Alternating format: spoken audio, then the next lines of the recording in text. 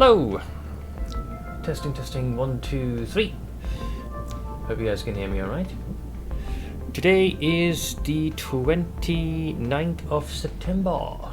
For anyone who may not have tuned in for a little while, we're still doing some more Dave the Diver. Having successfully, as of yesterday, got into the game's, I believe it's its 5th chapter, maybe transitioning to 6th.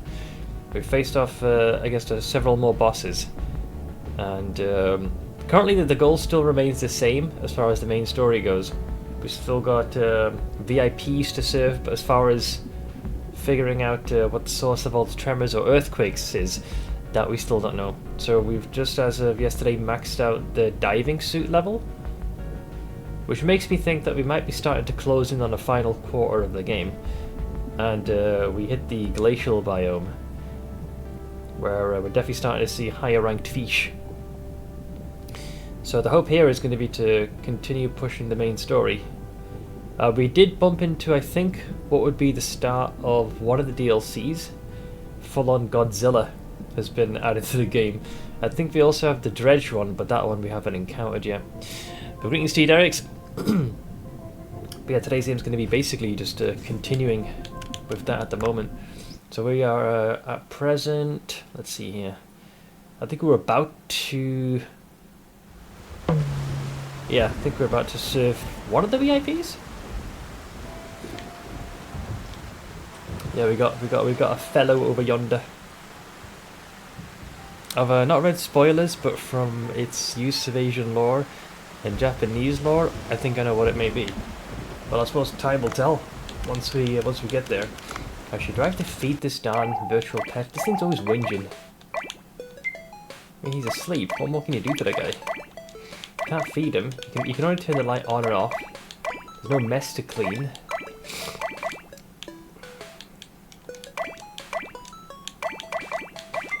This is my virtual pet. Hey, Blade. As Ash would say, mad. Well, not always, but eventually, I suppose so, yeah. These are the multitude of soundtracks that we've also been unlocking. But are you required to actually put them on? Oh, I see.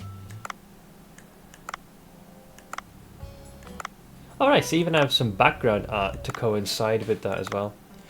Hey, Diamonders. How you doing, bud? It's not my birthday, though. I fired up A Hat in Time again, and I discovered I somehow had disabled saving last time I played, meaning I have to start from scratch again. How much progress did you lose? Nothing can, like, drive a person's motivation to play a game when your progress, for whatever reason, hasn't been saved. Unless it's a very replayable game, I guess. But if it's like a long story game, God almighty. This was one of the reasons BG3 had frustrated some folks, because it's a very long game. And when it was originally released, you know, the first like third to maybe half of the game was pretty solid. There are definitely bugs. But when you got to like the final third, that's when things got a little bit more problematic. And some folks found themselves in that situation where the save files, like either a quest would glitch out or things would trigger in such a way they'd not intended, forcing them to start from the beginning. And that's a lot to retrace again. 7 hours, oh boy. I was really close to abandoning the game, but gonna go through it again. How long is A Hat in Time anyways? Hey Sage. How you doing, bud? You're not sure? I guess the only way to really find out would be to... You'd have to check a website similar to the one I did. The howlongtobeat.com.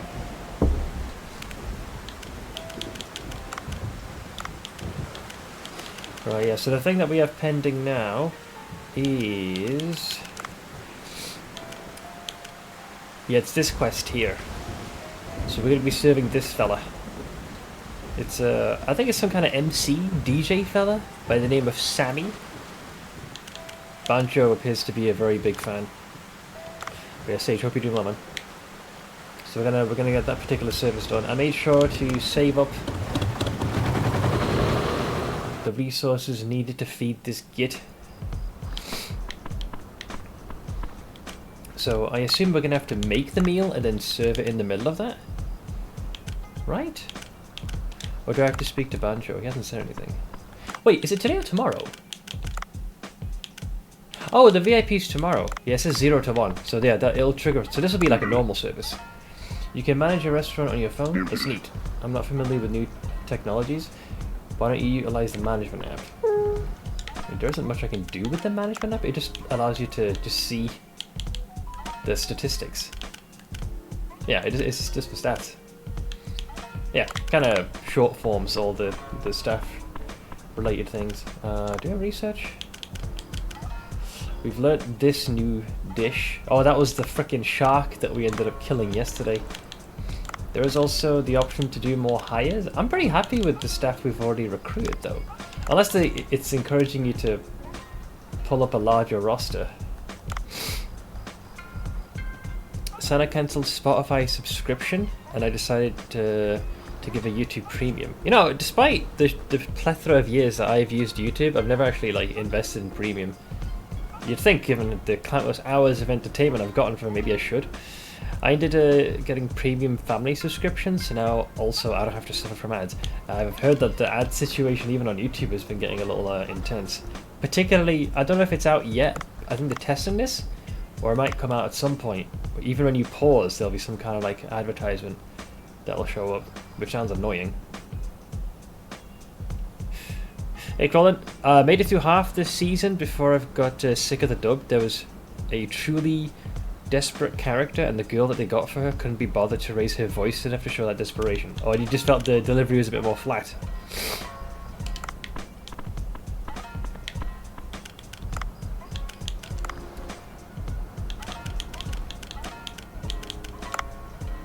So we got a couple of new dishes here. So the only thing that we want to be careful of, if we want to serve the dish tomorrow to our boy, we got to make sure we got rice, eggplant, and carrot left over. Otherwise, we're not going to be able to do the quest. So you need to make sure that those do not get taken. So for example, yeah, this will take rice. So we'll play it safe. We'll put on a couple of those. If we enhance that, it'll be too much.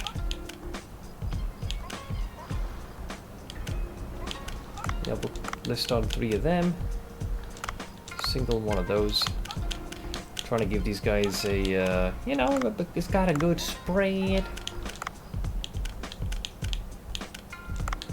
A few of those.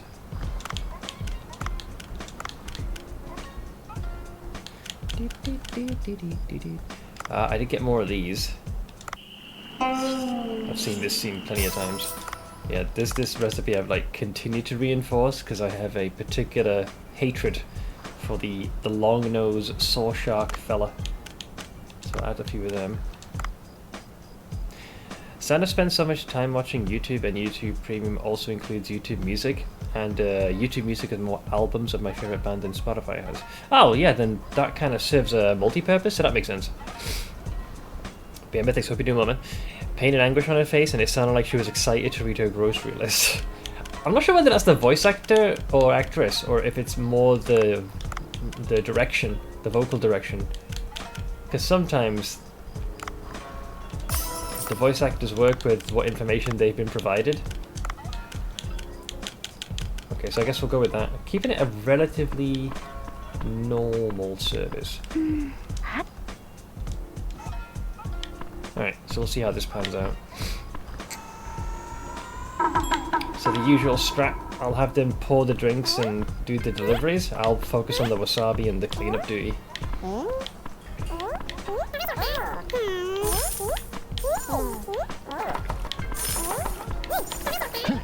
So I'll help in the nearby deliveries. They can move far quicker than I could ever hope to.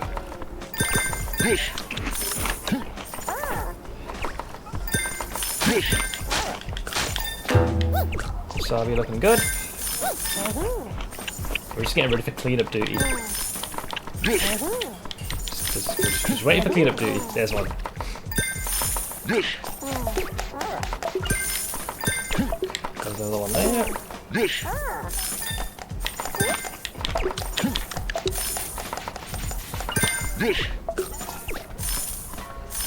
Okay, this time we actually managed to sell all of our supply.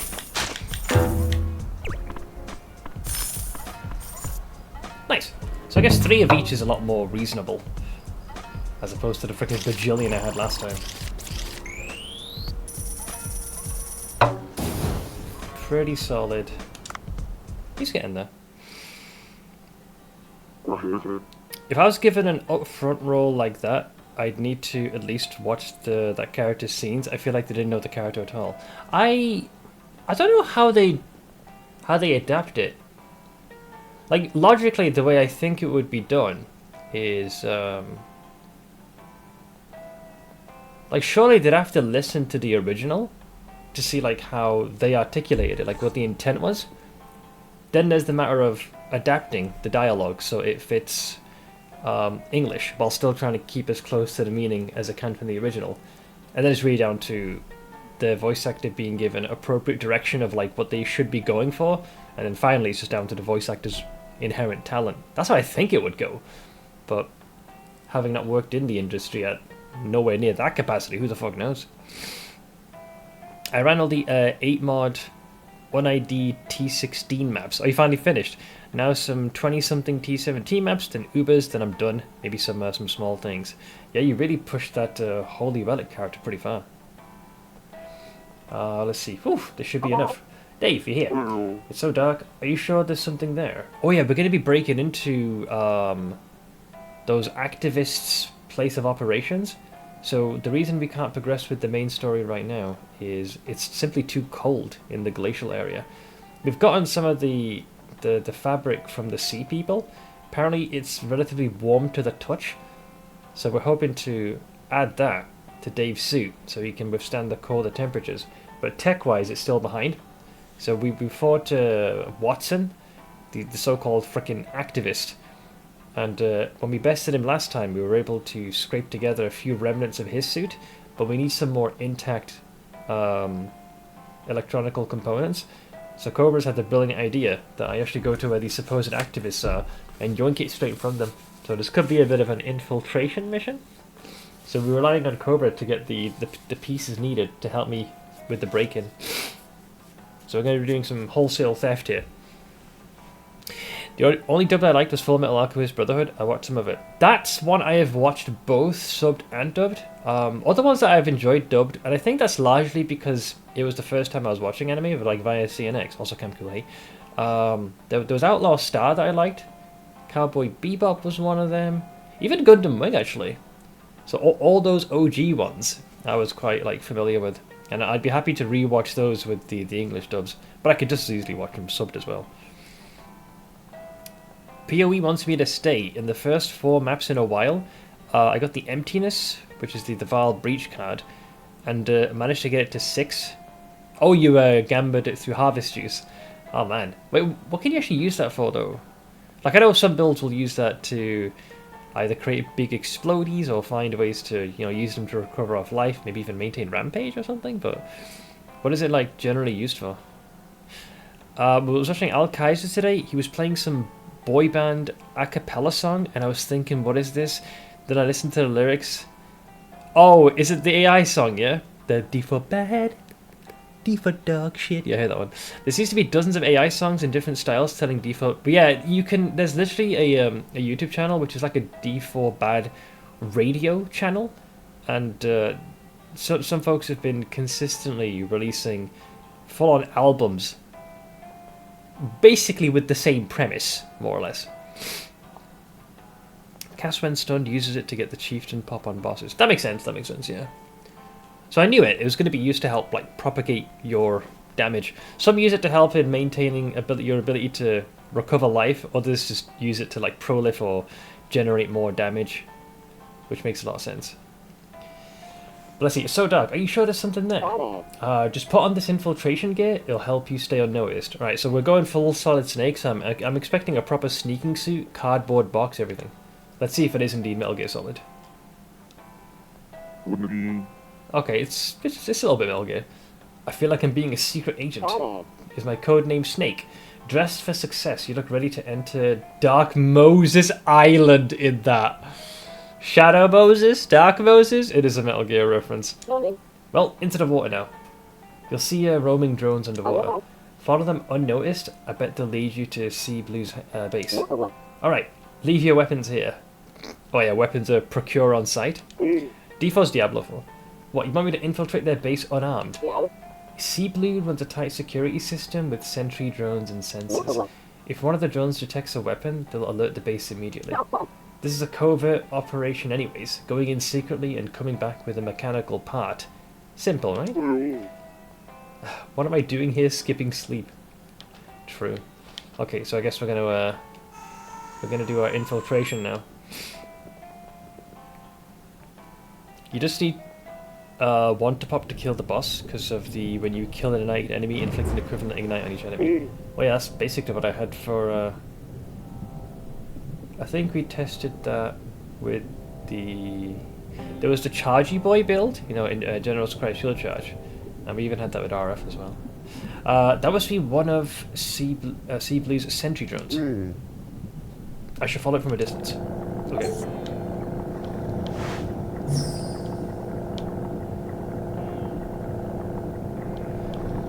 I can see some aggressive fish that want to try and get me as well. Try and ignore them. So Sea Blue, on the surface, they proclaim to be like a. Oh, hello. They proclaim to be individuals who are activists. You know, want to maintain the sanctity of the sea. I think it's the polar opposite. I think they're just using that as a clever front. And they're the ones who've been sending those pirates to harry both me and accost the rarer and nearly extinct wildlife for their own personal gain. So our hope, at the very least, is to try and infiltrate their base of operation. There we go. Oh wait, we did find this! Yeah, I think I've been here exactly. I was like, I'd seen this and I thought it was an elevator or something. Because it was conveniently located on the left-hand side, so I thought that might be like a shortcut, but it looks like it was Sea Blue Activists' base of operations. Besides, why would an activist group need to have a secret underwater base? Seems a little gauche. I actually just pulled both up, and it's not as bad as I thought, but being a favourite scene of the series, my brain definitely nitpicks the difference. I just don't sense the same urgency from the English voice actor. Yeah, honestly, I don't know whether this is simply down to the voice actor skill issue, or if it's more the vocal direction. Because I've seen instances where the voice actor themselves have a pretty decent history, but, like, the way their voice work's been implemented doesn't fit nearly as well. Hey Madiki! How's it going, dude? These T17 maps feel now easy after playing silly 9 mod tier 16 maps with stupid scarabs. But yeah, you basically increase the difficulty yourself, you know. Brainmush, how about you? I am not even particularly as great today. We had a bit of a scare with my dad earlier, which I'm just doing my thing where I kind of compartmentalizing it.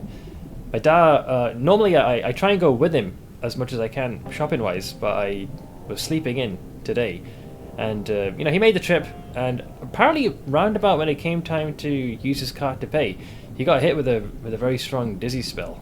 The way he described it made it sound quite alarming. So he said for a while he wasn't sure if he was going to be able to drive home, which didn't sit well with me.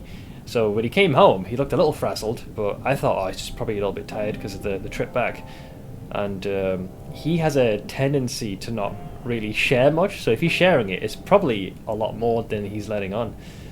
So I kind of sat him down, and he's doing okay. He's mentioned that he's had a couple of these spells for the past few days, but they were pretty mild. I was like, you should really be telling me this as they're happening, not like once you get hit with something after the fact. So he's sleeping now, but yeah. The other thing is, also no worries, man. Look away, dude. All good. Also, Umbral, how's it going, man? Hope you're doing okay. So his arthritis has been, I mean, that's something he's had to deal with through most of his older years. But that's another thing that has been really doing a number. One of the ones like serious symptoms he described, if he was to like, it's like a very strong knot at like the base of the neck. If he was to sort of like just lean back like this, then he'd start to feel like pins and needles and numbness, kind of radiating from the neck down the shoulders into the arms. So I'm not sure if that's like a nerve being impinged or if it's to do with if that's just the effects of arthritis.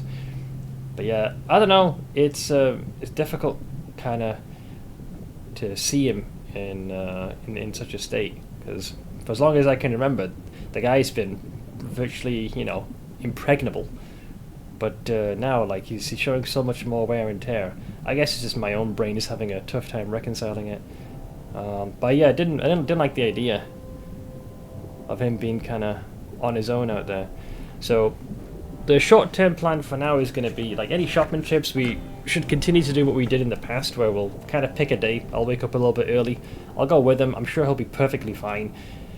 And so that way, if anything happens, there's someone there. And the second thing is, and this is like a big elephant in the room for me, and I've put it off for as long as I can, but I need to get back on driving myself. Because if there's a situation where he's unable to drive, or if he happens to fall ill, then having someone else that is able to take the reins is quite necessary.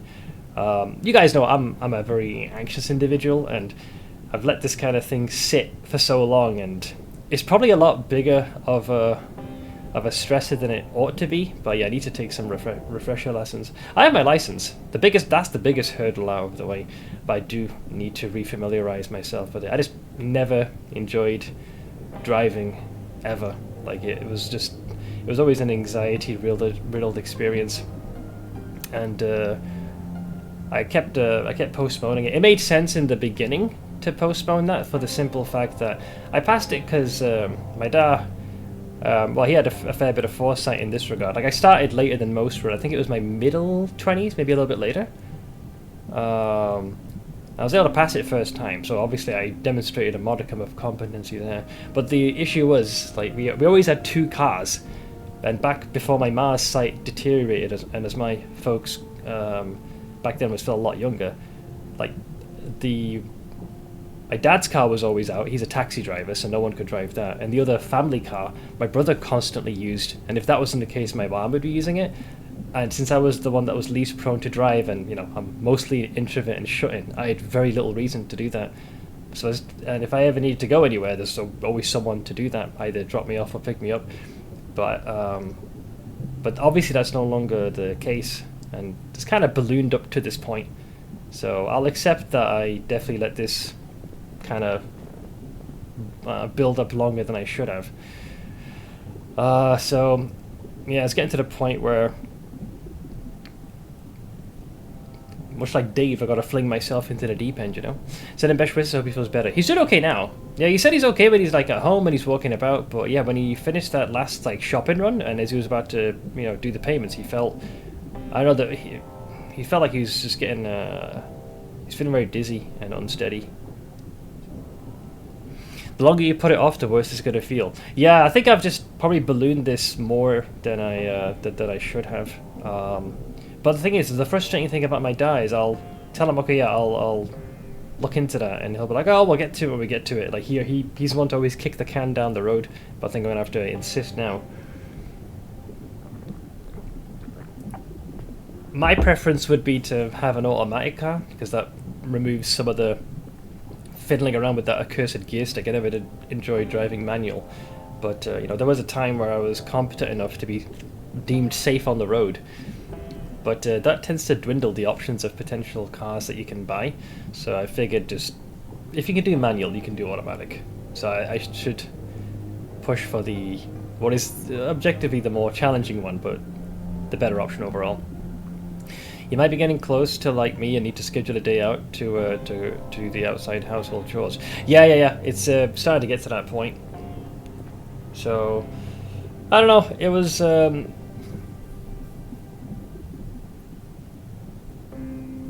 yeah, kind of. It's just coming down to me now, really.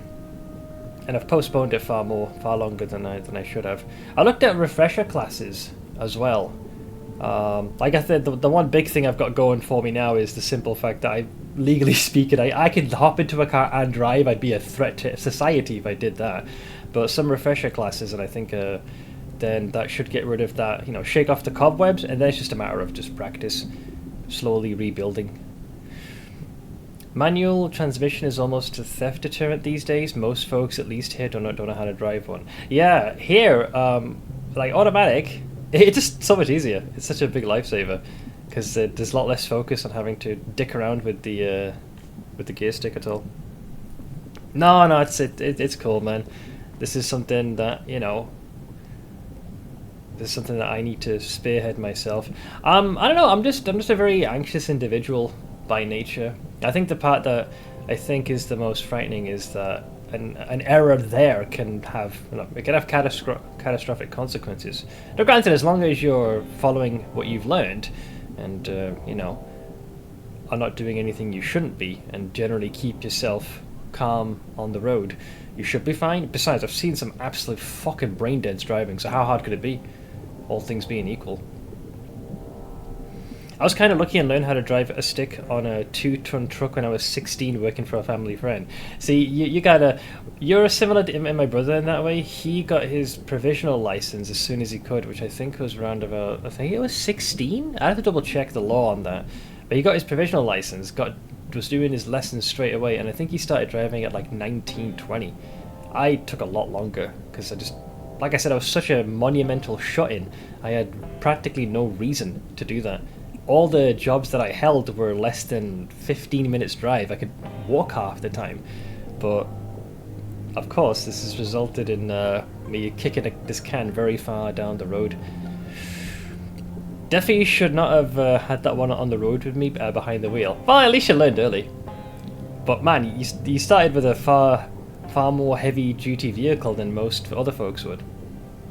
Bought a manual shift Gem Metro about an hour out from home, and taught myself on the way home with it.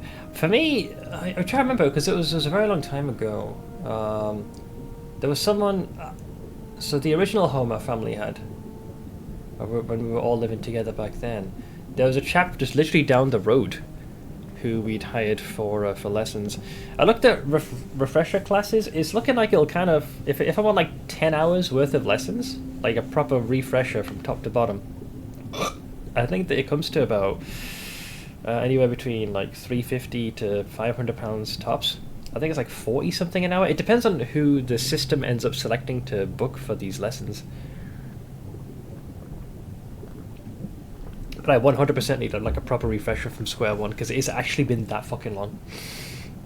That truck was almost big enough on its own to require a commercial driver's license. I had the truck and was carrying a trailer. That sounds pretty intimidating. Man, you didn't just get thrown into the deep end, you got thrown into the rapids. I bought my car and then learned how to drive because I didn't have time / anyone to help teach me.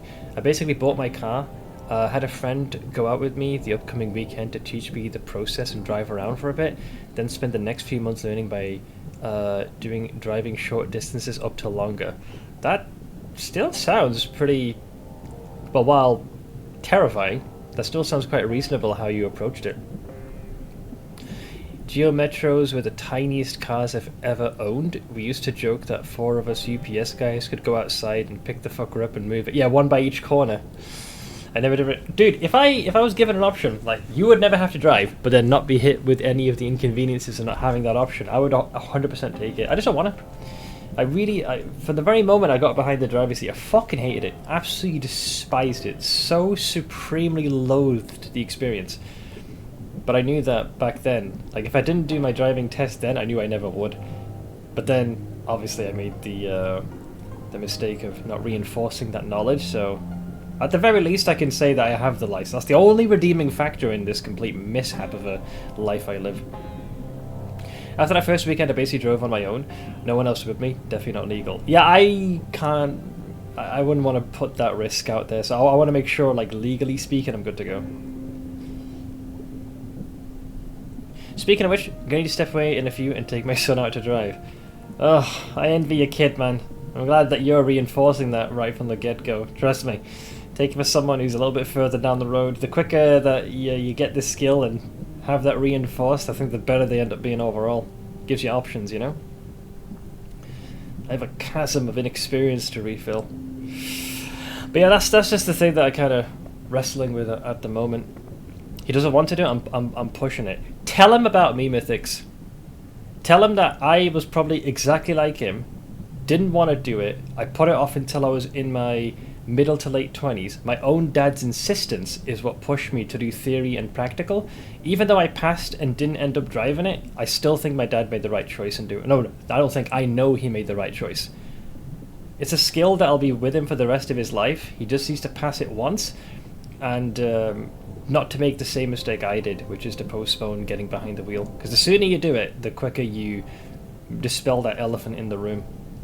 So you just use me as an example of why it's important. And Christ, you could even use my situation. I have 2 elderly parents. Ma is quite severely visually impaired, and for my dad, it's just the rigors of age and arthritis. Like he's at the point now where it could be challenging for him to be behind the wheel consistently. So just having that skill from the jump, it's just so useful to have. My grandmother was the one that used to take me down to the park to learn the car.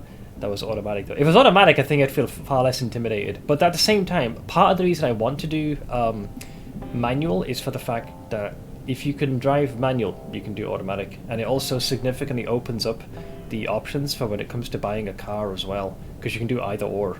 So it's just good to have. I was very cautious about it. Started with just driving to the fast food places or grocery store nearby. Eventually moving on to driving to downtown mall and downtown Charleston. It sounds pretty logical, Turbo. Honestly, the way you've done it, while it would terrify the fuck out of me, the way you approached it makes logical sense, especially if, the options you had were pretty diminished and you had to kind of do a very do-it-yourself approach. His mom can't drive for partially the same reason. Her getting lessons didn't work because they claimed they had accommodations for someone her size, but it was just shitty blocks on the pedals and a phone book. Yeah, I've seen this. Like, if you're short a build, if the car doesn't have the ergonomics, I guess, to make it viable, then you have to use other things to kind of prop yourself up and make things comfortable. One can always marry a woman who drives, just saying. Well, in the case of this, there was a time stage that both my parents could. My ma, it'd be too big of a risk. If there was a catastrophic emergency, sure, I reckon she could DIY it. But my dad is just getting to the point now where he's getting older. Were it not for the arthritis, I reckon he could still keep crushing it. But yeah, when you're getting lightheadedness and this intense bout of fatigue, then your options diminish pretty quickly. If you teach the kid right, then their driving isn't the issue. You then need to teach them to watch out for it. Yeah, that ends up being the thing. I think most people, rational folk, their fear is of other people being idiots. Then because she put off learning, she refuses to learn again. Yeah,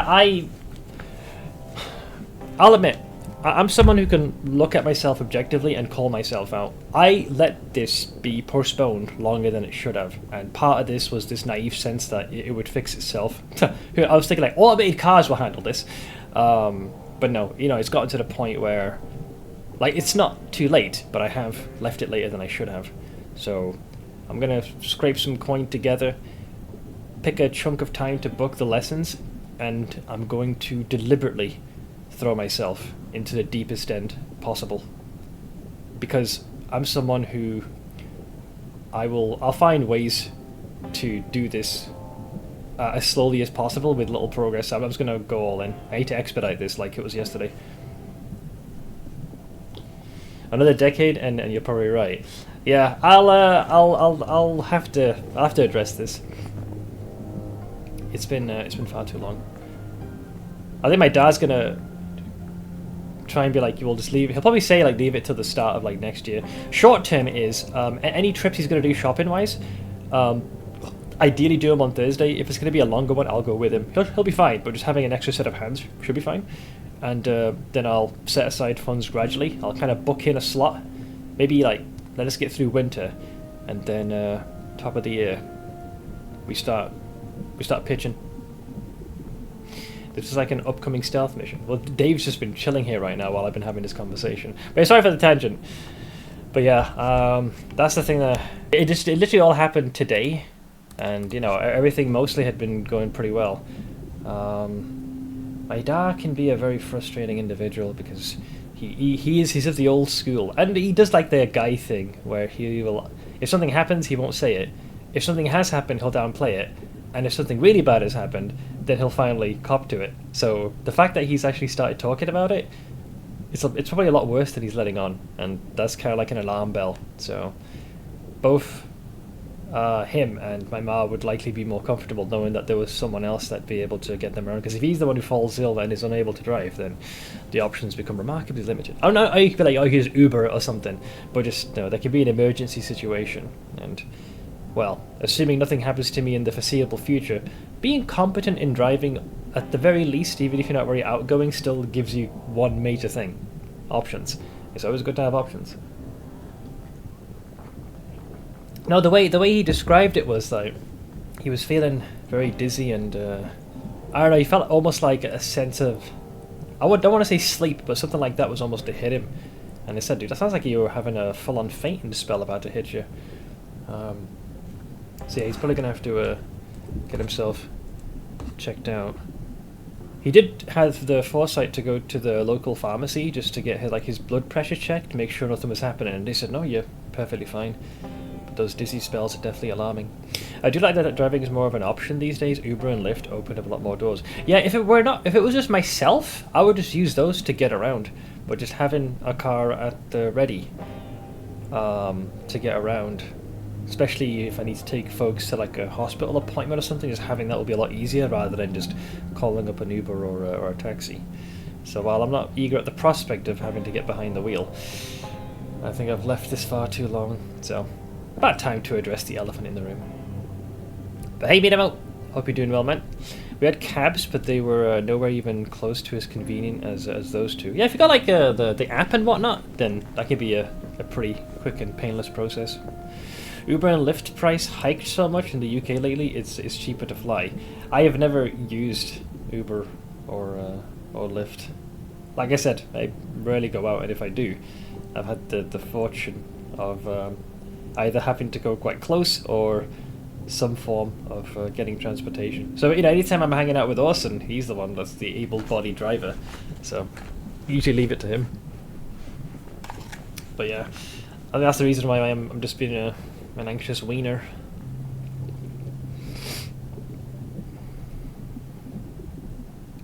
Oh no, those trips should, yeah, if you're using like Uber or Lyft, you want to be doing that for a relatively shorter distance.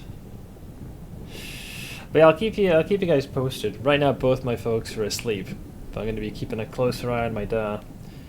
Then see if we can pencil in sometime either maybe this year or at the very least the start of next.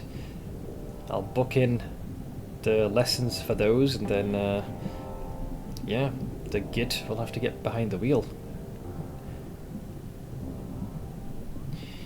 Let's see, got bored. Ubers now. Spent 199 div on Hinakora's lock. Oh, you want to finish you want to have one of each currency item in your inventory, yeah? Exposure helps. You get used to just about anything. Yeah, honestly, at the end of the day, the rational part of my brain is saying, like, I have seen complete numpties on the road, and complete smooth brains getting from point A to B. If they can do that, I sure as shit can. For me, it's just it's a me problem. I'm just a very anxious individual by nature, and I tend to, like, my default setting is to avoid the source of the anxiety, you know?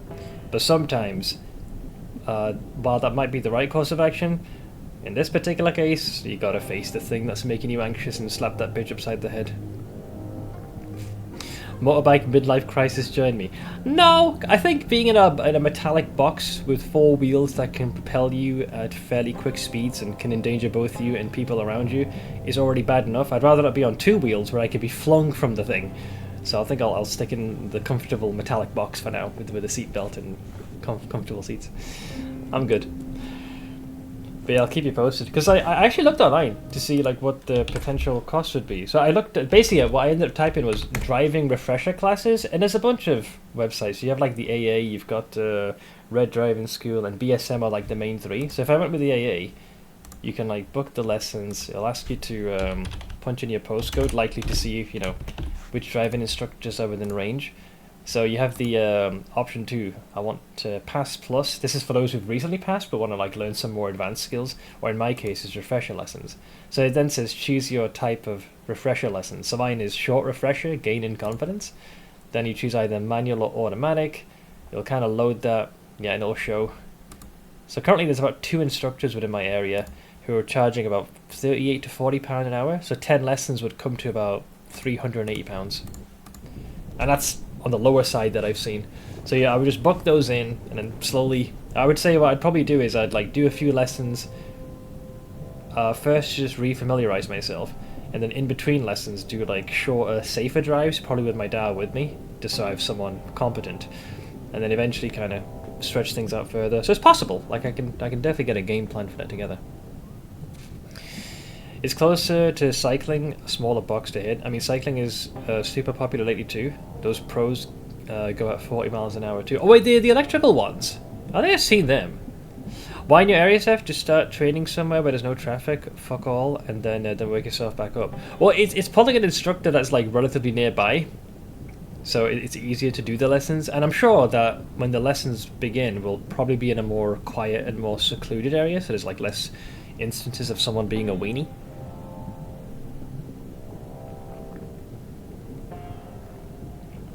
Based on what you said about your dad, I imagine he'd want to go with you even if you're doing the driving and lifting. Yeah, 100%.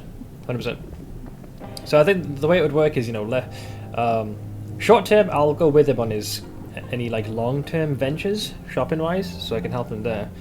And then in the interim, I'll pick up on lessons. And then when I go on my, you know, between lessons, well, I'll do shorter trips with my dad just so I have someone with me. And eventually we'll just take the training wheels off. 2 more days till I get the keys. Yeah, I was gonna say it was start of October, wasn't it? And I think by mid-October you'll be moved into the new place, right? Not looking forward to the moving stress and furniture assembly, but worth it. It's one of those things. Like I've done 2 house moves. They were like a year apart. It was a fucking mess. But yeah, once you've got your stuff there, no matter what mess it is in, once it's in the house, then you can slowly start putting the. You know, you can prioritize what to put where, like the most immediate things, so you can actually live in the house, and then steadily allocate the rest later. Laws might have changed since Seth last drove. Good to get the professional teacher to check Seth knows everything needed. Yeah, and I could probably just do I don't think I really have to do the theory, but I can do some rereading just to refresh my memory. Wish my dad was that proactive. It'd be a godsend. Well, my dad's still doing the thing where he's like, "We'll do it later. Like, don't stress." I'm like, "Nah, come on. We need to address this before it's too late." Or at least before it ends up becoming far more like a scramble, so we should be proactive rather than reactive. But like, show of hands, how many folks in chat do regularly drive? I'm kind of curious. I think a vast majority of you guys actually do, based on your own input. Okay, so Lungel, Blade. So you mentioned you have, okay, yeah, well. I know not everyone does me. I used to train and bike, which is fine, that comes with its own pros. And I imagine Crolin does as well, Mythix definitely does. I know you do as well, Crolin. Tomo definitely does. I don't have a car, but do drive every day. Yeah, so it's less about whether or not you have a car, more than how frequently you drive. Thankfully, I do live close enough to walk. Which yeah, if it works that close, yeah. Oh, I was just wondering, like, for those who like regularly drive, Tomo, was the question I was asking. I was curious.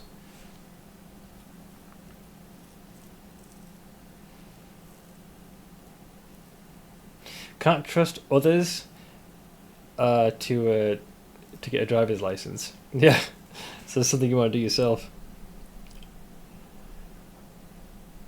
Well, I'll keep you guys posted on this as it develops. I figure I can use you guys to help keep me accountable. I'll run the idea past my dad. He'll probably say no, but I'm gonna have to insist. The sooner we book in these lessons, I think, the more comfortable I'll feel. We just gotta hurry up with science and get those transporters running. I was honestly hoping automated cars by this point would just be all over the place, and I'd be like, you know what, I don't need to. But I think that's going to be very unfeasible. So I need to tackle this thing myself. The main thing I need to be able to do, right, is go to the locales where we do shopping, which generally isn't very far away, and the other place is more or less like any nearby hospital or wherever doctors or dentist appointments are. As long as I know where those are and the route's there, and if I can do those consistently, then that's fine. My job is about 1.5 miles down the road, but my neighbourhood isn't safe to walk at night. Also, you think better to be in the car rather than, you know, within stabbing range. Yeah, it's. I think the tech is still developing. Well, anyways, sorry for that rather depressing tangent. But yeah, that's kind of the thing I'm wrestling with at the moment. So to say that I'm a ball of anxiety would be an understatement. But I know what the source of it is. I know it's something which can be potentially wrestled with. Just need to do some of the prep for it. But yeah, I just fret for both my folks. Usually my dad's the guy that tends to be the most resilient, but even he is definitely starting to show a fair bit of difficulty now. So it's at that point where I gotta start being more proactive, more so than I have been. So I've been steadily taking the reins in areas of the house gradually, and now this is like one more thing that I need to slowly transition. Not all the way, but just more gradually, and then as the pendulum kind of comes back the other way, then I'll be a lot more proactive in that regard. Anywho, so I have found a hidden entrance. I should hurry before the door closes. Right, let's sneak in. So we've now snuck into the base of the enemy, and we're hoping to steal some of their tech for our own means. Oh god, it is literally Metal Gear, dude. It's literally Metal Gear Solid. Is he gonna get a codec call from Cobra? Cobra? Snake? Cobra? Let's see. Isn't this too big to be a hidden base? Dude, I see the frickin' cardboard box, man. It's gonna be Metal Gear. What are these facilities for? Yeah, there's literally cardboard boxes. There's the cameras as well. I knew it. Look at the meat they're processing, by the way. So these guys are functioning under the umbrella that they're activists and protecting the sea, when in actual fact they're gathering all the endangered species and selling their meats. I usually used to ride my bike to work until I got a wrench to the back of the head and robbed at gunpoint. It said no more. Wait, a wrench to the back of the head? Fucking hell. By the way, Seth, ever looked into an evening course for, well, just about anything you like? Old people, uni is very normal nowadays, and from homes are quite cheap. You mean like to educate myself in something? I haven't really done much in regards to that. I did one Katarina and got the Vildo, FYI. So they're Peter. Well, we don't know what. I doubt Peter are processing these things for food. I'm confused. I don't see blue environmentalists. What in the world are these for? I must find some mechanical parts for now. Okay, retrieve the tech suit part. So, get special suit components from the top floor. Be careful not to get caught by the soldiers or cameras.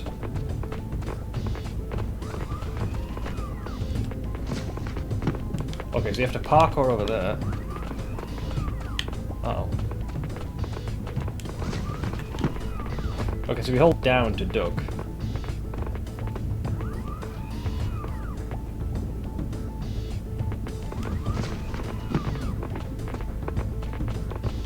I don't know how close we can actually get to these guys or how fast they'll turn around. Okay. There's the camera. I think there's probably a mechanism by which you can hide behind this thing, I assume? Or not? Wait, how do I... Oh, I guess you're hidden from the camera if you're stood directly in front, like this. Yeah, because the light is not, like, tracing over it. Yeah, okay, there you go. So we do that. Then we duck here.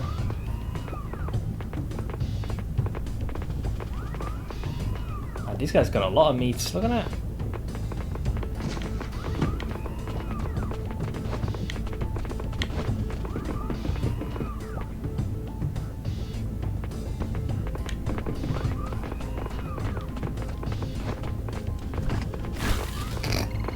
I was guessing that. Oh god, I'm freezing my ass off here.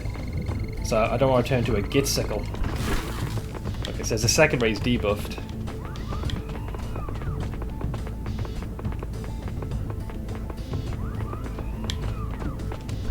Oh, dude, that's a tiny window to do that.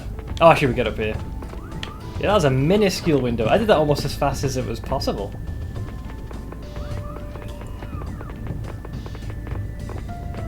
I think you have to get that. I won't say frame perfect, but you got to be very close to nail that.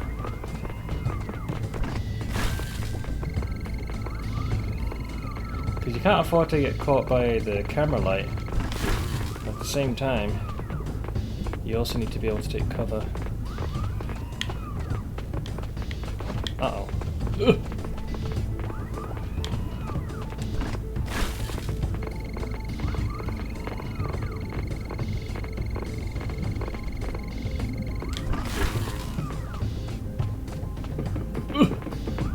Oh, he hit something.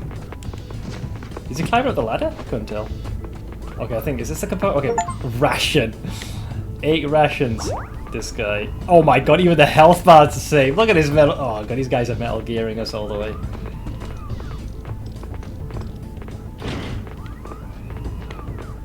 Keep the sea blue. Okay. This looks like an office. It looks like it contains some mechanical parts here. Hey, look, we're on the board. I see Bancho. I see myself. I see Cobra. So they've been keeping tabs on our interactions with them.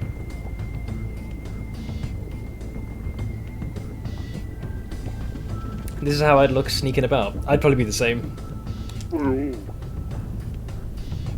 Let's see, man. I miss my warm, clean bed at home. Keep the sea blue poster. I can't believe that what they've been doing behind everyone's back. It has a drawing of the sea blue research. Wait, isn't this me in the picture? Core component of the sea blue tech suit. It looks quite complicated. Good, here it is. Let me take it. Okay. Now, is this where we get spotted? Yep, we do. Oh no. Oh god.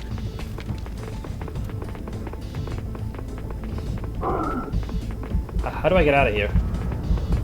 Can you dive out? A window? Actually, we're in them. Yeah! Look at this, Chad. Perfect escape. That's a ballsy move. Okay, now I need to escape, I imagine. Because I've triggered the alert. Oh no, he's gonna make it back all by himself. Nice. That was a ballsy move to go out the window. Holy shit. Look at this guy.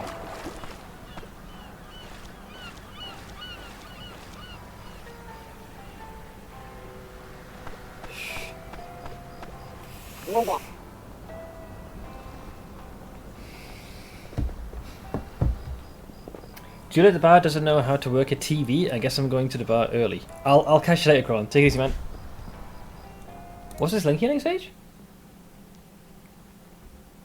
Oh, you got the tab full. Look at that. Yeah. Wait, the only thing missing is a mirror shard. So you just need a mirror shard. Didn't you say you had a big shipment that you were going to send? Like 30-something million or something like that? And then you'd be good to go.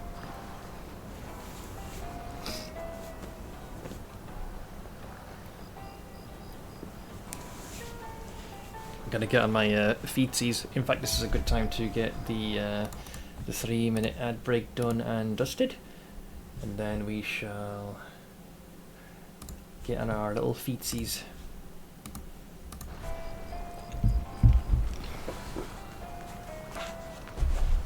I'll type the old, literally the old adage.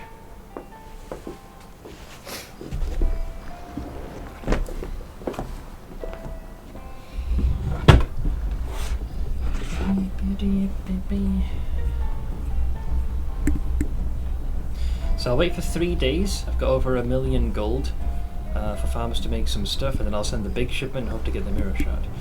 I think odds are pretty good. You need to find yourself a dedicated sponsor. A streamer of this size, if I was to get a sponsor, I think I as the streamer and you as the consumer would be losing out. I don't have the metrics for anything like that. I mean, the closest thing I have to a sponsor is usually when I provide links to Ash's store, and that's about it. I'm way too small potatoes, man. In the grand scheme of things, in the Twitch ecosphere, I'm a little minnow.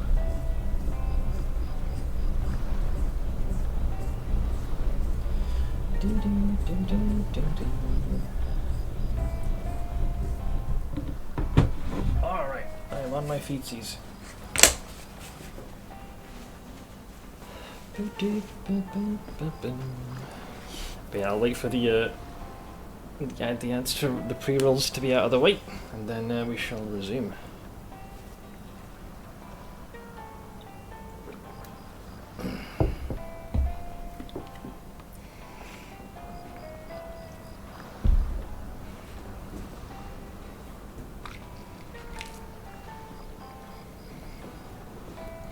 Wait, is that an emote? Adge. Oh, I did have that. I forgot I think I activated that one. 1 out of 80. Okay, thankfully, not quite that bad. Wait, does that entire emote tick down from 30? No fucking way. Wait, does it? Hang on, we'll know in 10 seconds, I guess. I'm not sure how complex that emote is. Usually they have like a finite amount where they loop. Okay, yeah, so it's basically a 30-second looping emote. I was looking for the Jeff Bezos. The reason I think we removed that one because that was typed out as lowercase ads, and anyone could type that. So if its prefix was different, then I would have considered using that. What's the middle tainted currency in the exotic stash tab? I'd have to see it. Exotic currency in the middle. I don't know. I'll need the image. Wait, what's a divine teardrop?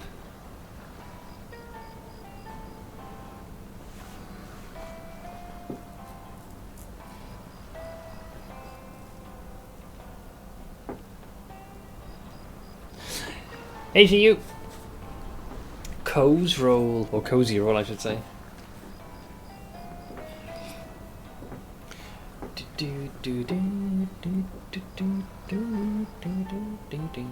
Tainted divine teardrop. Is that for enchanting corrupted gear? Oh no, that's something else. Oh, it's basically a corrupted divine orb. Yeah, that unpredictably raises or lowers the tier of each modifier on a corrupted rare item. Jesus, I forgot that was even a thing. Where did you get that? Okay, so it is from Beyond. But yeah, it works like a divine orb, but instead of re-rolling the ranges, it can increase or decrease the tiers. That's even worse. Yeah. That's far more potent. So it isn't the ranges, so things could go up or down. Functionally, it's still technically a divine orb, but far more unstable, which is fitting because that's kind of what those orbs are meant to do. They behave quite differently from their original counterparts, mostly. Tainted Blessing was for corrupted enchanting, but we lost enchant, so that's useless. This is true, yeah, they're no longer in the game. It's hard to forget that, because I used to be my go-to. Okay, I think the ads are done and dusted. So, Dave, you came back in one piece. I did. Well, I sense a lack of trust in your voice regarding my survival skills. Come on, take a look at this thing. Sea Blue's mechanical part, in pristine condition. Why didn't you warn me of the armed pirates? Honestly, I didn't know of their presence. Anyways, I found many pieces of equipment used to process and freeze fish at Sea Blue's base, and I believe they caught some dolphins as well. Isn't Sea Blue a group of environmentalists? Doesn't that make them hypocrites? I basically called this when I had my very first interaction with them. Knowing that they've been exposed might make them more dangerous. You better be careful. Anyways, get some rest. It's getting late. I'll talk to Dr. Bacon tomorrow. So I'm going to assume they're going to put together my new diving suit. It'll have far more resilience to cold. And then we can start going into the glacial region. Oh, there's the VIP visit. Now I'm missing only the 2 bottom Conqueror currencies. which I assume are the exalts. I got roped in watching UCI World Championship with the wife, so back to that. I will leave you to it, Minamo. Appreciate you stopping on by. Bet Weeb will make it. I don't know, he's done weapons construction, so I don't know if his skills you know, are as transferable as to working on my diving suit, but I guess we'll see. Let's see, I went home late and couldn't sleep last night. You did a good job last night. Oh, excuse me. Let's go report to Dr. Bacon. There's that boy. Hello. Hey, Dave. I heard that you acquired an intact mechanical part. I did. Yes, with difficulties. Here, take it. Yes, this is it. Good job, Dave. Okay, now I have everything I need. I'll go to the lab and craft a cold-resistant suit, but I'm worried about the fact that the glacial area is unstable. I suggest you get a good weapon as well as a good suit. There was a new material developed at the lab. The dive knife can be upgraded. Oh, yeah, because we've had very few instances of being able to improve the melee weapon. In fact, all the melee upgrades we found are when we're in the blue hole. So we either get like the bootleg sword, the proper katana blade. We got like the boxing gloves. We got that little hammer, the toy hammer that puts things to sleep by bonking them. What else is there? There's the whip. We had that one. I think I'm forgetting one. Oh, the rubber duck. Or the chicken, I should say. So some relatively silly weapons, all things being equal. As usual, you can upgrade it through iDiving. Upgrading the dive knife not only increases its attack power, but you can also mine minerals that previously could only be mined with a pickaxe.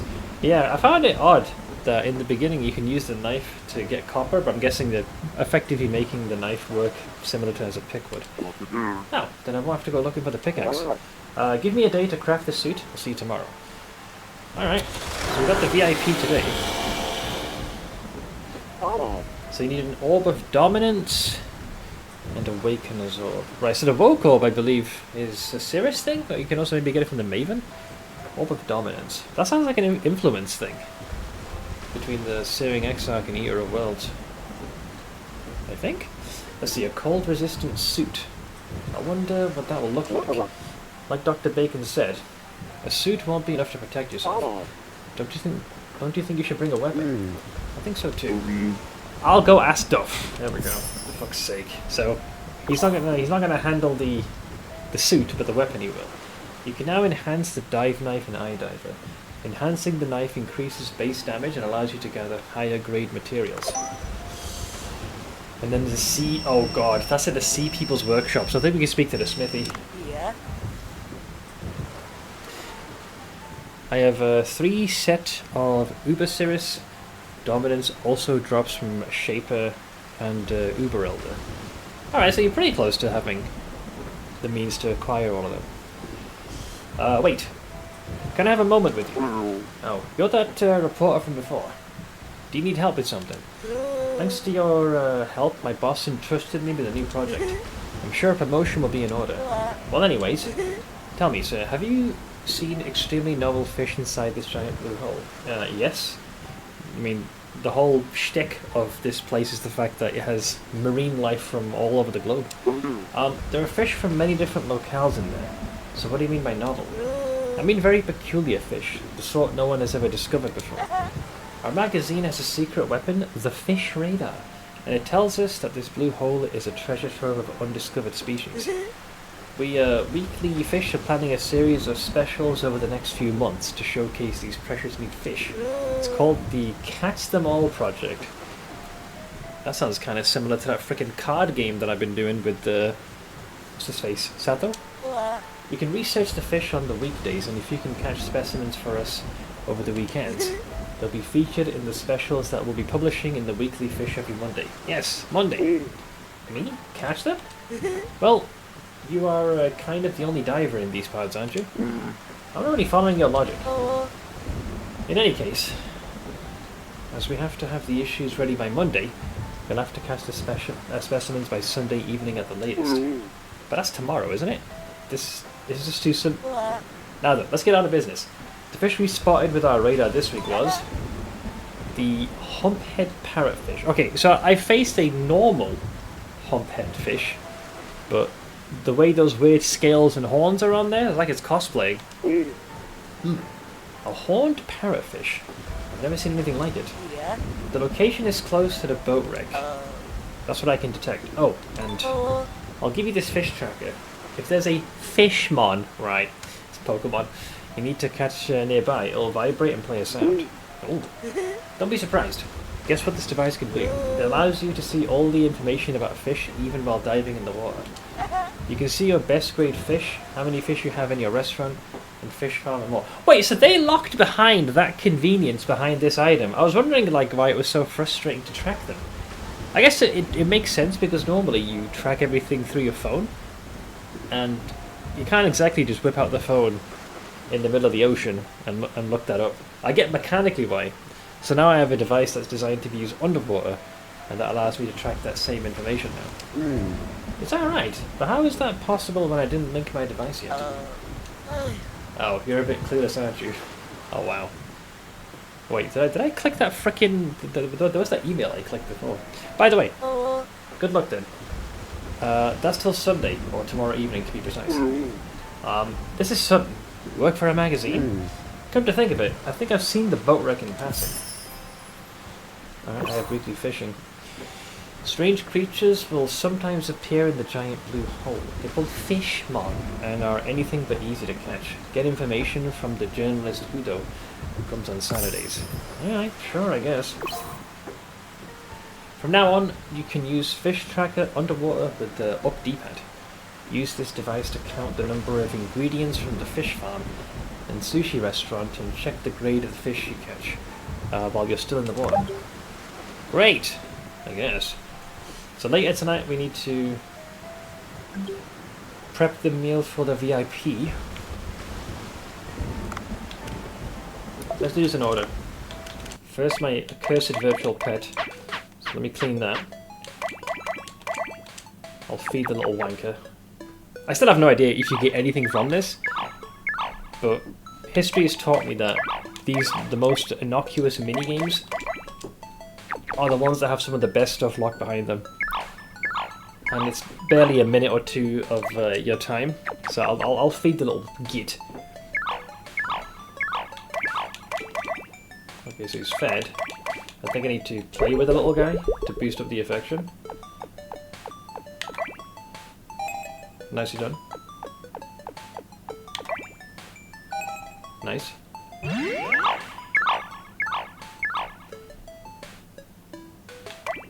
He seems pretty happy with himself.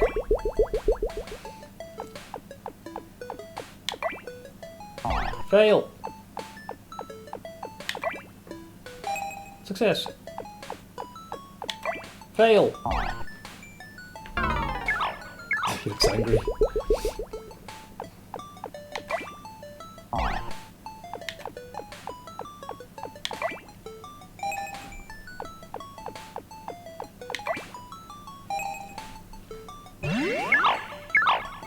Alright, he's getting a little better. Following my finger.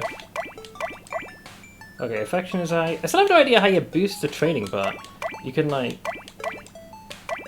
You can do discipline. I guess you just have to spell... You gotta do discipline until eventually he heeds your instructions. You gotta give him a couple of slaps upside the head. I don't see much of a change there, to be fair. But he's fed. That'll do. Okay, let me pay a visit to the farm first. We have planted some crops, and we'll see what we can get with those. Yeah, we got some weeds, so we just clear that. And these are still growing, so we don't have to do much. Yeah. Okay, that was pretty easy. Then we're going to check on our fish farm. We've been steadily accumulating more of these. Wait, what does he want? Oh. Right. So the reason why we've not been having eggs added is because we need to unlock the thing. That explains a lot. 1,000 schmeckles, though. Okay, I'll go for that one. So that gives me access to a new depth. I thought the reason why we couldn't use it was less to do with the fact that we haven't paid for it, but more for the fact that we didn't have the eggs for them. Okay, so we can add all these fellas in there now. Oh wow, that's a bunch of them. Do you have the stuff for the VIP? Yeah, we got that. If we look on the to-do map, we got the rice, eggplant and carrot. So once we've finished the diving we need to do for today, then we should be able to placate the VIP. That's the hope anyways. Yeah, these are the eggs we got here. So we've tossed all them in there. So they'll work behind the scenes. Yeah, things are getting dense. So we'll send that one over. That's the hammerhead shark. Where's the jellyfish? There we go. So as long as we leave 2 of them alone, we should be alright. So anything that's 2 or more, we need to send over. There we go. So we'll have food at the ready. Nice. Unable to obtain, roe, or breed fish. So I guess I have to get rid of some of these then? Because we have more than we actually require. Like there's a few of these fuckers. I'm not really sure what I want to get rid of here. I'll leave them be for now.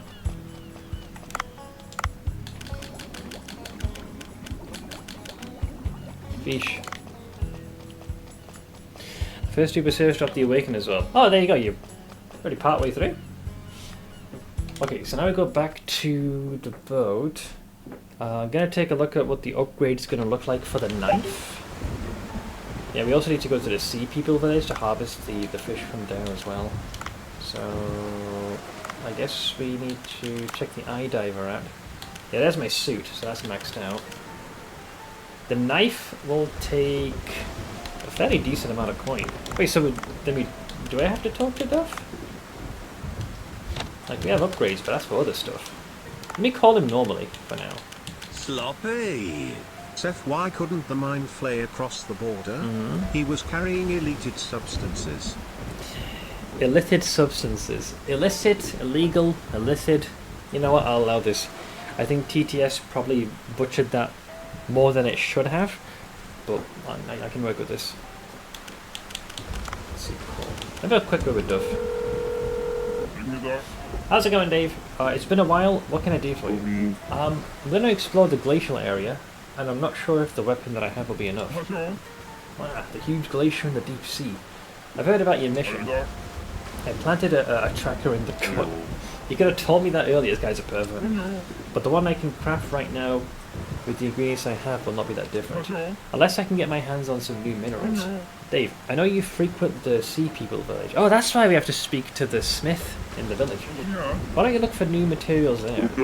Speaking of the village, I wonder how the Sea People workshop is going. I should pay a visit. Alright. Cobra we already have, bacon we got. I've spoken to Ellie's not been answering for a good long while. Yeah, she's totally ghosted us. Rude. Yeah, the second we gave her her precious eco points, she just walked away and just stopped responding. Typical woman. Okay, so what we'll do, rather than dive, we're going to go to the Sea People village. There's 2 tasks now. There's the seaweed we've been growing there, and the smith. So we now have dual purpose to pay these fine fellows a visit.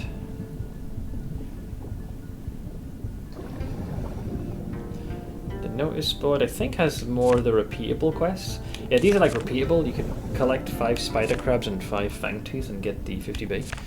This is the other one I picked up but hadn't finished. We need to get 4 more opals. And we can also complete that quest. So there's a smith. The farmer I think is just up top here somewhere. Or at least he should be. There he is. Yeah, I'll just quickly do him a solid here. Hello! So there's 5 seaweed, sea grape. So I basically planted a single type, and I'll essentially just do a repeat of that now. So this time, agar we can get topside, like it's literally at the earliest depth. think kelp. Go with kelp. So we have 6 of those.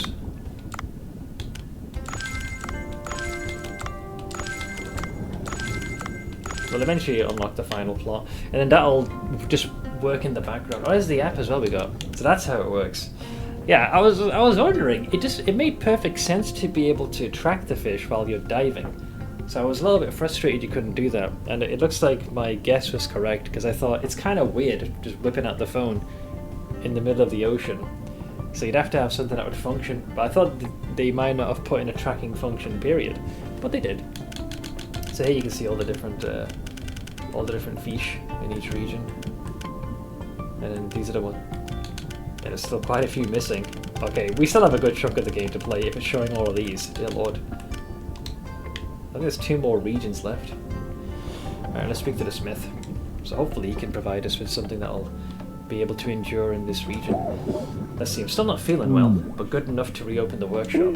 Now, you're open. What do you sell? Well, I'll have a wide variety of minerals available. I'll give you a good deal on them. If you know someone who knows what to do with minerals, it'd be good to bring them to them. So in this case, that would be going to Duff. Oh, and if you find something in the sea, bring it to me. I'll buy it at a good price. Sure, I'll stop by your place before going up. Anyways, it's good to know that you're getting better. I'll keep in touch, Dua. So, Feeble Blacksmith was the achievement we got. You can purchase ingredients from Dua's workshop to enhance weapons. Dua exchanges certain ingredients for Bay. Interesting.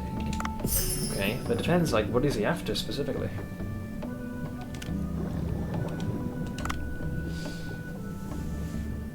Steel rope. A wire made of iron alloy. It can be used to enhance guns. Right. I mean, I do remember the harpoon had the option where it has like a chain component to it, as opposed to the standard cord that's attached to it. You've got ice diamond, a rare mineral formed around the hot spots in the glacial area. So I think, yeah, these we will not get access to until we get into the glacial region. Coral orb, a product made by combining the deep sea coral and manganese nodules. It can be used to enhance guns. Opal tube, a fine and delicate metal tube crafted with opal. It can be used to enhance guns. A lava disc, a round disc made with hardened lava. It can be used to enhance guns. Divine tree fruit fragment. The fine fragments of the hard divine tree fruits can be used to enhance guns. And then normal fragments. These we already have plenty of. Alright, so he's got a couple of big sellers. As long as we remember what Dua sells, we should be able to like get those if Duff needs them. Wait, did he say there's a sell option? Oh, there you go. So here's stuff I can sell to him. So before, we could sell some of these to Cobra, but he'd give you gold. Or here, you actually get the Bay currency from these fellas.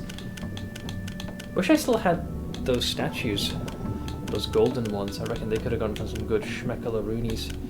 So yeah, I'll take like amethyst. Diamond is one of the newer ones. I don't have like a crazy amount. I got a few of these pieces of lead. Maybe sell like 26 of those. Right, so we have a way now to more consistently get the Sea People's currency. But we gotta speak to Duff, because I need to know what he needs in order to be to upgrade the weapons. So yeah, I see what they're doing. It's now a kind of a mix of trading both with Cobra for some extra gold, or trading with Dua to get the Bay currency. And if you can do their dailies as well, and any other quests that they happen to throw your way, you'll then be able to buy the supplies that you need. It's feasible. The other option is you gamble that shit. There is the option to race the seahorses, but ugh, that seems a little unstable. Wait, there's all the seaweed we got. That should work pretty darn well. So with the way it stands now, it'd be a waste to go topside immediately. So I'll do what I've been doing so far, which is once my business in the Sea People village has been concluded, I'll just exit the village and just capture some of the local fish. You can also pick up a random assortment of upgrades as well. Because it's deep enough down where you can get some pretty decent materials. So there's no harm in doing that rather than instantly going topside. Third normal Elder dropped the Orb of Dominance. Right, so isn't that everything you need now? Because you said you were missing 2 of them. Wait, has the dialogue changed? I heard that you found a way inside the glacial area, human. But don't put on airs. For us who keep the town safe, it's one more thing to worry about. I think that no sane person would enter such a cold place, though. Okay, well, they're starting to... They're still looking at me with a bit of hostility, but that's progress. There's still progress. So yeah, we got these fellas here. So how's the harpoon right now? So we can't capture them with a single shot. It's largely down to like the damage it's doing.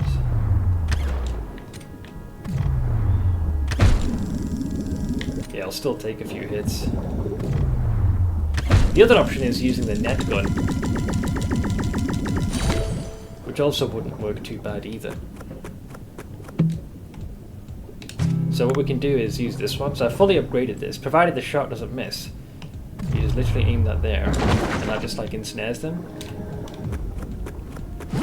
Naturally, there are limits to the types of fish you can capture. If it's like the medium tier ones, it won't work. And then naturally capture as many of these seahorses and Cleons as well. So now, because I fully upgraded this and I can have 5 shots, as long as you can find the ammunition reload box, that's instantly another 5 potential fish, applicable fish, that you can capture. So there you go, there's bullets there. So like I can use 2 more of these shots to capture all these things at maximum quality. So I don't have to spend any time, you know, having to wrestle with them to try and capture them. So there's another lot 5 ammo. That's the main reason I wanted to make sure that this weapon was fully upgraded. Because when you first have it, you only have 3 shots, and that can run out pretty quickly. And if you upgrade it twice, each upgrade adds an extra +1 to the number of ammunition it can carry at any given time. Now, it's far less of a pain in the ass to round these fellas up.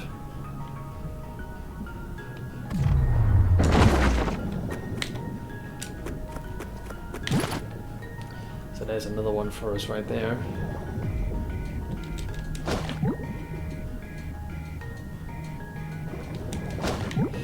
Over here is where Godzilla's chilling and recovering, so we'll stress about it. I think he'll become more prominent to the story as he continues to recover and becomes a bigger threat again. But we don't have to fret about that too much at the moment.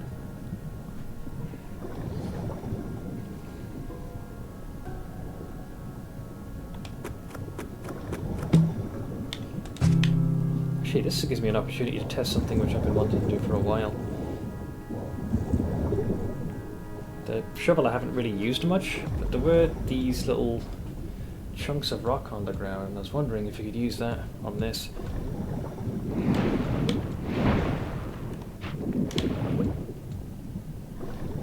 I guess not. Hang on, this guy's looking. So you can't use that at bonk him on the snout.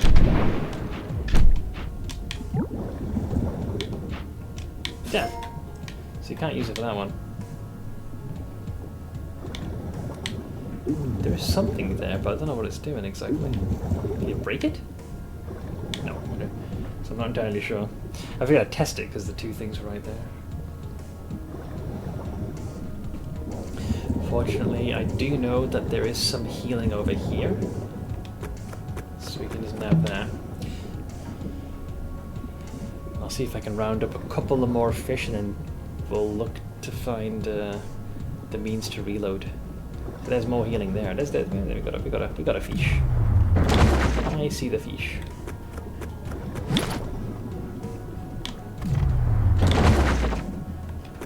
I'm officially out of bullets. I'll upgrade that one. Yeah. Yeah,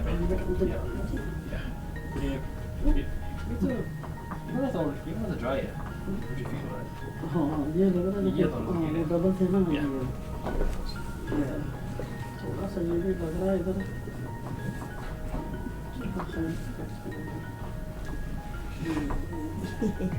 Yeah.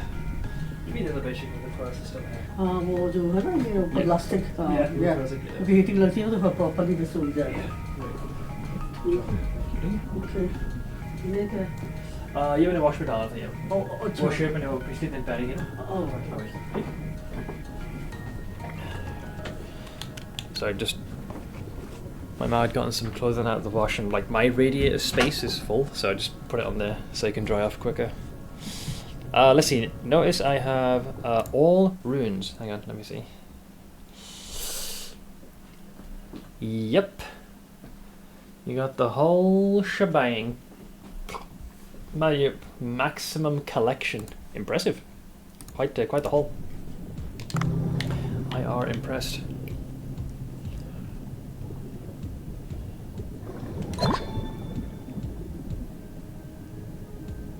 Let me grab this seasoning super quick. Okay, we got some of the old salt. Uh-oh. Jesus. This guy's also trying to get me. He's gonna give him a little boop on the head. Parkour! Okay, now I can more readily take this guy out. I missed.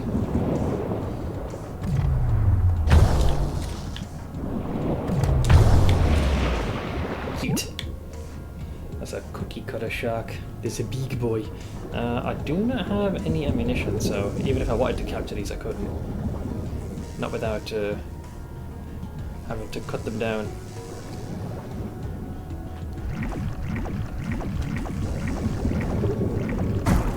Yeesh. Okay, that was the last of the purple starfish I needed.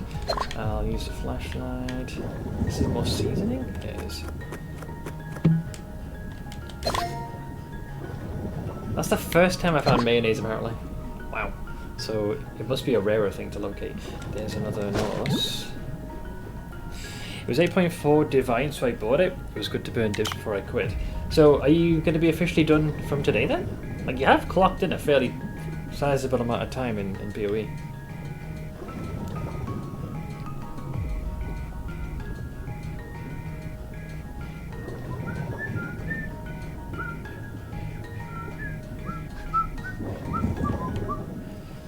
Right, so this is where we would have emerged previously. There's some more bullets, so we can round up another 5 more of these if you want. This guy keeps trying to get away. Oh, motherfucker, he actually found the weak spot is that if you're right in front of me, the projectile wall is a bit of a dead zone. Kept enough currency, therefore when I play again later I can. The rest was given to Pineapple for mirroring gear crafting. Yeah, Pineapple shared some of the crafts they'd put together. Some very scary, powerful stuff, I gotta say. Ubers now, then some Valdos. Not sure if my minions will survive some of the mods, so I'll do that last. Might as well, especially if you're going to be potentially wrapping up your session. Yeah, it really was. Like the progress on that thing, Jesus. What's the word? Potent, I think. I don't think we can capture this guy. Yeah, I think it was worth a shot.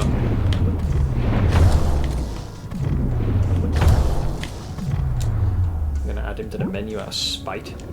I hurt that. We can... Oh, interesting. So every time you actually get the upgrade... I was wondering why my ammunition had restored. Okay, yeah, so you can't capture the medium guy.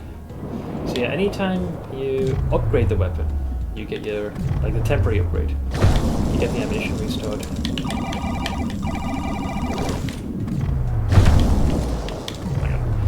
The harpoon needs to properly latch onto our friend here.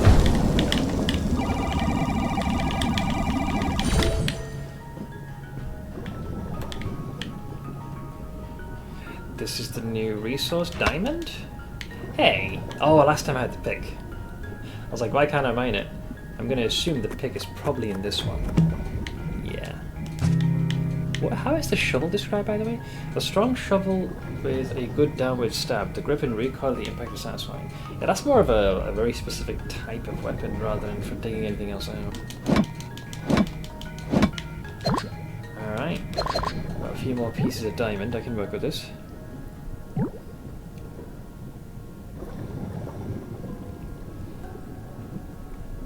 I'm gonna see if I have any other fish to round up in the meantime.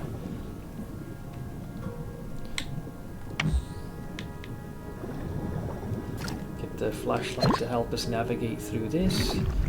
I can... Ouchie. Oh wow, it actually boxes you in. That's rude. So I was trying to avoid this so I wouldn't get exploded.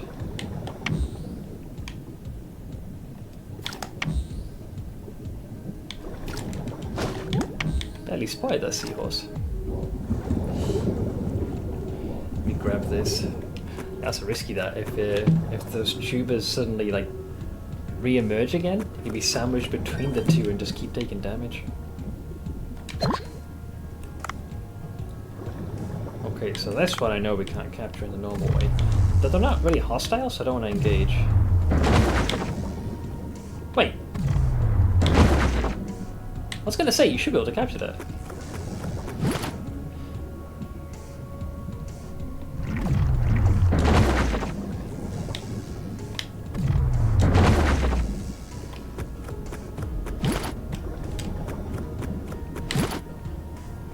I can get... Oh, I'm out of ammunition though. I was about to round up both of them. There was a little bit of a... There was the ammunition there that I left just in case. I'll just wait for the thing to recharge and then we'll go back. Synth bow with the +1 frenzy charge, explode, and intelligence stack implicits. T1 flatlining / deafening essence of fire with veiled LE pen, +2 arrows, T1 attack speed and crafting strength, int and crit chance. Absolutely filthy bow, and the 5% of max ES is cold damage income. I don't want to think about how much a bow like that would end up going for. I reckon that would have taken several steps to craft to get it to that point. That's like the min-max's min-max.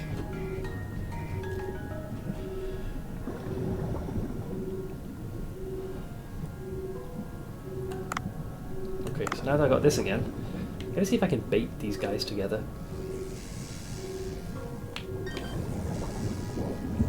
Ouch!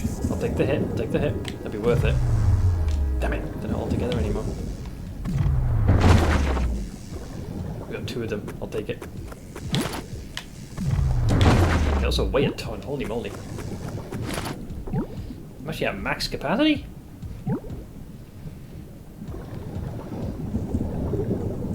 It is rank 6 of the jellyfish. The only thing I'm worried about, do I antagonize this guy? The reason I'm thinking of doing this is because I can't capture this guy normally. So my plan, hopefully, is to send them up via the drone. So we get all the meats from that one as well, on top of what we already have. Okay, so all I need now is just the drop pod to get us the heck out of here, and we will come back with quite a killing. That's not even the best it could be, since T1 Flatfire is higher than Essence. Oh, of that I have no doubt. Like, could more have been done? It's PoE. I feel like that's always the case. But I reckon at that point you're really pushing things to their max. I'd be in trouble here. I just realised.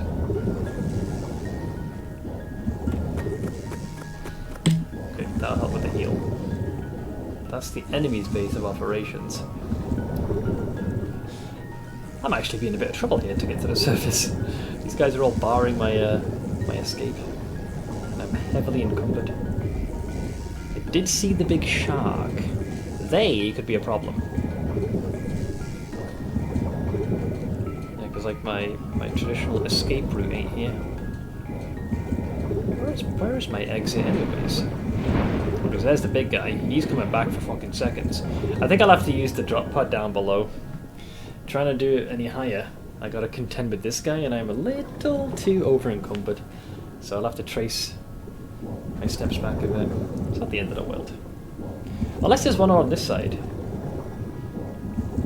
I don't think there is. No, I'll play it safe. I'll play it safe. Like, we've already been here. And we've got the flashlight, so if we need to navigate our way back, that will not take very long. It's a minimal time investment. Hang on, there's some seasoning there. I want it. Imagine if Pineapple has it on the mirror shops. From my understanding, it absolutely shits on TFT's mirror boat. Which, I should realise I can't carry anymore because I'm max. I imagine that's going to have them coping, seething, and moulding. There was some crazy lady following me when I killed Uber Shaper. She might be dangerous. Hang on, you talk about Zana? How has TFT been doing anyways in recent memory? Because like, normally when I've heard them being mentioned, it's usually been from, well, it's usually something bad. Trying to hold their own, it's like a freaking full-on mafia with the way they handle that. Everything shits on TFT's mirror stuff. I wouldn't know since I've never used the Surface before. Couldn't tell you, Seth, I left that Disco a long time ago. Yeah, literally the closest thing I had which might fall into a pseudo ballpark of that. Oh, there's our boy. It was back when we were doing Harvest. Affiliate had set up a channel where you could, advertise your harvest crafts, so it was easier for people to craft the thing they wanted to. They're probably crying in some corner like always. Well, that's the thing. So, if someone actually ends up creating, let's say it's a bow, and if it's just the best one, by and large, then if anyone wants to mirror that, naturally that's the one they're going to go for. And I guess if TFT doesn't have the market on that completely sewn up, then they're going to be losing out on money. Would it be right to say, and this is probably me making this a bit sinister, but if you have the monopoly on the best crafted mirror service gear, and if it's being done off the platform directly and being done in Discord, do you reckon that would potentially rife with RMT elements? Because if you're kind of cornering all of the entire market on that, then I feel like you could very easily do it for more nefarious reasons.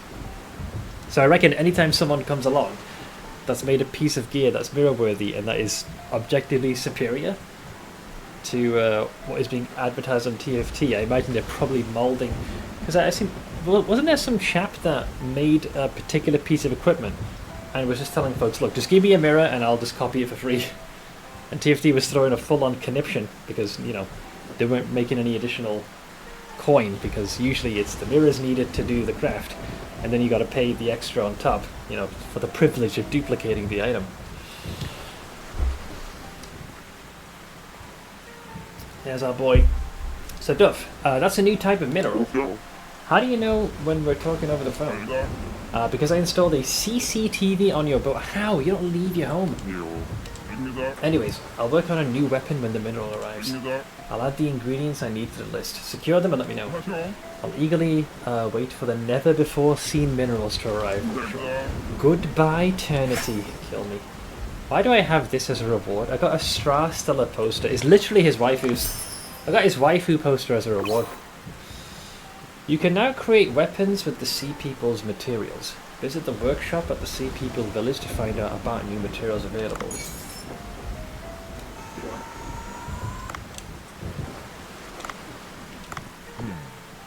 Alright, Banjo's happy.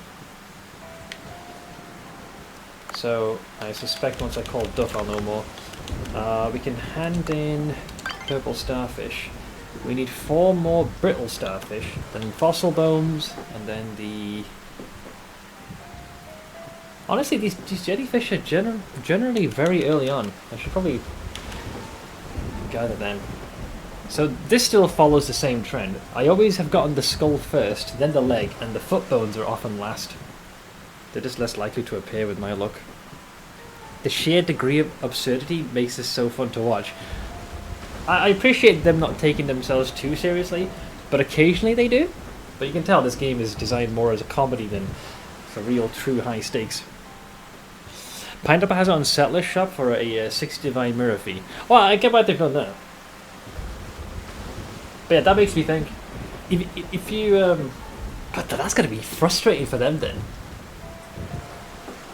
Because if there's like a separate group or individual that has what is regarded objectively as a better item than what is on TFT, then that's just them missing out on Raw Divines. Because there's just a better one out there. The poor bastards. Alright, so what's the thing? So, I mean, I have the... Yeah.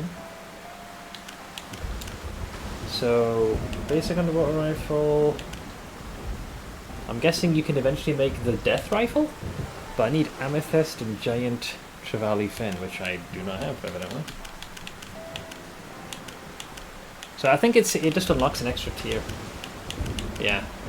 Because like the gun I've been using for DPS has been the sniper rifle, so we got red sniper rifle, red sniper rifle 2, there's rank 3, and then you have death sniper rifle. But once more I need opal ore and more of this giant trevally fin.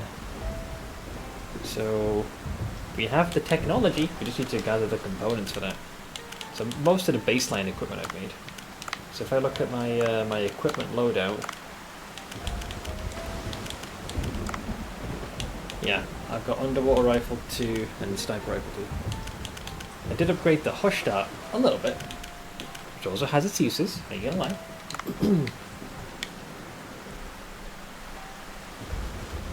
Oh, and we need to get the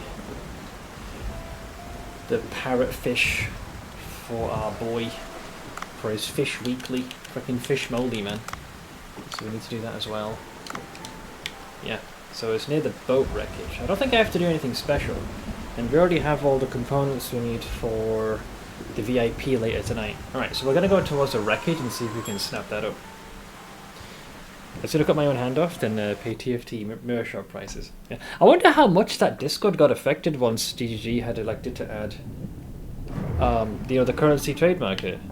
I don't know if TFT stuck their beak into that, or if they were primarily used for like item crafting or trading certain other things in bulk. Surely that must have put a dent in the usage of that Discord.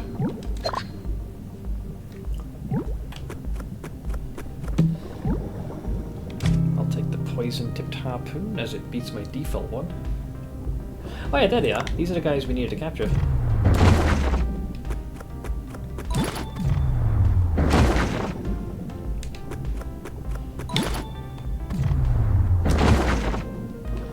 Do that without any direct harm. They're also fairly light in weight.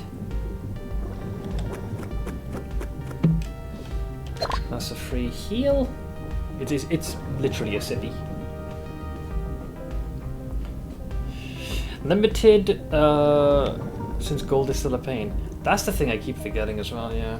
Gold. Thanks to your boy Faustus. I get why that was placed in there, so that way, you know, any old random wouldn't be able to start trading.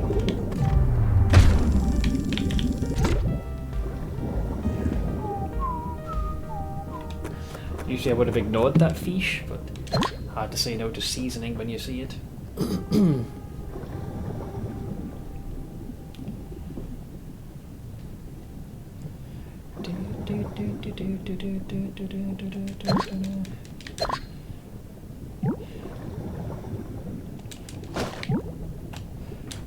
What do we have here? Another heal. Let me just take that one just so I topped off my heat the point all.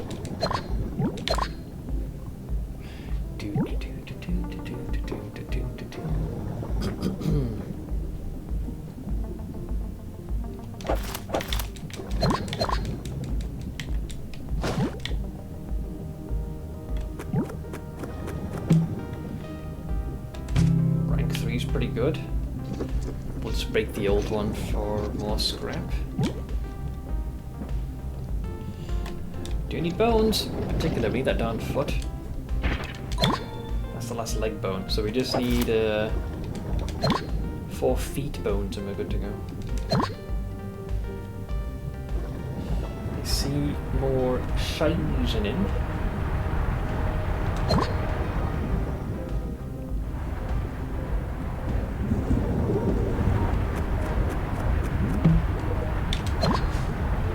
Good old olive oil.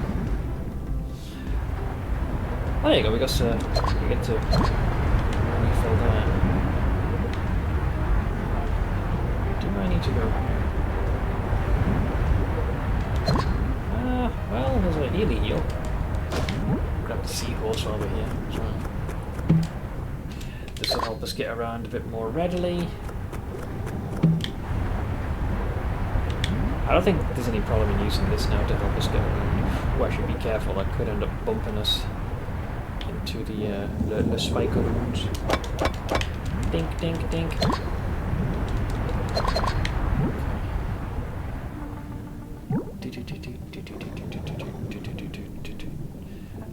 Oh, he's seen me.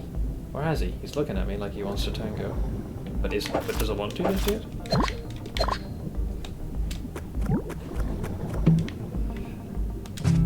That will upgrade my gun. There's some more bones. Feet, please? Feet? Nope, not the head. Yeah, I'm convinced the foot must be the rarer.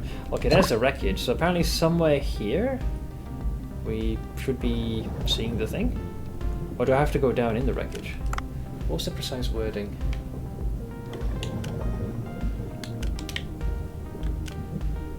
Oh, it's not showing anything. Okay, capture near the boat wreckage. Parrotfish, so near. I assume this is the wreckage we're referring to. So it didn't say in, like, through the wreckage, it's near it. So is he somewhere here then? In like this area? It didn't say that you had to catch them during any particular time of day either. So it didn't strike me as a nighttime gathering expedition. So there's our ticket out of here, should we want to leave. He's not here though. Unless I have mixed up like which wreckage. Alternatively, I suppose we could go into the wreckage biome. So it could be you head through the wreckage and then down below. I guess I'll try that. Just to play it safe.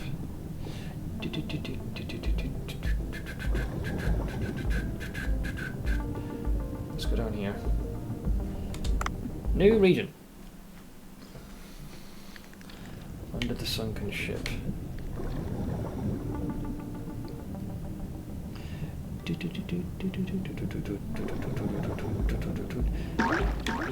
Oh, because those crabos again. I thought we dealt with you guys already. I don't know if I can capture them in the via the Pokeball.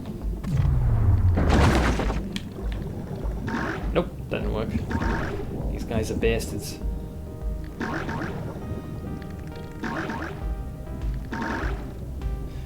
They seem very eager to give chase as well. Okay, there's the big shark. Oh, that's the hammerhead one as well. This one's like feral level of aggression. You don't screw around. We're gonna keep chasing me, so let's get rid of you. Yeah, so as you can see, this guy can cover quite a bit of ground when he wants to.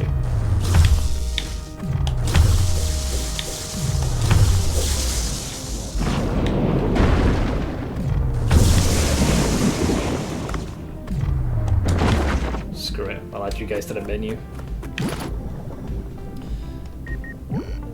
As for you, my friend, I'll send you up for some fine dining. Cute.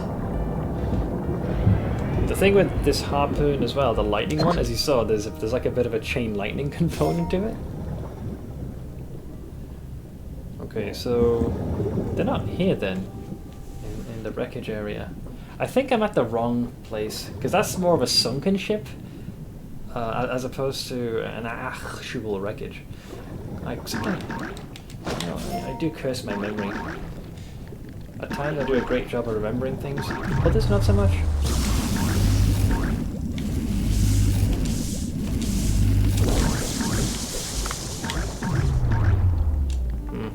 I was going to instead of maybe gathering them all at once.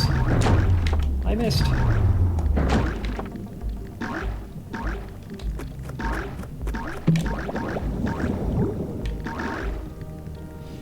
Yeah. Okay. Well, it's a relatively tiny biome, but my quarry is not here. So not at the... See, that is classed as a shipwreck, though.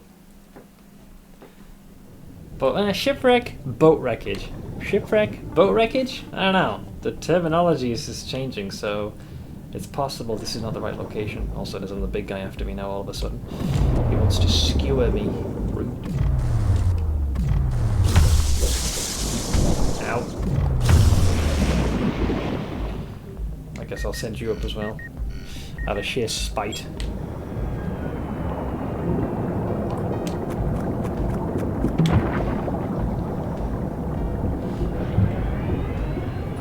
I don't know where this is then. Because, like, there's wreckages in the background for crying out loud, so you could just as easily say it's near there. Maybe? But that could just be purely for scenery, rather than an actual marker or location. Here we've caught... well, I don't know. Like I said, it's debatable. You never do know with this game. Ow, that's rude. I see the big shark fella there. He's eyeing me like he wants to eat me.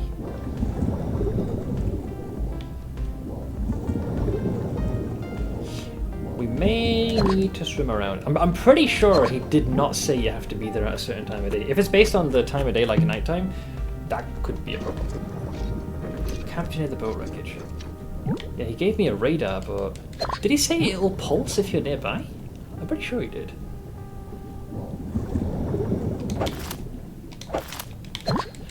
It won't be in there. That's the record room of the sea people. So we've been in there a couple of times for story-related reasons. Be gone! You're not on my list to kill.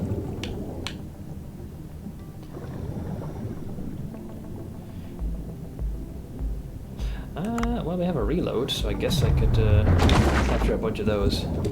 Reload, and then just get all them together. And our accoutrement of fish.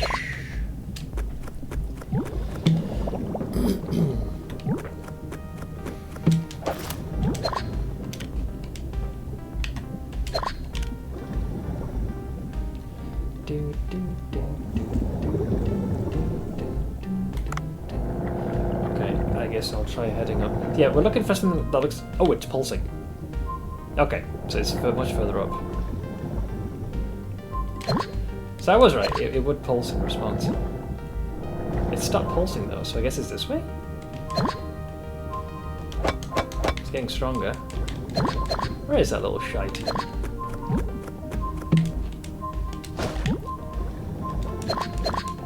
There he is. Okay, he's on the opposing side.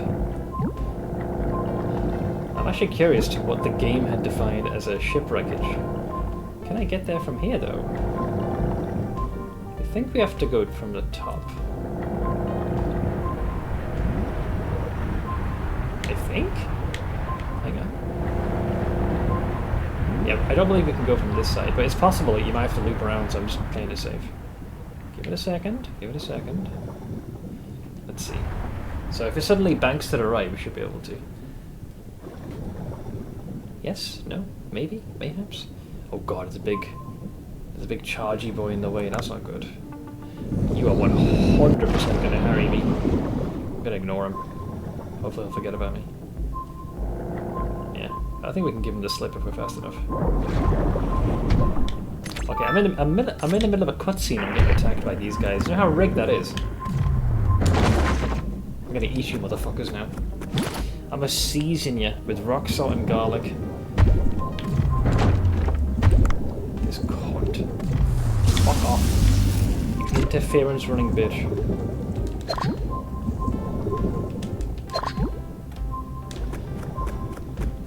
Alright.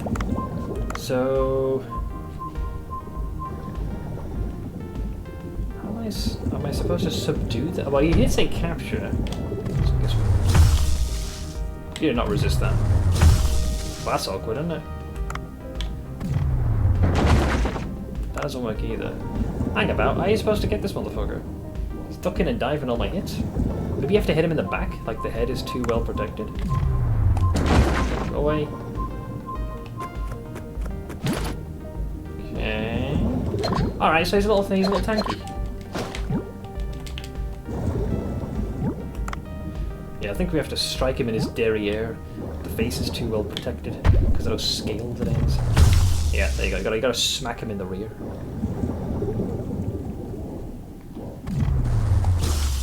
I missed. I need to get the angle just right. About there. Capture him. I'll try. Good. Captured the Fishmon. Fishmon. I should take it to Udo. Okay. They've been added to our collection. I think based off of that alone, I'm pretty happy with what we've gathered. I'll just slink some more copper ore for good measure. Yeah, because that was the only quest we needed. We already got the stuff we need for the VIP. So this is the only time-sensitive thing. Yeah, you know what? We'll go topside. I'm happy with that. And I should placate Udo as well. Depressurization complete. Sweet. Mountain glacier.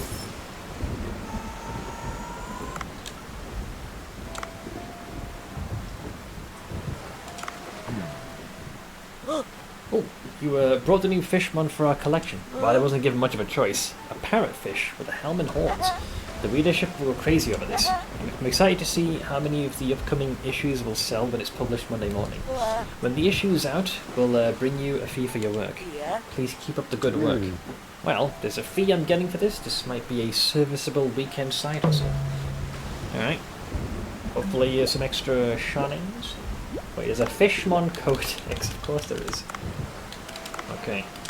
So, we just need to find 4 more foot bones. 4 more starfish. And then we just need to get lucky with some of the jellyfish. The fried egg ones will be easy. I always mix up which one the barrel fish is at. I assume once you complete those, it'll likely unlock the next tier because, bro, you need 640 for fuck's sake. These guys at best will give you another 120, so we'll plateau at 180. So I'm guessing other rewards will unlock. Let me guess. I gotta clean up your... Oh, never mind. Well, you're sick.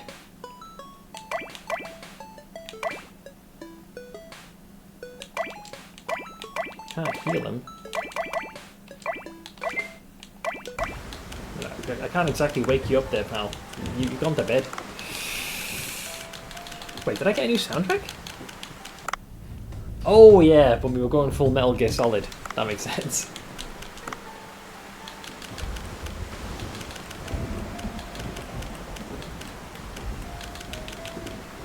Spiny seahorse. Okay. Huh? Oh, I got a reward. Yow. Is it because I played the minigame? I mean, I'll take it, I guess. Okay. So it's nighttime. The event is tomorrow, but the VIP is now. So we'll go to our base of operations. Now, is he going to come in now? Or will it be part of the... Okay, he's already here. Hey, are you ready? Right on time. Have a seat. It won't take long. Alright, here we go. Let's see how he prepares this. Secret technique.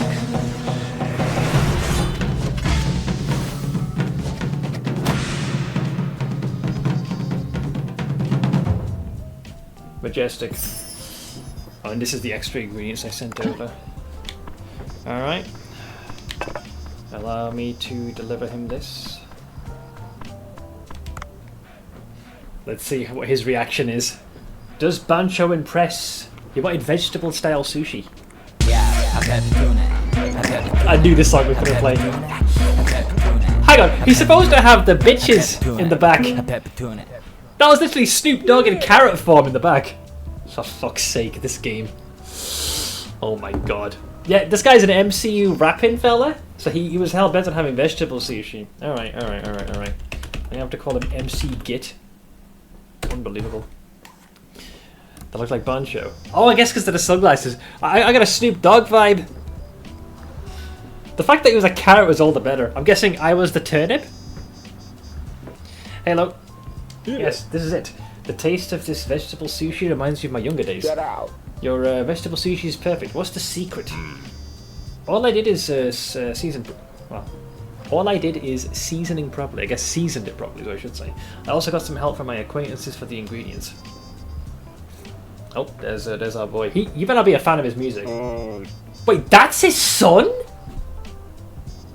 Okay, no, this is disco. How the fuck did you don't know he was alive? Didn't he say you lost him in some sort of like boating incident or some shit? Son? What? Dad? I wondered who'd eat something like vegetable sushi. I didn't know it was you. I heard people talking about someone who looks like you. That's why I visited here and ordered vegetable sushi. It's been 8 years since you left home. You never contacted us ever since. Well, he went out for milk and never came back? Well, it's a long story. There was a storm and I got shipwrecked on an uninhabited island. It was just trees in the sea. I worked hard to get food and water, and sometimes hunted wild animals with a harpoon gun and roasted them. This guy's making it sound like he's me. Also, congrats on the Nimbus, Sage. I had to spend some years on the island until I got rescued and settled here. What is? Yeah, it's probably just a story. This guy probably just walked out on his familial responsibilities.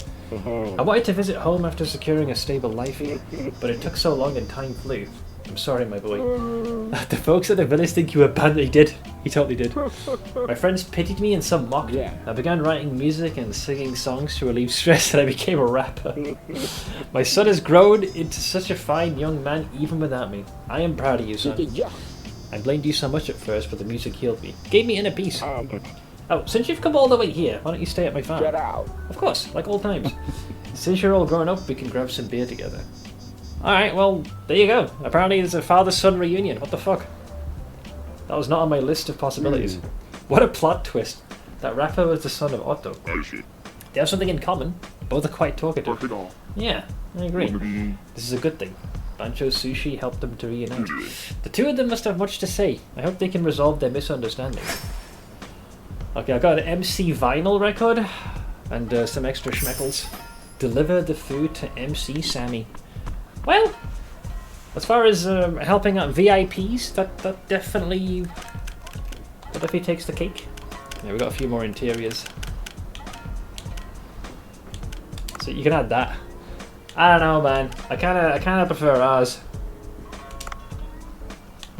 Alternatively, we could have this one, pufferfish cooking license. You know, if folks want to have some of the more riskier food. Put the song on as you serve sushi. I don't think I can change the music that plays here. Yeah, the speaker kind of does its own thing. Like, I can't alter the soundtrack as far as I'm aware. You'll definitely get the heads bopping though. Okay, so these are all of our new ingredients. Right, so tonight is not the party night, right? Oh, wrong thing. Where's the calendar? Yeah, tonight was the VIP night, which we've done. The party is going to be there, as well as weekly fishing. Okay, so that could be done. Also, we need to run the ads. So actually, this is a good time for me to go for a quick bio break, and we'll get the ad break out of the way as well. We'll head in with the old 1-2 buckalith my shoeeth. So just give me a couple of minutes, and then we shall resume. Nya. Doot doot doot doot doot.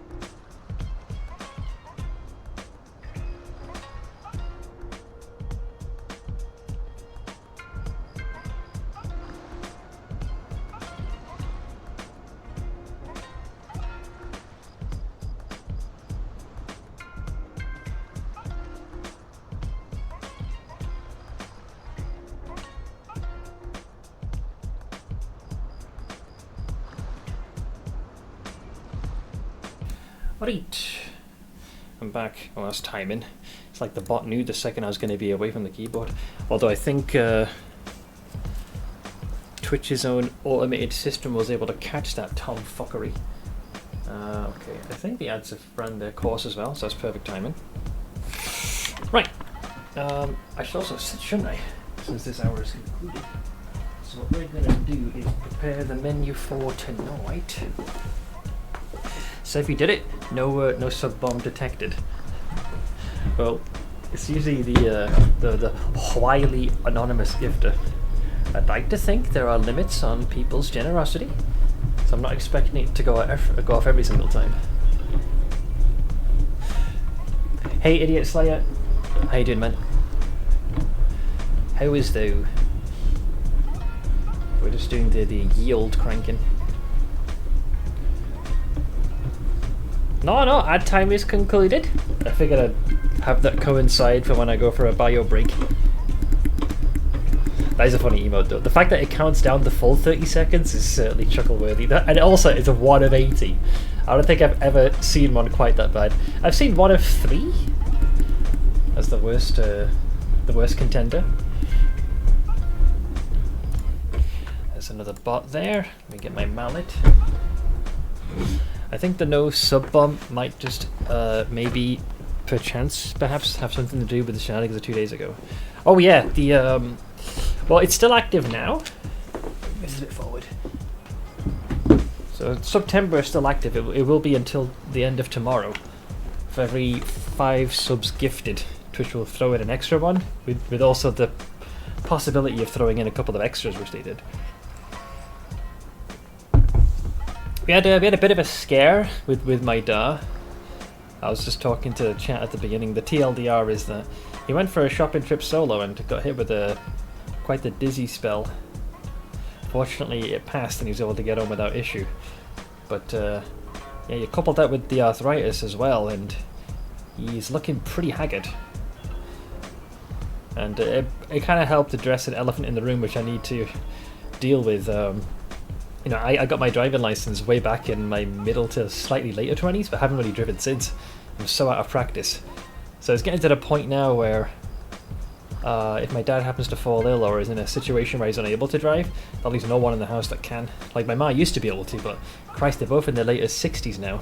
And my ma's got a severe visual impairment, so risk factor is certainly there. So I can't put off getting behind the wheel myself. Fortunately, my most frustrating hurdle's gone, which is having to get the license. I just need to re-familiarise myself being behind the wheel. My own anxiety-riddled carcass is the thing that I'll have to overcome, on top of, you know, having to relearn some. So I was going to have to find a way to pencil in sooner rather than later some refresher lessons. But in the short term, I just told my dad, if we go on any trips, like shopping-wise, I'll be sure to go with him. Just as backup, I'm sure he'll be fine. I'll go from there. Glad to have a rebel son like you to help out. Well, there was a time this would have been easier if things hadn't grown so strained with my older brother, but like there isn't anyone else, so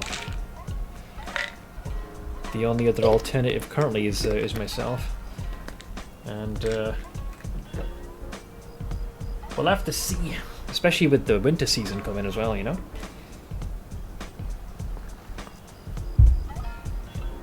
But that's kind of the initial scare. I did actually look up online. TLDR is that there's different like organizations that you can, or I'm not sure what the right word is, but we have like the AA and a couple of other driving lessons, you know, establishments, and the price tends to go like anywhere between $350 to $400 odd for 10 lessons. I want to make sure I got ample time, so I'll have a discussion with my dad. I feel like the sooner I do this, the quicker then we can get that done and dusted. Chat can probably teach you to drive. Well, I was curious as how many folks in chat did actively drive. It's a good few numbers. But, sure de ménage. Alright, let's get tonight's menu sorted. I have to drive most every day. Yeah, it's silly. To me, it's like this, like, very anxiety, stressful thing. I knew when I was doing, even back when I was doing lessons, I freaking despised it, man. I did eventually get over the biggest of the fear. It was more the driving test I was fearful of, and I did that. But yeah, it's been a very long time, so I just need to refamiliarize myself with things. We'll get to that in due course. Alright, so this is where the vegetables come in. That is some... vegetable sushi goes for a chunk of change. Okay, we'll do 3 of those. I've seen this scene already. We're going to improve the quality of the hammerhead. We'll get 3 of them. We do have more rice, so I can reinforce that meal a couple of times. Nice.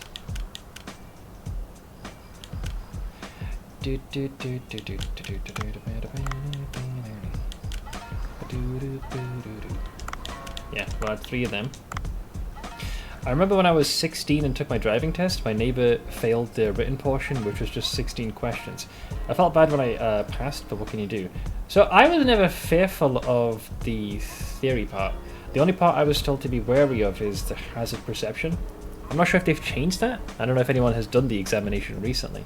But hazard perception, at least back when I did it, was you'd be shown a series of clips and you would, click with the left mouse button anytime you saw something that you as the driver had to take note of or be wary of.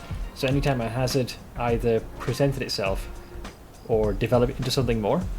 But the question part was, you could literally have the entire question bank available.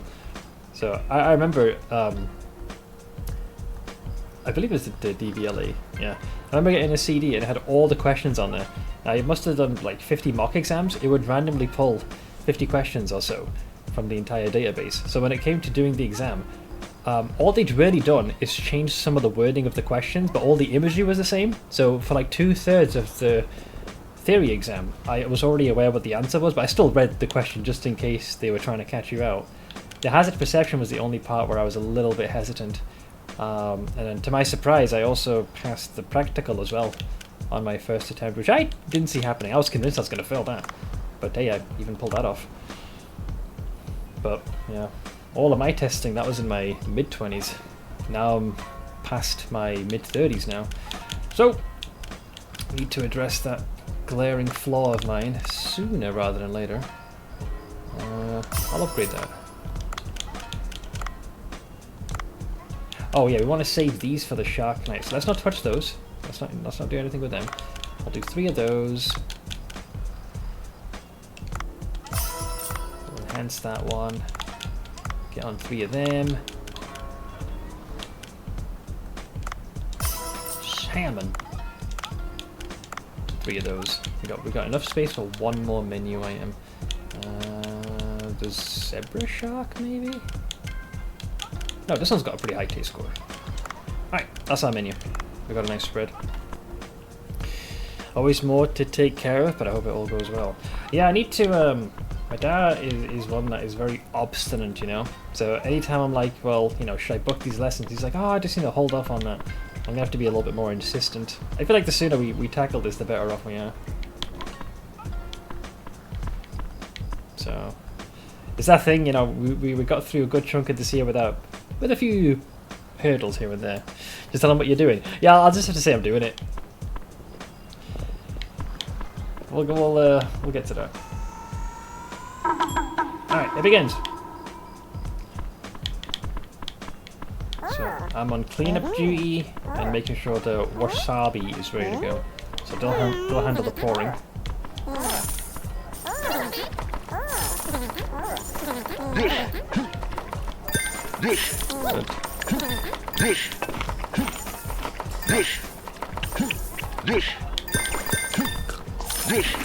Wasabi's running out quick, man. Okay.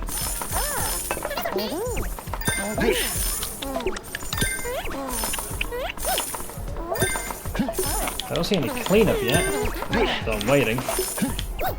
There's one.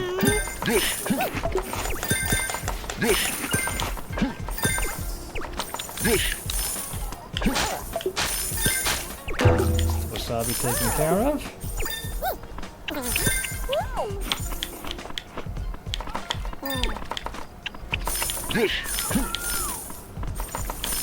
They've got this. There's one there.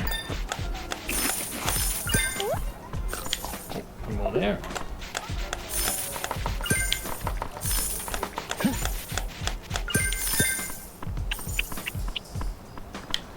That's a full serving.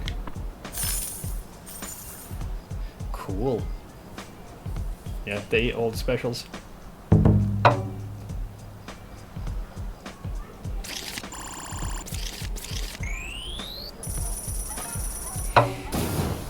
Respectable, commendable even. Oh, let's see. Another earthquake? Oh, progress on Godzilla apparently. Why are you here at this hour? We're closed now. Let me guess, Godzilla has stirred awake. Sorry for showing up so late, but it's an urgent matter. Let's go to the submarine first. Oh god, okay. Coming in after hours. Considerably after hours. What's going on, Mickey? There are strong spikes in Godzilla's brainwaves and another giant object is heading this way. Oh, so it's going to be a kaiju fight, isn't it? So another kaiju. I'm not sure, but it's currently heading towards Godzilla at a high speed. I should go check on the situation. Dave, could you come with me? He's like, huh? Me? Yes, it's difficult to navigate the blue hole, so I need a guide. And no, it's nothing. Let's ride this submarine together. Stay behind me. Oh, I actually get to hop in? Okay, I was half expecting to swim there. Well, at least she's willing to lend a hand. So yeah, this is going to be another kaiju. What does Godzilla normally fight? Freaking King Kong? There's a reason that Godzilla retreated here from their injuries. God, rough. Why did you stop? Well, there's something I need to tell you. The thing is, I have thalassophobia. Isn't that like afraid of the underwater, like open spaces? What? Thalassophobia is a fear of the deep, dark ocean. Although I was able to overcome a lot through training, to be honest, I'm not sure if I can drive this submarine safely. Dave, would you mind piloting the submarine for me? Oh, wow, okay. What? The submarine? Yes, it's not that difficult. It's similar to driving a car. Well, I need to get refreshers on that one. Well, except this one has a machine gun attached. This is too sudden for me. Don't worry, I'll be right next to you for instructions. Alright, I guess I'm riding the submarine. It's not fear of water. Well, that'd be hydrophobia. It's hence a fear of the deep dark.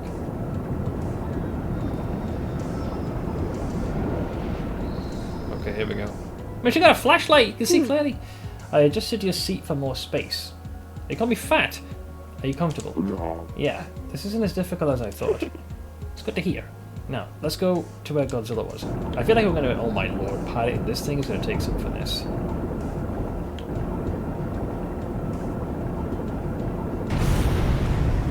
But that doesn't sound good.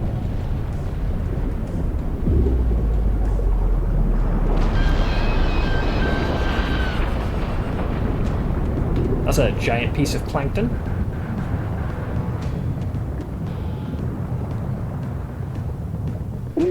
What was that? That's, Ebirah, I guess? It's a lobster-shaped kaiju. It had a fight with Godzilla on Leshy Island a long time ago. Maybe it's after Godzilla to get its revenge. Now that it's weaker. That thing's gigantic, and those claws are really scary too. If we don't stop it, that kaiju will tear Godzilla apart. Good, that's one less thing to worry about. But isn't Godzilla a bad kaiju that destroys cities? Not always. Godzilla's a creature that sometimes protects humans. So what, it's acting as the natural deterrent against other kaijus? Sometimes it's against humans, sometimes it's against another kaiju, that's all. I see. In any case, we must protect Godzilla from that Ebirah kaiju, am I right? Yes, we must get to Godzilla and wake it up before Ebirah gets there. Good, then let's move. Alright, I guess we're having a little soiree. Oh, there's a dash function to this thing. So they can periodically do that.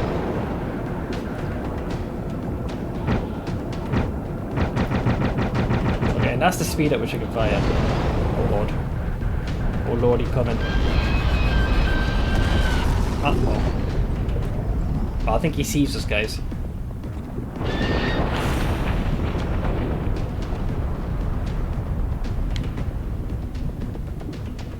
that's not good, is it? Ibira has noticed our presence. Let's move carefully. In a submarine? Sure. I'll move carefully. Oh, I see. Rocks and debris.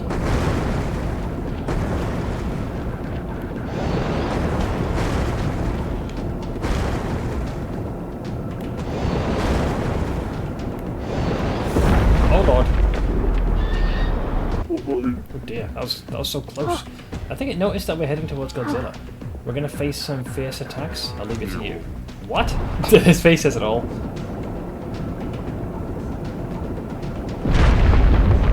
So as long as we avoid the parts that which is, you know, having its digits protrude, should be fine. Famous last words.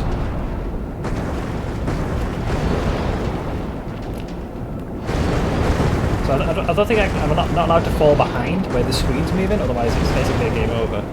So you gotta move with some hustle. You're going up or down? I think I'll go down. Yeah. Is he gonna attack from there? Just thinking about it. Okay. Oh yeah. That claw's blocking our path. It's time to use the machine gun. Get that claw out of the way with the right trigger. Sure.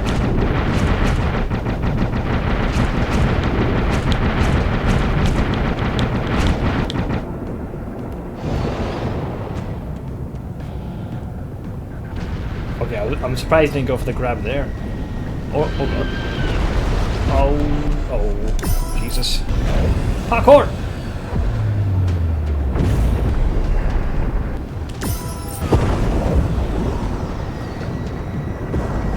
Piece of work, man. Okay, I'm feeling some strong currents here, lads. I feel like debris gonna sneak up behind us if we're not careful. I'm guessing possibly. Hold on. He's back! Oh no, fair! He caved in the... Do I have to... Let's see. Ibira's pincer has blocked our path. We're gonna have to use the machine gun for this. We need to activate a torpedo. A torpedo? Yes, we can clear the blocked path with it. Now! Okay, what do I press for the torpedo? I have to hammer that all over. Yes, the path is clear. Good. Now let's go that way. Sure.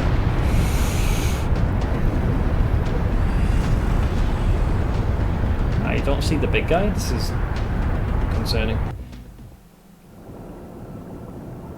Okay, so here's where our boy will be resting.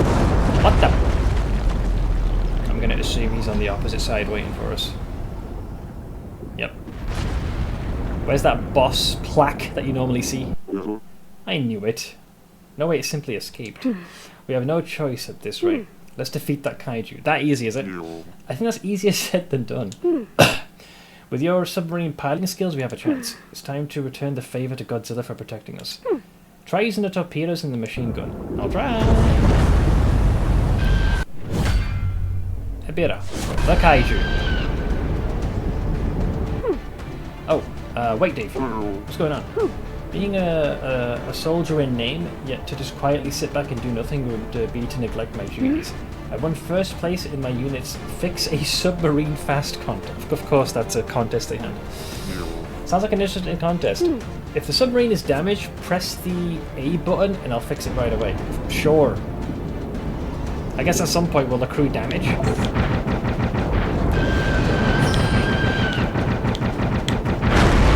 Okay, that is a fair bit of damage.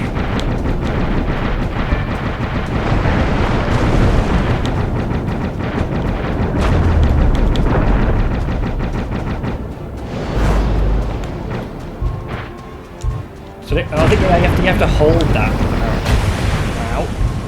So how does she do it? How long do you have to hold this? Oh, it's a channel effect. But you still have to dodge all the rest of his attacks in the meantime.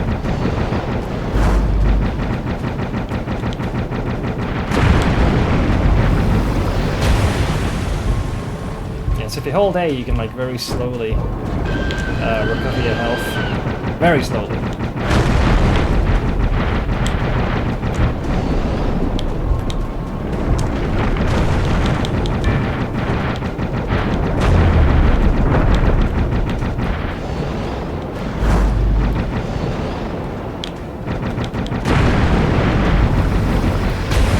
Ouch! Aha!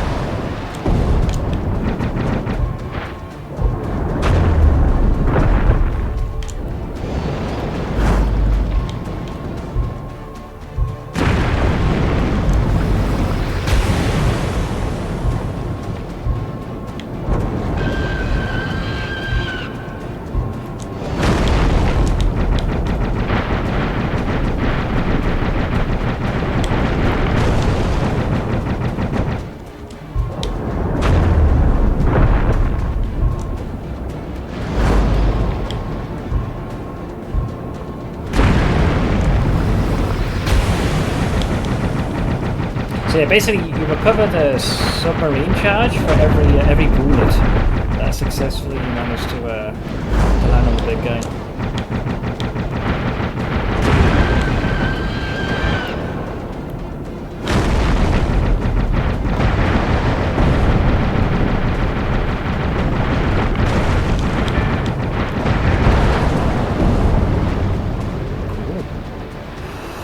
Oh yeah, Persona 5, that'll be an awesome title. I played the base game, not the Royal version. Wait, is he in Rage? Yeah, he's in Rage now. He's angry. He's an angry boy.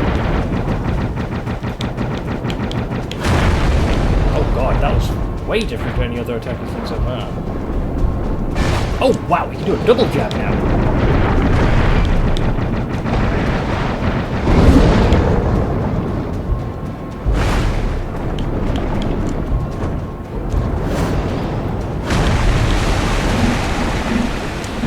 Some trouble here, lads. Wait, he's doing both? Oh lord. Oh lord. Okay, so he attacks a lot more than I thought he would in Phase 2. He starts throwing debris at you as well.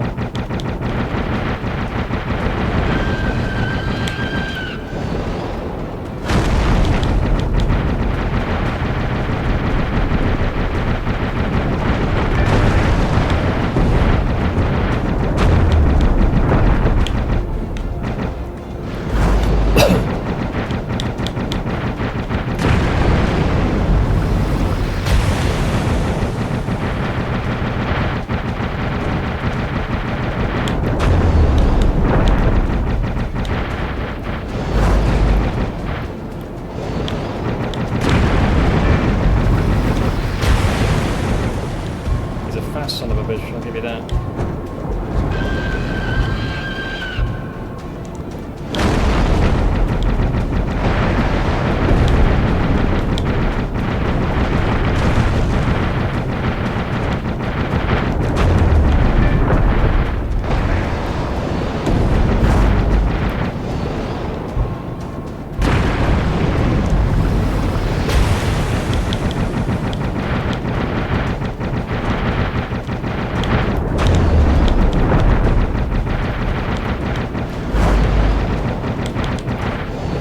Too close to your boy.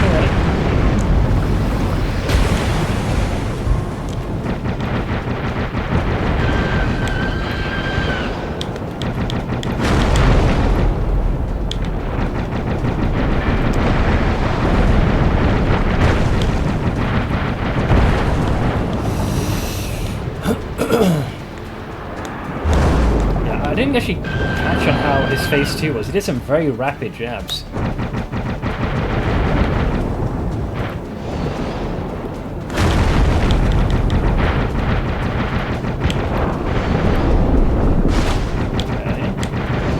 Flings the other arm up? That's all.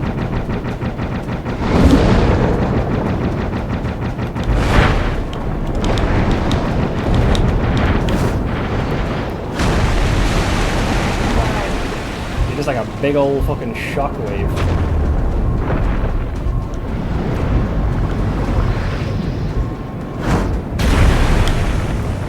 Oh, I see. So, yeah. Oh, he getting hit by both of them.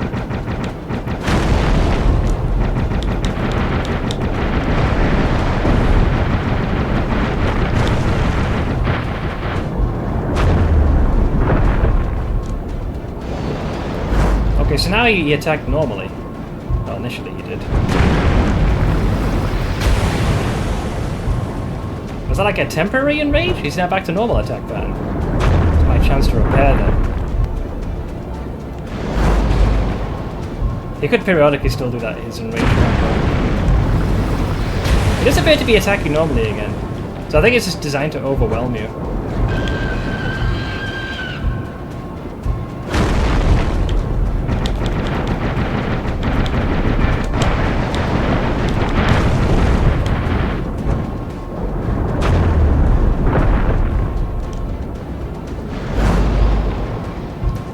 So I get the full health casual.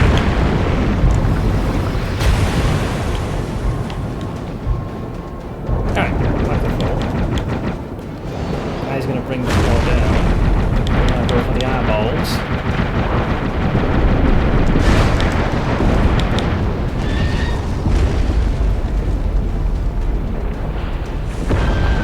He's still going. Is he gonna retreat? Yeah, he's booking it. Well, it ran away towards the surface. Is it heading towards land? People on the surface are in danger. Let's go back. Okay. Am I going to control this, or is it? Okay. Yeah, he's actually doing a Kaban run. Where is he? Dave, are you alright? There've been rumblings from the ground. Well, there was this big lobster monster, and it's going to attack Godzilla. What are you even talking about? Oh, here it comes, here it comes. Here it comes. Here we get some bodily proportions. Okay. It looks... Wait, no, not the sushi shop! Bancho! Ah, that's what I'm talking about. That thing is massive. It's heading towards Bancho Sushi. This is bad. We can't attack that thing with a submarine on the surface. Let's see, this one's going to cost us a massive repair bill. Wait, unless Godzilla steps up. Right? We did you a solid. How about you lend us a hand this time? Here he comes. Yeah! There's our boy. Kaiju fight! It was going Super Saiyan. Dear Lord, look at this guy. He's practically flying. He's just that big. That's the iconic Godzilla roar. Oh, is that Godzilla? Yes. Seems to have fully recovered, but that burning body. Seems like the blue hole's power is causing Godzilla's energy to overload. It's heading towards Ebirah. Is it trying to stop Ebirah? He's gonna fire his laser beam. Watch this. Fire a laser. Please, fire a laser, I beg you. Flamethrower, laser, something. Kaiju fight! Begin! Godzilla versus Ebirah. Wait, I gotta do this? Wait, why am I fighting as Godzilla? Oh god. Use Godzilla's attacks to defeat Ebirah. Each attack has a different affinity. For example, Defend can block the strike attack, but is ineffective against dash. Okay, so it's kind of like a rock, paper, scissors sort of deal. Well, if we kill the overgrown crustacean, yeah. Okay.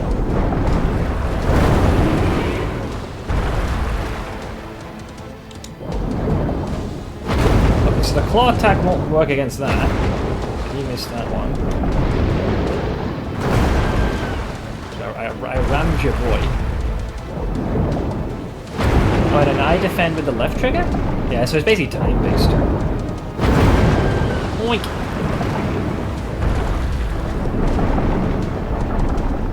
Okay, so he's sizing me up. Okay, okay. Oh, can I, oh, I can also move as well. Ah, I see what's going on. So how does this one work? Okay, that has a longer cooldown where it does some fucking damage. Put your dukes up, bitch.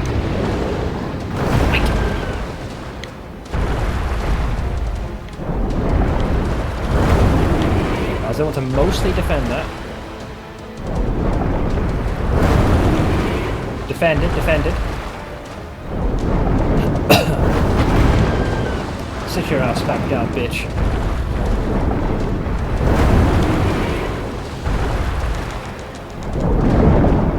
Oink! That was it? That was a tie. Okay, now if I keep enough distance, I'm a foreign my laser! Oink! Big old bitch. Yeah, there you go. My jukes up. Ram that bitch. Oink! Wait, why am I getting an LT? Can I pussy grab finish this? Oh, go on, son! Nom nom nom! Nom nom nom! Tear that bitch off like it's an hors d'oeuvre. Yeah! Free food!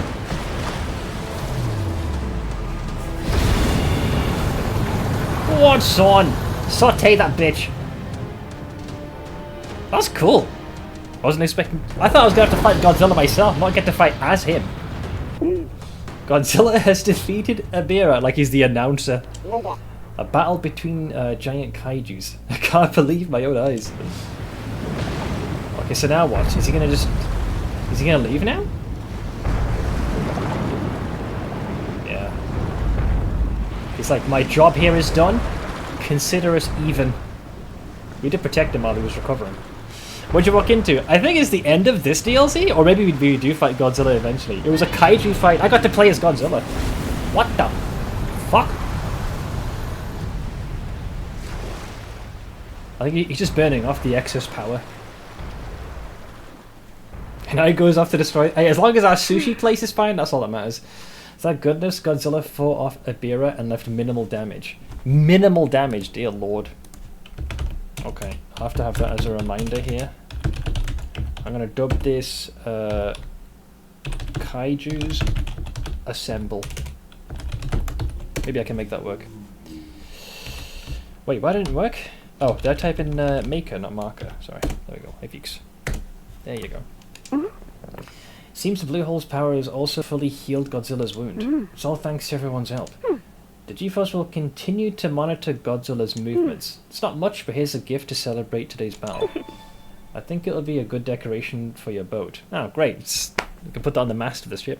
Since when was Godzilla part of the Dave the Diver? It was a DLC, to my surprise. So there were two that were available. One was tied to Godzilla, and the other one was to the game Dredge, I believe.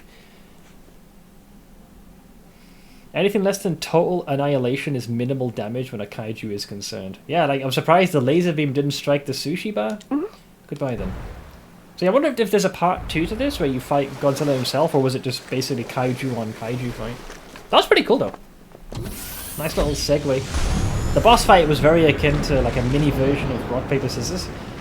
Godzilla having the big advantage with the cooldown laser beam attack, like that's a full-on flamethrower laser.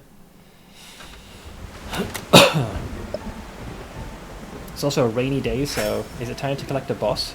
Godzilla 1995 specifically. Yeah, because we had to fight both the our little Crabbo El Stabbo, and then we got to fight as Godzilla. There are a lot of things that we don't know about in this world. I agree. To think such giant kaijus were hiding somewhere. Well, it's a good thing everything went well in the end. By the way, I wonder if the restaurant took any damage from the massive shock. You're right. I'll go check it out.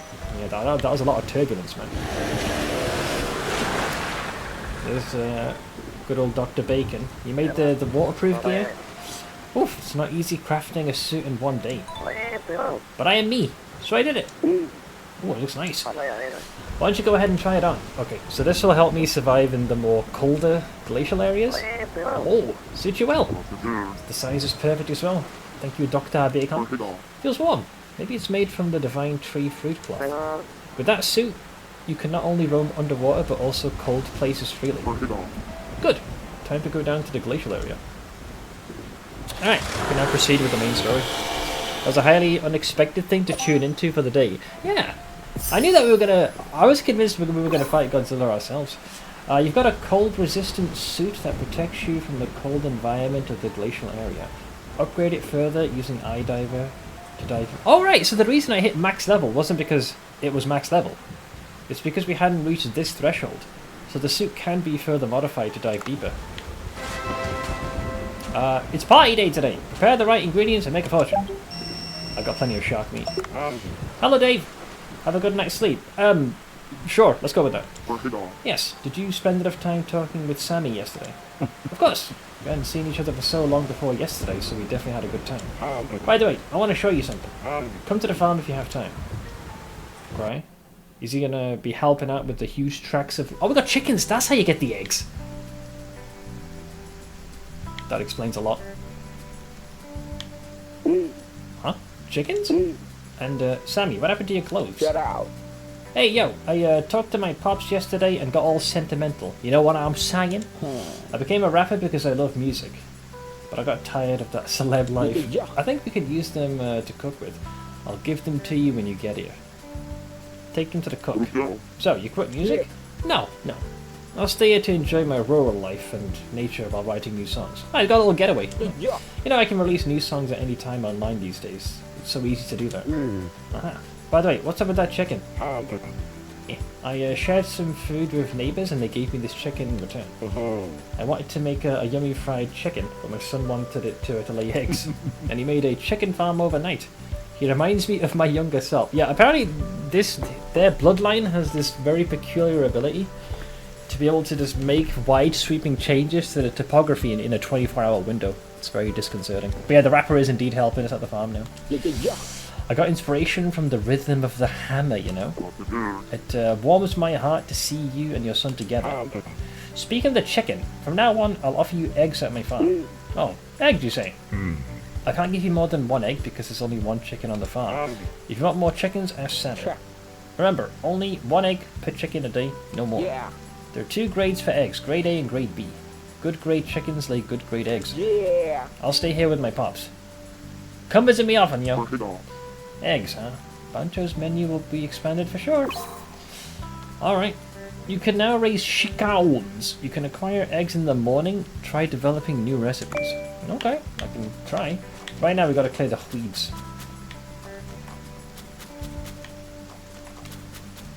I think we can now use this to gather the next batch of rice. Oh yeah, it's like that Ed and Eddie episode. Ed boy, do you like being a guest at the House of Ralph and, you know, make lazy on his stump? And, you know, Eddie's response is, are you kidding? It's great! Wait, what happened to this one? You bastard. The fucking weeds got in the way. That's a good onion. Okay. Now how is the chicken? Hello! Rename! Oh no. What do we call him?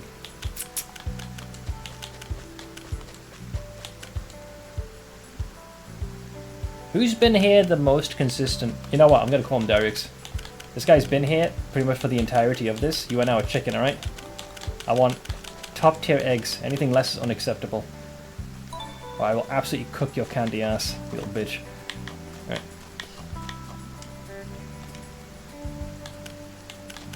Alright. Okay, talk. Dad has never scolded me. Yeah. He told me to do whatever I want. The only problem is that he goes on and on. Yeah, he has a penchant for long stories. So what's the shop? Oh, he'll full up just sell you a chicken. So, fried chicken. A chicken that lays normal eggs. There is some chance of laying grade A eggs.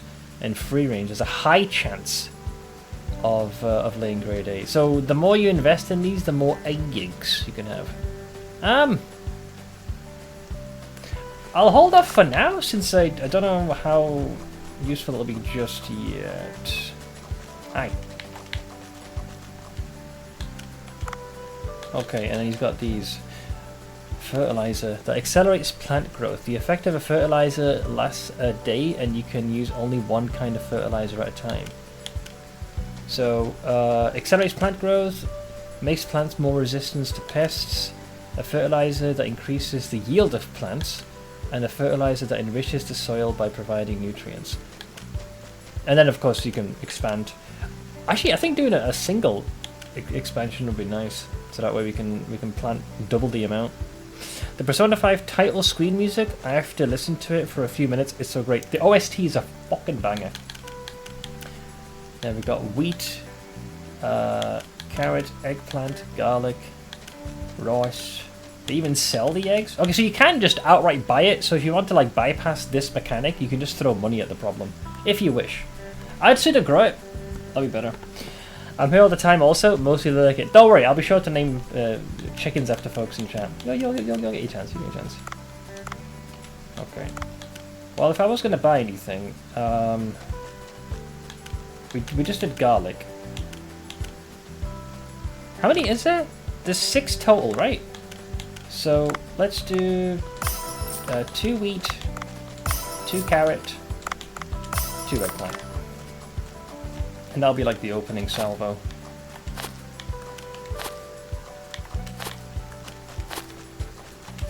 Okay. And then we can mosey on over here. Fill this bad boy up.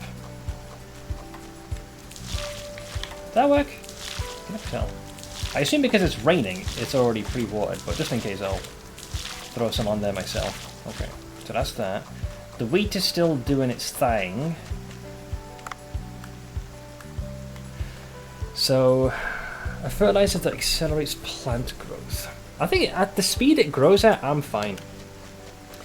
Makes plants more resistant to pests. Yield. Provide nutrients. That enriches the soil by providing nutrients. There is a durability bar, which in this case is the nutrients, that is decreasing gradually. I would say we'll go for the, well, number 1. An item that expands the field to 2 rows. Oh, and that's for the rice paddy. Okay, yes, I want to get a second row. Alright, I'll slightly expand the vegetable farm by tomorrow morning. Alright, so we've invested into that, so we'll have a second row. And these plants will get planted on their own. Also, I just realised he's still got orange. I guess he wants you to buy one of the new things. Fine, fine. Oh, that's still pending. Yeah, and then there's all this stuff. Yeah, fine, you're fine. Okay. Well, eggs are now a thing. It is expanding.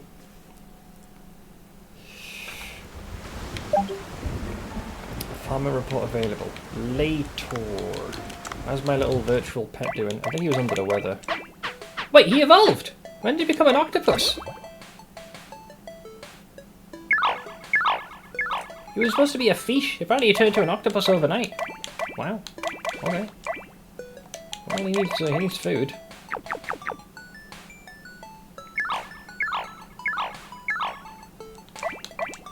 Yeah, have a snackaroonie.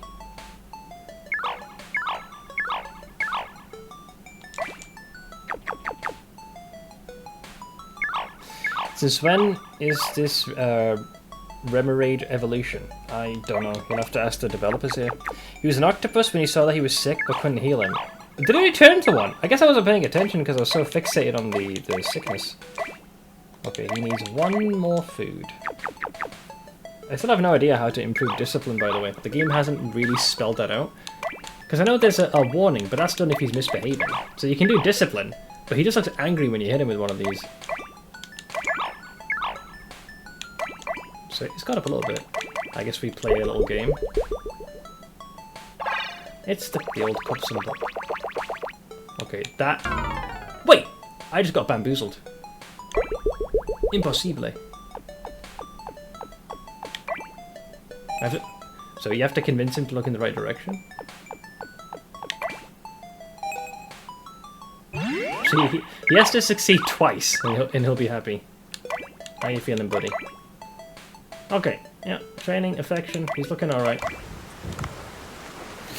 I'm not sure what you get from this, but historically speaking, games like these have taught me that if you invest the time in that, you'll get more. Oh, that's why I couldn't see this. Oh boy. Oh boy, a whole host of additional stuff has just shown up. Alright, it's extensive. Dear Lord, have mercy on my soul. I'm guessing the new soundtrack that unlocked is when we were fighting the kaiju. Oh, there's this guy.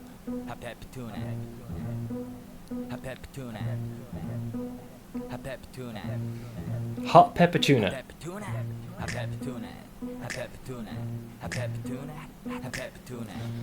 Of course it's a full soundtrack. Mixami.k.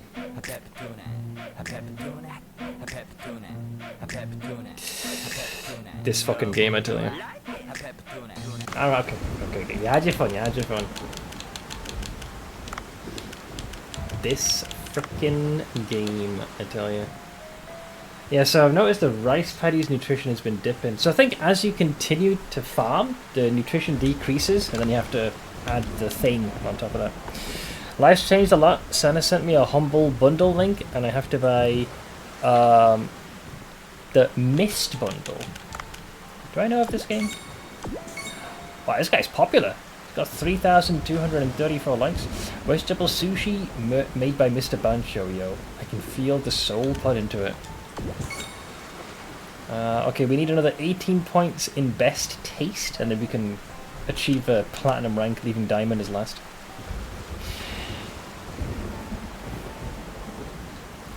Point and click adventure puzzle game. Yeah, Myst sounds familiar.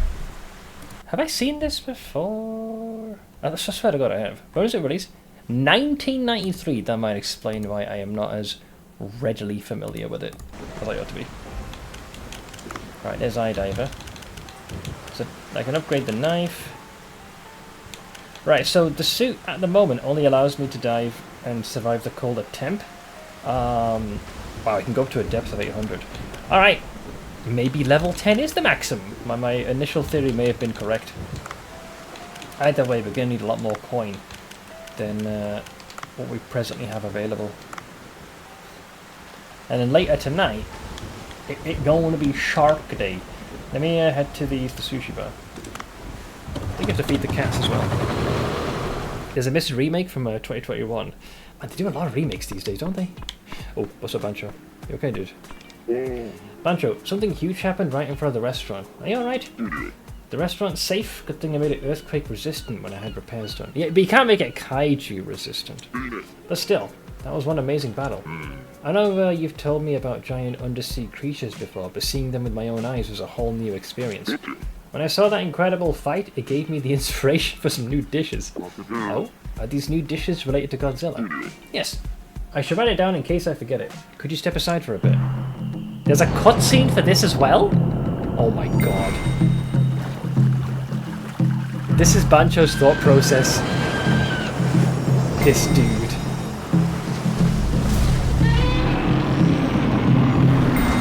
What the fuck? That's a moray eel! He's a genius. Inspiration, guys. Yep, 3 new recipes. Inspiration and improvement. Good. I think this will do. I came up with this on the fly, so the recipe might include ingredients we can't collect yet. Amazing! You can see all the intense moments we had from these dishes. I'll eat these every time I think back to this whole situation. Alright, well there you go.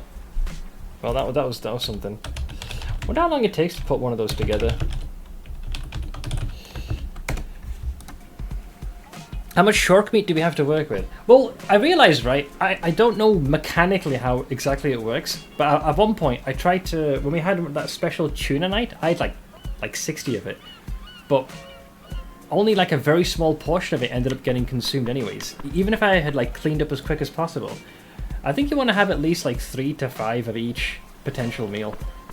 So you want to create a variety as opposed to just pushing out one particular thing. But we've got a... Let's see here. So that's from the mantis we just killed. So I'll probably have that on the night. Vegetable sushi. Deep sea kaiju ramen. We have that as well, evidently. But yeah, we've got the hammerhead shark. We got this fella here. Basically anything that has that little pink symbol. We got one there. Yeah, we got plenty of meals. So I reckon if we do about 3 to 5 of each of them, we can make a killing. Was it like a third of the tuna that went discarded or something such? I think we barely used a third of it. But we'll see what others we can capture. But yeah, I want to have a nice generous sampling of all these. And hopefully that'll be like the night where we make the biggest haul. Let me check on the cats. I wonder if you're going to go and grab some of the Ibira remains. Well, as it stands, if you're looking... Yeah, I think the recipes have already unlocked on their own. There's a white shark omelette we could learn.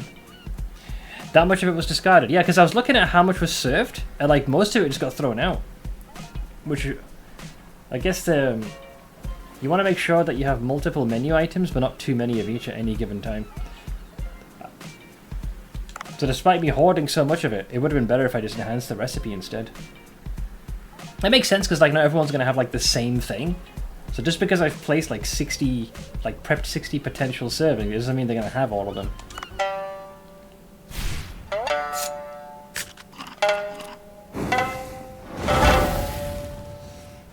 Alright. We have now gotten another one of those. I guess I'll unlock this one for good measure. So that leaves us with only the Trout Sea Grapes Rice Bowl. But that's another shark-based meal. So one thing I'll have on. I mean, that's from the mantis shrimp we fought. Small spotted dark kajime soup. Yeah, that was the white shark omelette. Oh, but we need eggs, which we haven't quite done. Oh, it takes a... That was the shark we fought yesterday. He was a right bastard. Klaus. That was probably one of the most aggressive enemies I'd fought in the game up until that point. Guy was hounding us, man. He was relentless. But we got them. Momo looks happy. Okay, yeah. We got no food. No. Damn it. I'll have to fix that. Despite me having grabbed pretty much all of the seasoning consumables, I didn't find any more cat food. What a scam. Okay, apparently the sea people have got crops ready to gather. Let's get the quick 3-minute ad reads out of the way while I get on my feet. So I'll play those now. It'll be just a tick, so let's get that done there. Hey Natalie! How is thou?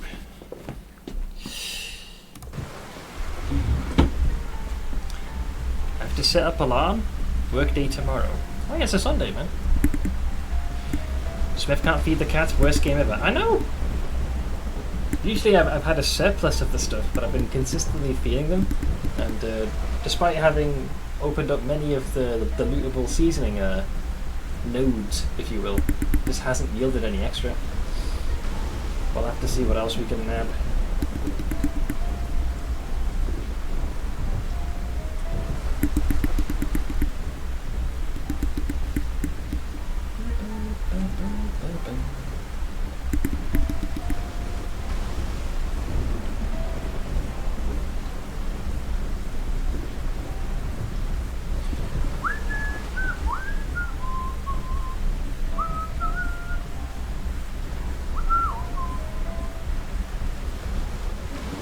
Alright. Let's see what we can unearth. So I think we'll stand one chunk of this day visiting the sea folk, so I can collect the sea weed. So I guess we do that now? I don't have much else to trade with them, but we should probably do that now. In fact, I could even do a quick practice diving session in that region. We're already here. The crops are all grown, come harvest. I'm on the way, pal. I'm on the way. But yeah, I'll let the ads do their thing first though. I'll transport myself down here. Now to put on the suit Dr. Bacon made and visit the glacial area. So that's gonna unlock an entirely new region. I imagine there's going to be quite a few new fish to catch as well. Gonna play some League of Legends. I will leave you to it then, man. Go for us.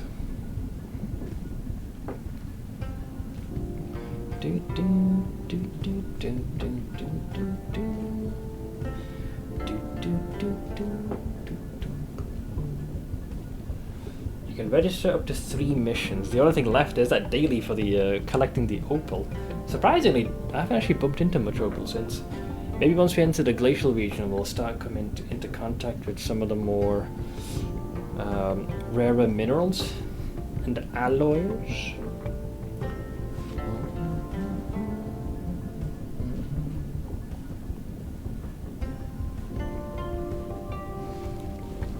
I feel like the guy that I'm going to end up fighting at the very end of the game is going to somehow end up being freaking Watson. But my guess here is that he is such a meathead and he doesn't realize that the organization that he's affiliated with are the bad guys. So he'll probably have this moment after you beat him into submission that, you know, he is the baddie. So one for you today. I don't believe so. I found a video to share and ask her how she put googly eyes on this thing in the video. I suppose you could put it in the Notice Me Wasif Pie and at Bunfu directly and she might respond. I would play Retail WoW, but my sub ran out and I'm currently unable to renew it. This is a War Within we're still at, right? I don't believe the expansion has gone past that point quite yet.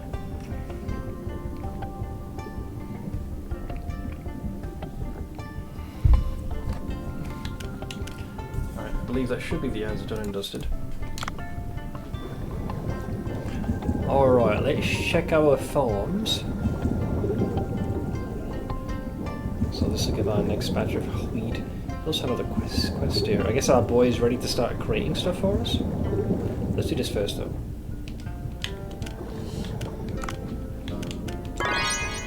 Kelp! That's still growing. Very nice. And I think I had a couple of these that I wanted to add. Oops.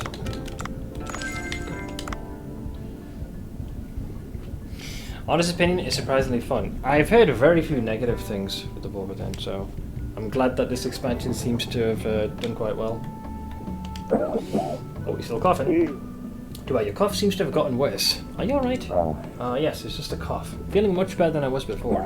As he coughs more. He's coughing too much. Do I have to make him more of that porridge? I should ask Mima if there's any foods that are good for coughs. A nutritious food for sea people. Alright, I guess we speak to the local cook.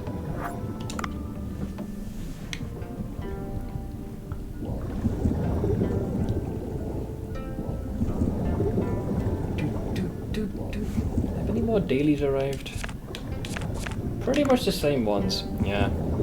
They've made it so there are multiple ways that you can earn the currency with these ones. It's just effectively repeatable, of course. Kill this, gather this, or deliver this.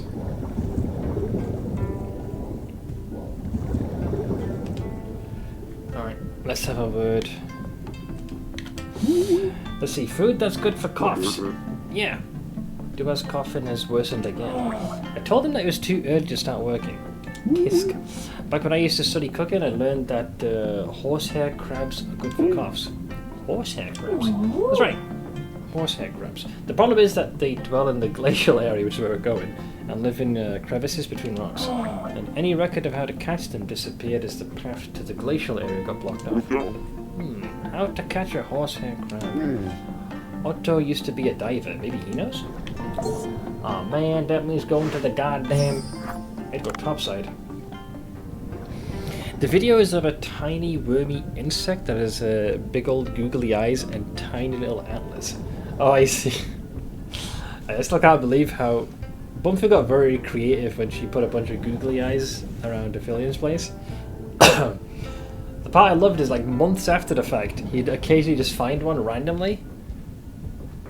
It was either like right under his nose or just hidden very well.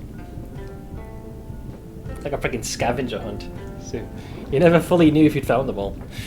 Let's see, New Game Plus started. I forgot I had to load the save game to begin. Told Sana the game I'm driving a cat bus in tunnels and she recognized the game. Oh yeah, because you Morgana, yeah. That took me a second to realize. Cat? Van? Nani? Okay, so normally you would use the mirror to teleport yourself there, but I guess we can swim there manually. Should I? Hang on, I gotta double check. I'm not sure if the mirror on this side can transport you to the glacial area. I think it can. Either it sends us back up top or we can just head straight back down. If not, I'll have to use the gateway that's on the top corner there and swim down manually. Let me double check. Okay, they be this. Yeah, so we can go into the glacial area. That was where Suam supposedly came to the rescue. That bastard. Achoo! Entered the glacial area for the first time. Okay, it's officially on. Not sure why there's mayonnaise here, but so be it. Okay, so what's the deal with these fish? Do I just use this one instead? Who this? It's a polar eel pout.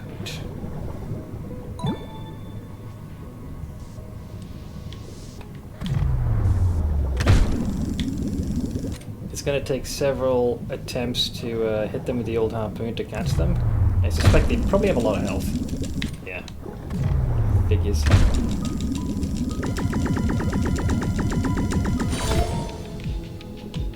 New music. So that's an ice fish.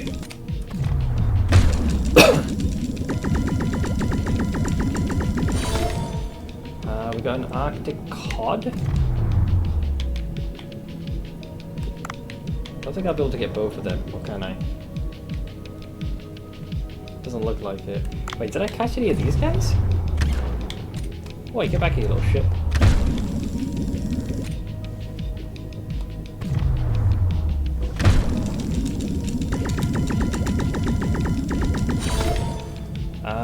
Gelatinous snailfish. Okay, another new one. That's generally this area handled. Okay, now we're officially in new territory.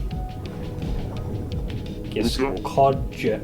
Wow, it's really what? It's completely different from before. Well, time to really explore the area. Okay. So this is the glacier region, eh? Oh god, there's a big shark there as well. Well, that's awkward, isn't it? I imagine you have a fuck ton of hit points. Ouchie. Okay, they also do good damage. Ow! Okay, we might have bitten off more than we can chew here, lads. I don't have my usual guns. Okay, this guy has one heck of a lunge. I must retreat, for I have taken their damage. Guys, he seems very driven to aiming. Just saying. Just saying. Just saying.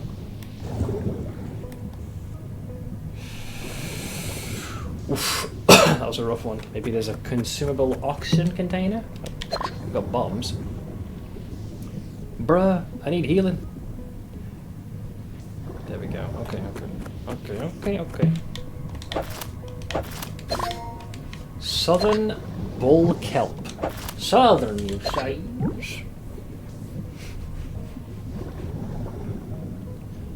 I believe we already caught these guys. And that one? Where's that big guy? I underestimated his charge capabilities! He was waiting for me, man. Bastard. Okay, how about that? Okay, he did suffer damage, but he's still ticking, man.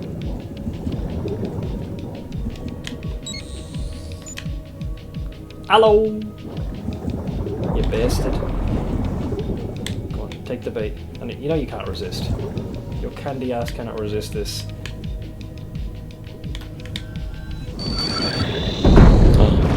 Managed to dive past it. Impossible.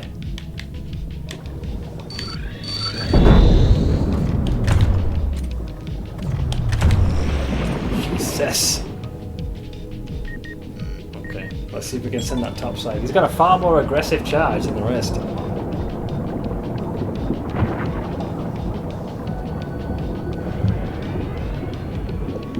What are we looking at?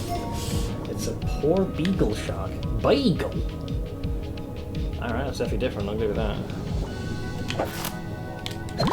Okay, so I'm seeing some bullets, so we'll use this to just quickly grab these for free. Some haddock. A lot of some haddock.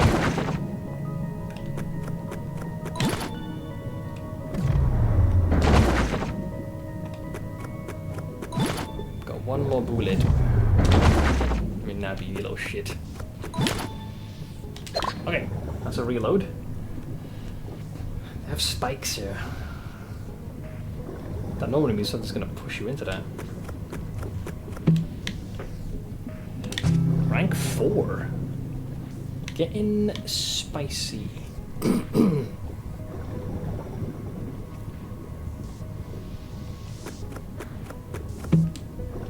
That's good. Can use that to heal myself. There's more. Oh, hang on. This is a new alloy. Now, I don't think this knife's going to be enough. Yeah, we need to make the upgraded version if we want to try and acquire that. Well, might as well go for the easy capture. Because we got 5 more rounds that we can reload. So I'll just use this to get me some high quality free fish.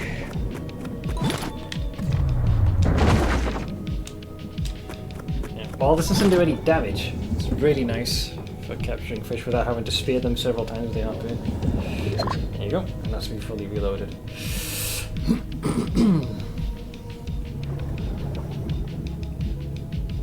Wait, that's starfish? Oh, it's a red clam. Okay, that is something. Any cat food?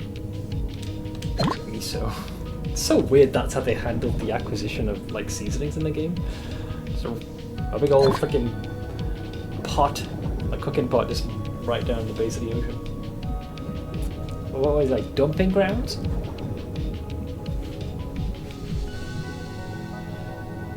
More bullets, or rounds.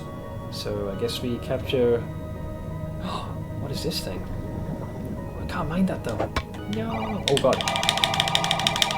It can apparently freeze you if you get too close. Oh no, that's not good. So I guess it periodically... Ah, okay, so periodically it will release like a burst of cold, which can momentarily paralyze you. Encase you in ice.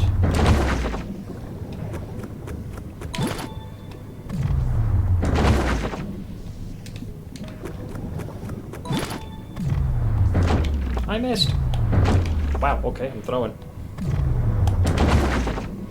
Oh, made up for it. We got 2 fish, so technically 1 shot got wasted.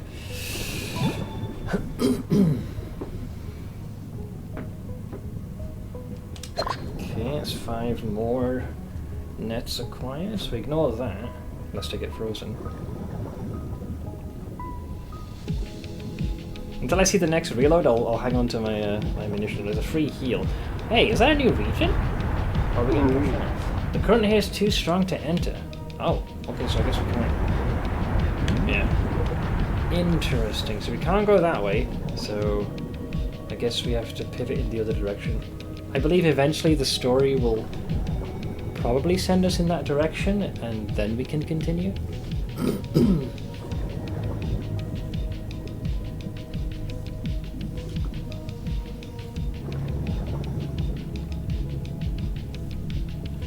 So let's pivot back this way.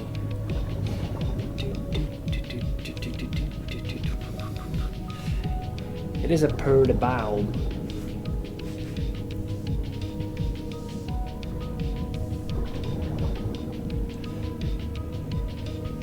Yeah, it's pretty chill.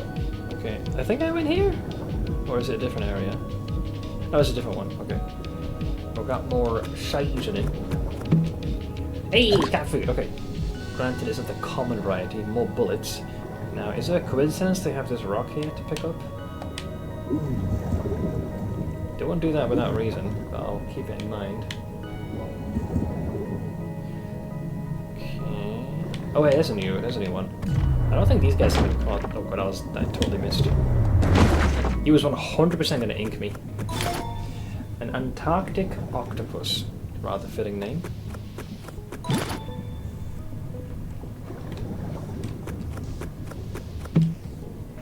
Ooh, poison sniper rifle. I'll break it for parts because I'd still rather keep the current weapon because we can use that to round up enemies. Is that a mirror? Oh, maybe we can teleport ourselves here instantly rather than swim down? Oh, wow, okay. Interesting. So yeah, we could... That could be... Oh, you know what, that's probably... I see what they've done. It works exactly as the diving pod. Because yeah, how would we send one here? Because it's, you know, deep in the Arctic area, where we don't have access to the rest of the ocean. So instead, they've placed these strategically to act as a way for you to get back. Eat. I don't do anything with these yet.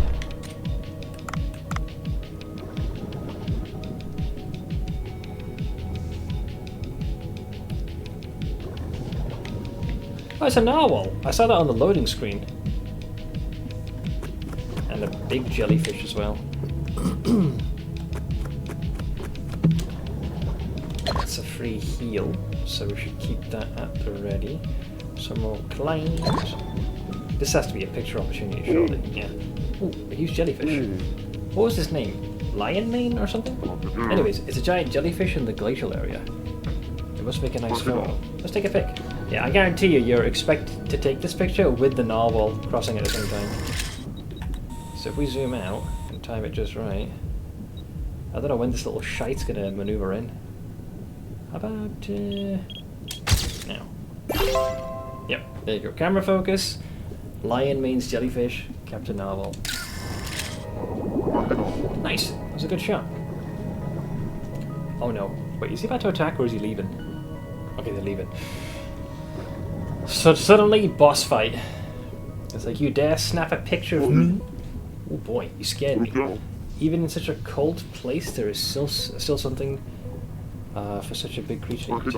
The deep sea really is a mysterious place. Alright, well that's added to the list, I suppose. Okay, so that is the limit of the depth I can handle. Wait, I feel some heat coming up.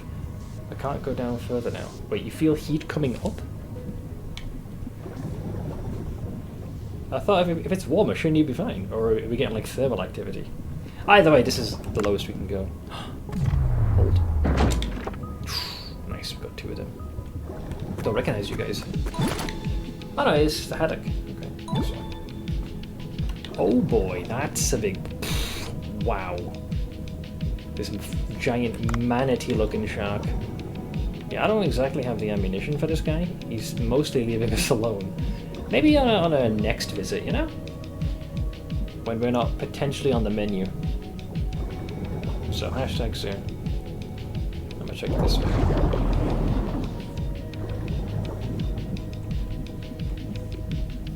That's a good number of fish that I see there. Is that a whale or a shark? Who knows? It's a big boy. Okay, we've hit the weight limit though.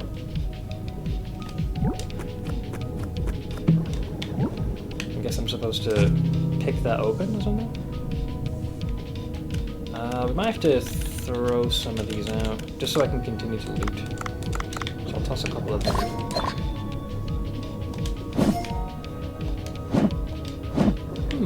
Guess we're not destined for this one just yet.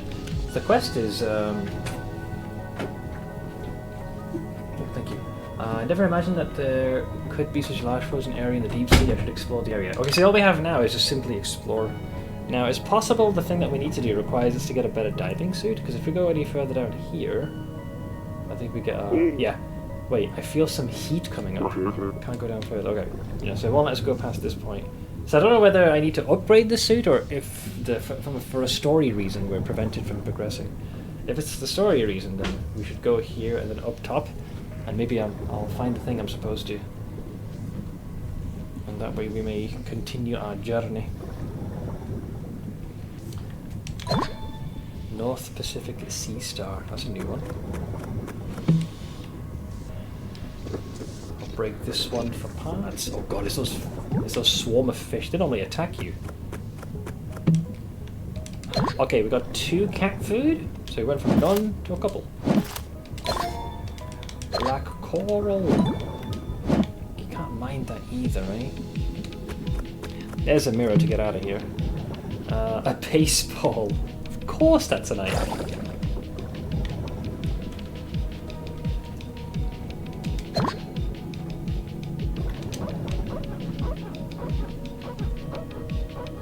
Okay, in the event... Oh, we have to hold it and then open. Okay, so it functions the same way. Well, if we need a way out, we have it. We've got a heal here. That looks like another area that's sealed off.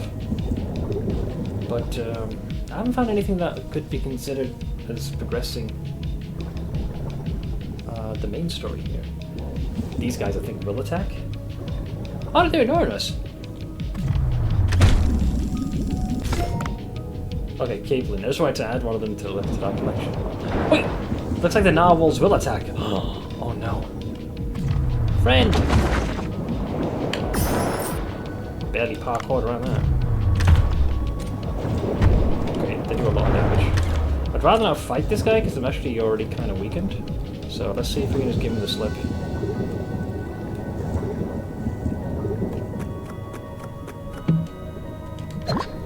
Some black pepper, that's a new one.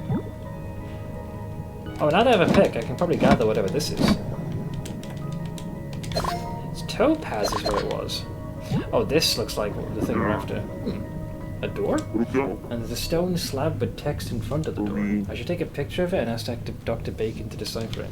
Maybe we'll learn more about your boy King Long. These nuts. So are we taking just the tablet?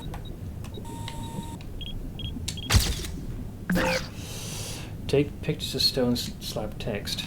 What more do you want? Fine, I'll do a wide shot. Camera focus. Okay, good. So we'll send that. This picture's good enough. Let me go up and show it to Dr. Bacon. Alright, now we just need to get the hell out of here. So... disregard the narwhal, he's an asshole. And we'll use the mirror we saw there. Which I think was somewhere here, I think? You cut off part of the slab in the first shot. Yeah, probably. I figured if I just zoom out, it should be fine. Okay, now we can use that. And then... do I need to speak to the sea people? What was the thing I needed? Liver opal... that was it. Otto used to be a oh, I gotta speak to Otto about how to get the horse. The Crabbo El Stabos. Yeah, so we gotta go to the boat. We have what we need. Interesting. So we switched the big old diving pod in exchange for a teleportation one. Maybe you can drop rocks on those gathering pebbles. I tried it. I don't think anything happened the last time I attempted that. I've used a pick. I've used my harpoon. The only thing I haven't tried yet is explosives. Dr. Bacon, could you take a look at this picture? Let's see, an ancient stone slab of the sea people. It's very old and poorly weathered. No matter. Should be enough to run the decoding equipment with. Can you hold that picture for a moment? What the fuck?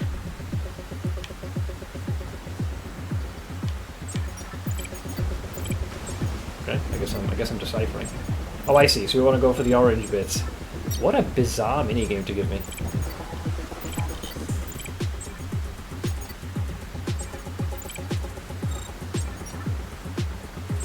I'm deciphering me.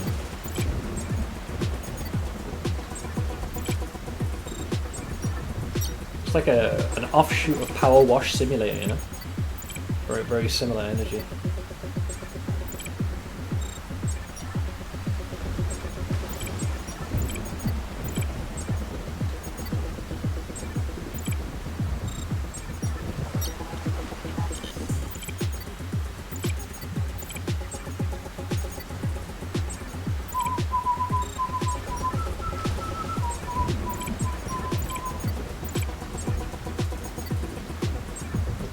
What does the tableau say? Excellent work. Thanks. Good. I can read them. How lucky. What a relief. What does it read? Seems to be some sort of a spell. The letters are unfamiliar to me, so it's hard to decipher them clearly. Why don't you ask the sea people? There must be someone who has knowledge of cryptography or spells. I guess I'm going to their little library. Alright.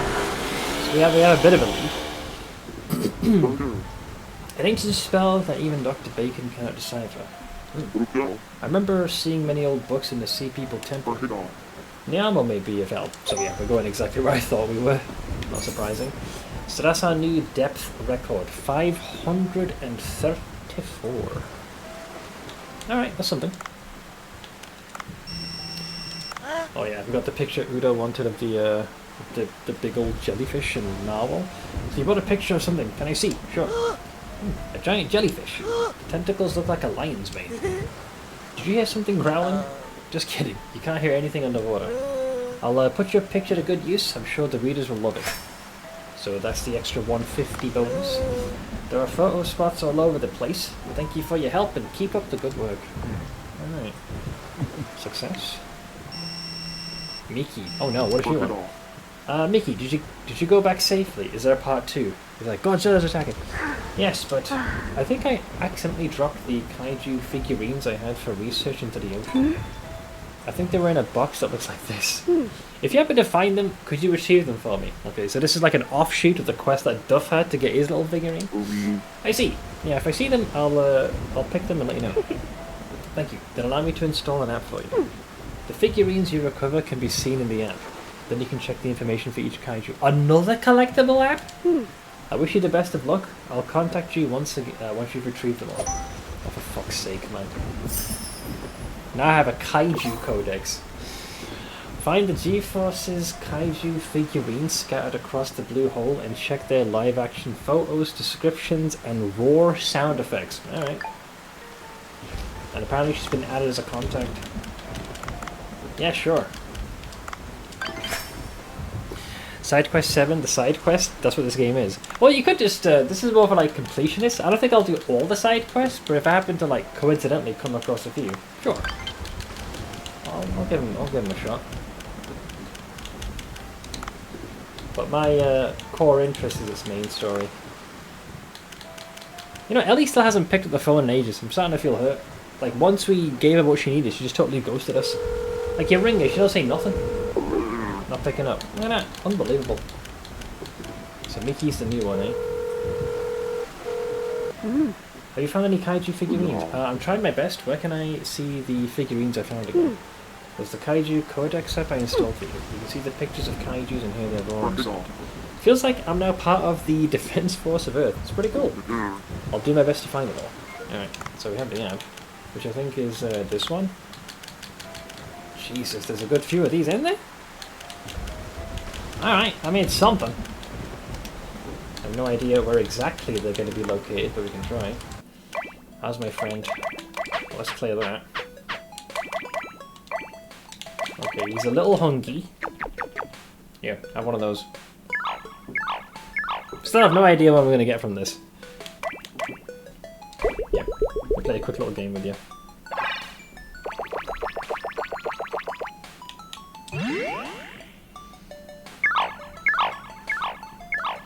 He seems happy with himself. So I'm hoping discipline is how you teach the little shit to not be so belligerent. That seems pretty much the same. Alright, he's mostly placated, I suppose. So we got the event later tonight. We need to speak to Otto. So let's go to the farm. Speak to Captain Chuckletruck. There he is. Looks like he's hard at work expanding this one. At least he's being productive. Hey, you want to catch a horsehair crab? That's right. Apparently they live in crevices, so it's hard to catch them with harpoons or nets. And that is similar to the frickin' moray that we had to catch. We just have to wait till nightfall. Let's see. Of course you can. You'll need a crab trap. A crab trap? Yes, sir. You put some bait inside the crab trap, place it between some rocks, and crabs or lobsters will walk right in. Okay. Then I could catch a horsehair crab with it. Do you have any? I'm retired. Of course I don't have one. But I can make one for you if you have the materials. Alright, what kind of materials do you need? Some lumber, scrap iron, rope, and you'll need a tiger shark tooth for a good grip. I might have one still? Okay. I'll try and get everything for you.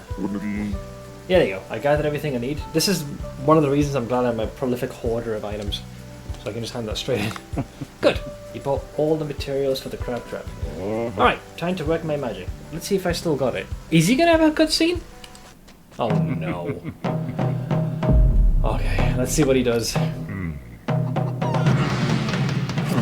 What the fuck? Oh, he's talking about his past life and damn legs. Okay, well, you know, he's pretty good. Wow. So this is a crab trap. Yes, sir. Put it in a crevice where there's a lot of bubbles and wait for a bit. Oh! That's the frickin' rocks in the bubbles. Maybe that's what it is? I was trying to mine them and drop rocks on top, so maybe you're supposed to put those on top of them and then you can catch those crabs. So maybe they're hiding underneath those. He says there's lots of bubbles. When it catches a crab, the crab trap will start shaking. You'll know right away. Got it. With this, I can catch horsehair crabs. Different things live in different areas, to try and put that to good use. Alright, well that answers that question. And he's still focusing on day shop. Watering can. How are my crops doing? No.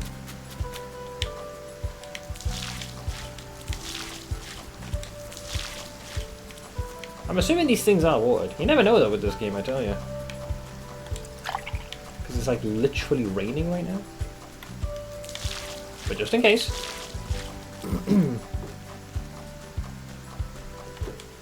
Huh. His dialogue is the same. Chop! So he'll sell you more shikauns. Do I get the egg from here or? I guess not. Okay, well.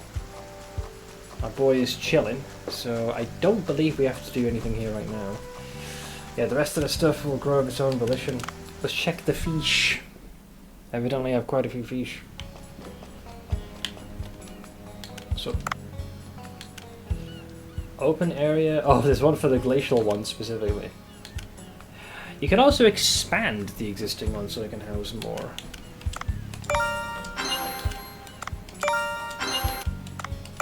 I'll do that for now, so that way they don't like end up freaking suffocating each other. Because we've got quite the large ensemble, but there's very little room. Yeah, so you need 2 of each. Jeez, look at this mess, holy shit. Anything above 2 you can then harvest. So, case in point, we can send 2 of them to the Kichon. Oops. One of these guys. 5 of them fellows. Yeah, we'll send the higher rank ones. And, oops, one of these fellows. Right, and that should keep things pretty tame. So that's a bunch of extra fish without having to actually do any extra fishing. That comes in pretty handy, I gotta say.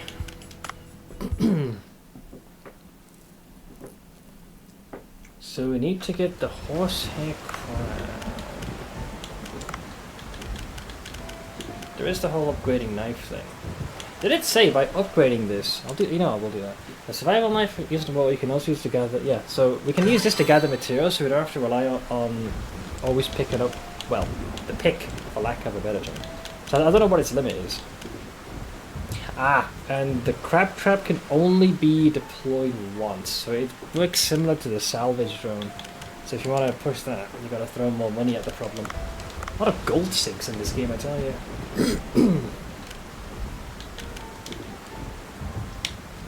Alright. Take a look, see. Yeah, we're all caught up there. So the to-do list, I mean the kaiju stuff can be done later. We have to find the better part of 20 of them, so I'm not fussed with that. That one would do. I don't really care about the opal one. And oh yeah, we got to speak to Niamo. So I guess we'll just yeah, we'll go to the sea people because we already have plenty of shark prepped. I ended up gathering that way in advance, so we should make a pretty good killing then. So let's use the wait. Is the quest here? What happened here? Nani? Oh, it's gonna be this dickhead. What does he want? He's the one who sells you the seeds. What do you want?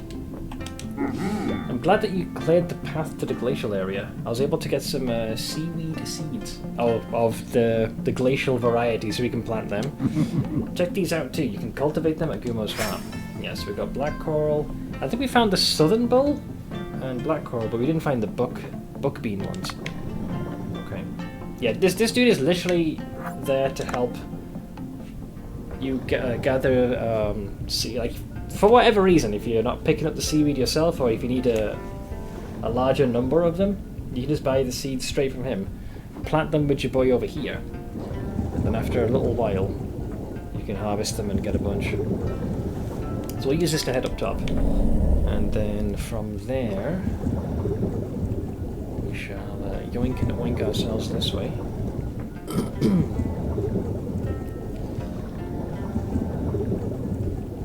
shall speak to Niamo. Hopefully they'll be able to help. They're the resident nerd. Oh god, Swam's here. Huh? Swam? What are you doing here? Are you reading a book? What if he's secretly going to be some antagonist? He's just been playing dumb the whole time. Yeah, are you surprised? My keen analytic abilities come from the books I read. Oh, long time no see, human. I was sorting books. How can I help you? Can you take a look at this picture? It looks like an ancient spell, but I can't understand what it means. I can roughly understand it. Where was this stone slab located? In the glacial region. In front of a large closed door in the glacial area. You see, according to the book, there are 3 large doors in the glacial area. I think we might have bumped into one extra one. And inside those doors is a switch that will lead to the Divine Tree control room.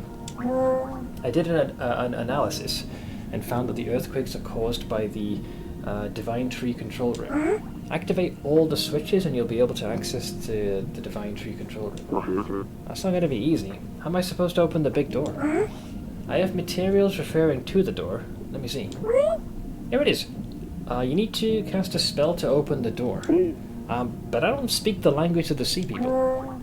Ah, of course not. Then why don't you bring Suam with you then? That's a bad idea. That's fundamentally an absolutely terrible idea. Suam, you say? Human. You can do nothing without me. Shut up. Well, it looks like you're in trouble. I'll give you a hand this time. I'm not sure about this. Best of luck to you, Suam. May King Long's protection be with you. Stop worrying about me. Just lead the way, human. Oh, fuck, I gotta partner up with this dipshit again. Look, he's come in handy once. Only once, and that's it. This must be the door. Well, I'm supposed to cast a spell that Niamo taught me. Watch and learn, human. Alright, impress me. Go on.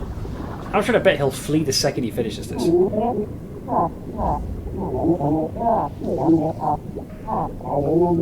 Really? You had the hip thrust? I'm never gonna live this down. Wow, the door really opened. I'm impressed, Suam. Aha, now you realize my greatness. You said it was a spell, and you had to dance as well to open it? Oh, that is... I needed to dance to keep with the beat. Okay, so it wasn't needed. Got it. Shall we get inside and check out the place, Suam? He doesn't know where he's going. He'll be like, I opened the door. Like, I'll guard this area, you go in. My waist hurts from the dance. Classic. Unfortunately, you'll have to go alone today, human. Shakes head. This useless schmuck. Well, he opened the door. I'll take that as a victory. This allows me to upgrade what? Wait, I'd rather not use it on the frickin' capturing gun. So, hopefully this has a useful firearm in there, please. I beg you. Nope, it's explosives. Well, I guess I'll just take it. Jesus. Okay. Yes, I'll take a look, don't worry. Alright, new region. Who dis? There must be a switch to operate the Divine Tree control room inside. My gut feeling is this passage will cause me trouble, but I have no other choice. I need to be careful. There better be any more of those frickin' undead fish people here, because that's gonna suck. A piece of strange rotation equipment is blocking my way. I think I can start it by myself. Do I need to push it by?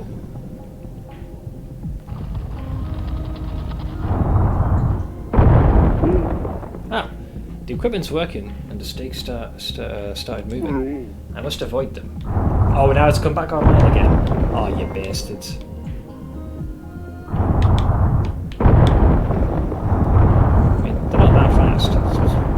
It's pretty chill actually so far.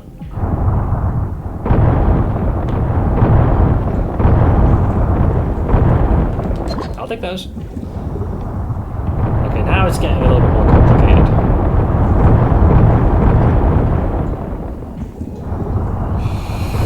Alright. Whoa, that looks advanced. The passage down there is blocked by ice. So, more laser beams again? I should do something with the rotating equipment. That's fine. Depends on what I'm required to do there, pal. So what's this thing? Oh, it's like a fucking pachinko game, mate. Do I get a new ball?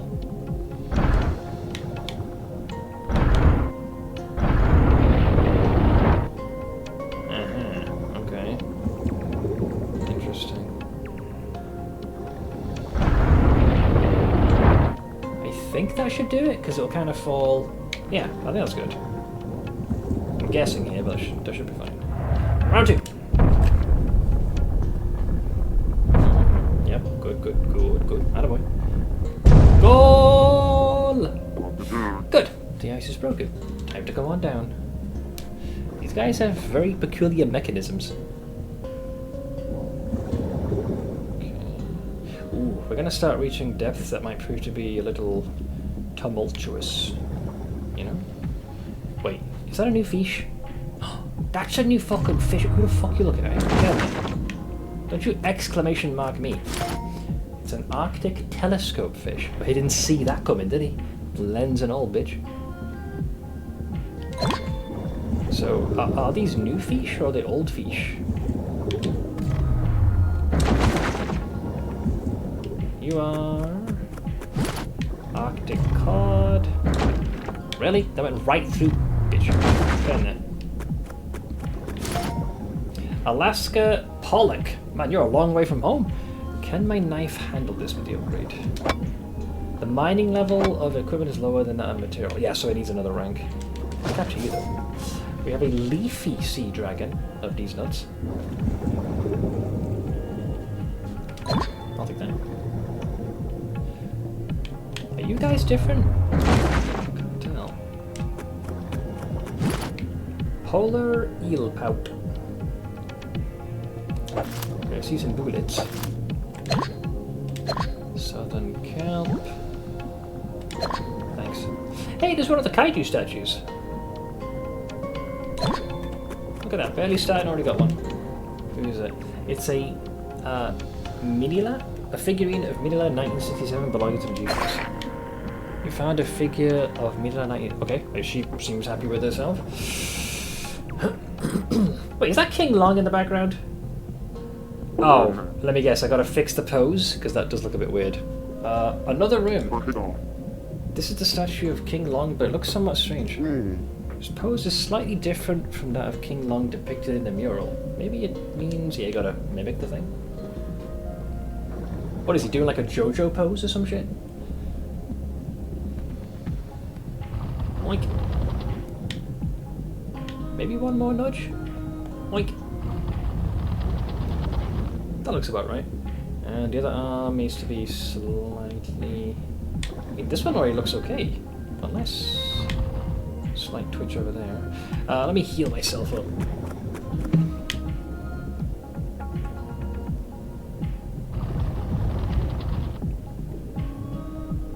That looks...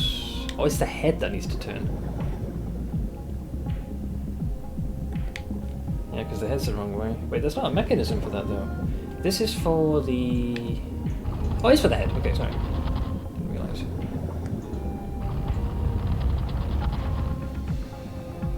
How's that?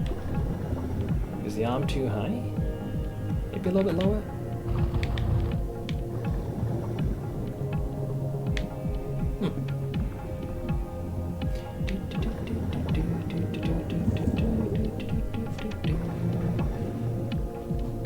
Does not appear to be quite right. Maybe this arm needs one more rotation. The other way, I should say. There we go. Okay.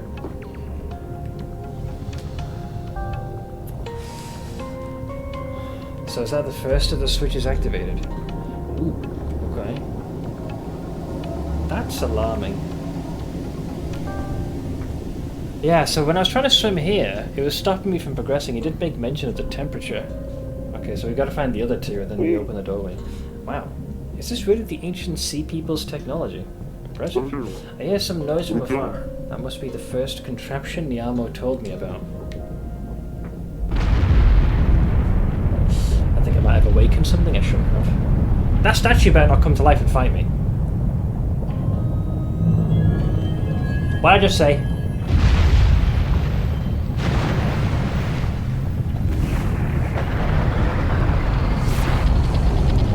Oh, it's the way out.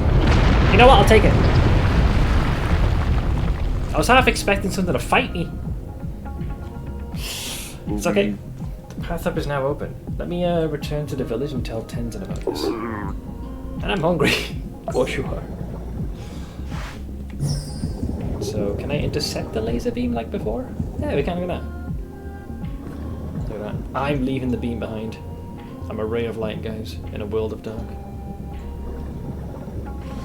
Well, I guess we'll take the free heal. Now, here's the question. Is Suam gonna still be there? Or will he have fled like a little bitch? Survey says. Little bitch. I knew it. I knew you wouldn't stick around. First opportunity he saw to get the hell out of there, he took it. The bastard. Well, since we're here, there is no harm in grabbing some extra fish to go. There's some ammunition there. Let's capture a couple of them for good measure. While you do have to be somewhat precise with, aim-wise, it is nice. You have to harpoon the bastards. You just fire the shot. If it connects, then you get max quality fish. Look at that, rank 8. Granted, we should really be capturing sharks. Where is that big guy? Because we kind of ignored him the last go around. He was looking pretty chunky. There he is. Look at him. Wow, he's fast. Oh, yeah. No, it was the narwhal we ignored. I think we bested him though. He fights a little. He's got a similar attack to the shark boss we fought yesterday.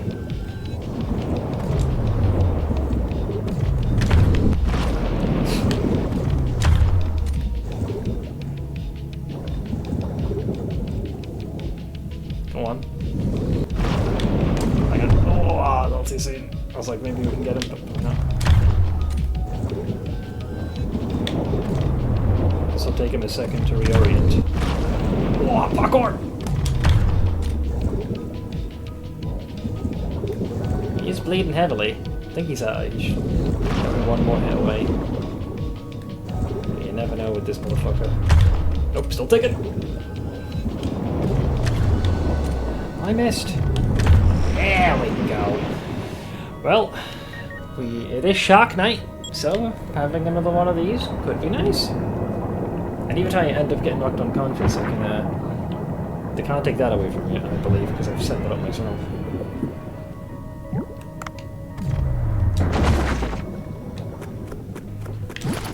Let me add you to my collection, Ed boy. Here. Come on, go to your friends. Damn it! Best I could use security. Oh, these'll do. Wait for it, wait for it, wait for it. Yeah! Oh, there's the narwhal. I am a little injured though, so wrestling this fella could be tricky.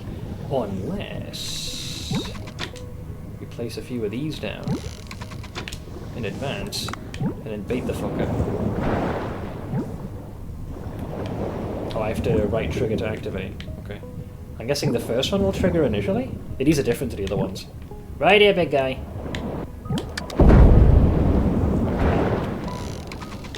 First blood goes to us. Hello! Hello!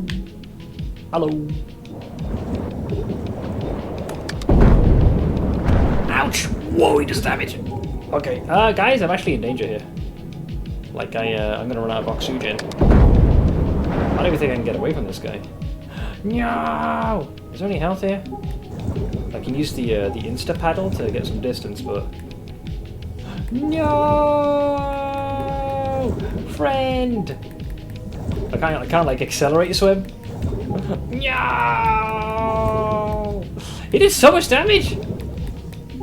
Ah, they got us me. No, we can't go any further down.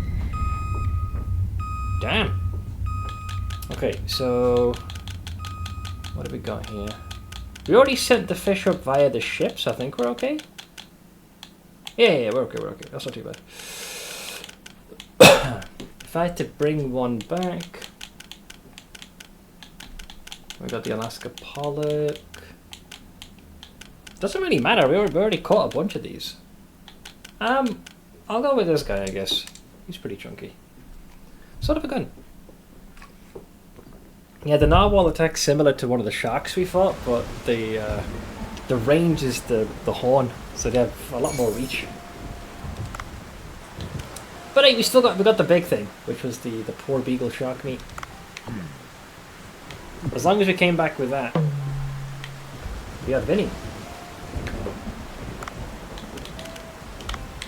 It is time to prepare. So it's often these event nights where you make all the big bucks. Oh, this guy's back again, and he's brought company. VIP appeared, Wang Pang, the Master Chef. This again. Hello everyone, this is Yui from NDC Station. Today I present a new program called Challenge the Chef featuring Vincent Yamaoka. It's been a long time everyone, I am Vincent Yamaoka. The champion of the last season was Bancho, he was praised by Vincent. He'll be the defending champion today. Wait, oh, is freaking Tiny behind him, the big guy? Why do I feel like he's like some offshoot of Dave? Defending champion? And this season's first challenger is Wang Pang. It is my honor to be here. I'm Wang Pang from Hong Kong. Nice to meet you, Wang Pang. Alright, we've met the contestants, now let's begin the show. You two will compete with dishes on the same day at the same place on a given theme. Vincent Yamaoka will judge your dishes. Today's theme for the contest is Chinese cuisine. Ooh, how experienced is Bancho with that? Oh well, this isn't good. As you know, Chinese cuisine developed many different cooking styles in its long history. Wait, that motherfucker's from China, so you're doing it based on his theme? That's rigged. Come on. When we talk about Chinese cuisine, many will think of stir-fried meat and vegetables. But that's not all. There's more than that. This time, you two will compete for the dish using fish.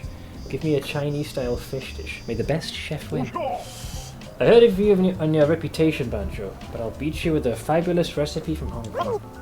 Oh, Wang Pang issued an official challenge.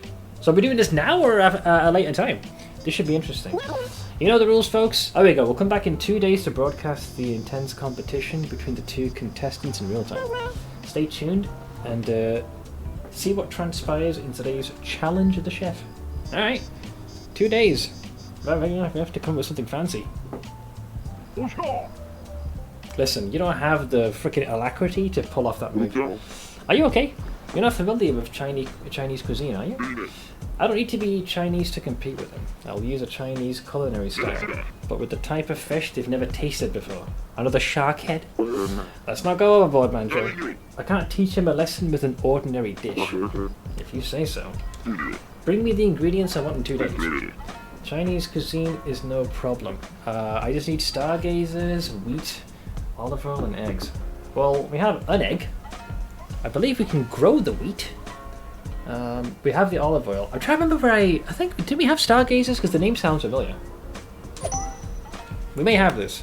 Maybe. This is the stuff I delivered. Trout, sea graped. So sea grapes rice bowl. Ain't that? Yeah, I already have the stargazer and the olive oil. So as long as we don't accidentally end up consuming those things, then we should have enough time to grow the wheat. And I could probably just buy the egg. Yeah, so don't touch the eggs, grow the wheat. In fact, we can probably buy the wheat. I think?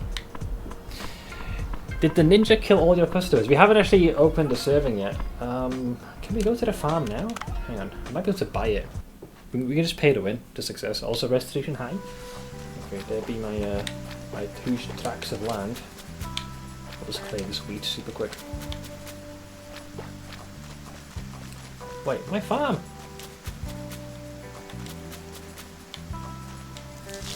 I guess you're not always guaranteed to get the thing you want. Hi. I'll grow the rice, just kill off the insects every now and then. That's when I took a harpoon in the... Yeah, massive. Let's see, hang on. Yeah, so there's 1 wheat. And then you've got an egg. Okay, yeah, so we didn't even have to plant those, we just bought that. I don't know if he will need those now, or if it's required on the day. But we have what we need. They took a harpoon to the knee. So they claim, evidently. No matter how busy you are, you need to do the cooking research. There'll be customers looking for new item menus. I will try. Alright, so today is the Fatting Short theme. But we're also going to be serving the boss meals, because that's where we're going to make the extra bucks. So I'll put on one of them. Yep, eggplant, agar, miso. Yep, alright. So that's him. Oh, and yeah, it actually ends up giving 10 servings of the stuff. Always forget that. Then we need the shark theme. So we've got the hammerhead. 5 of those. 5 of them. This one I can upgrade. I like this one. Get your cat jams ready.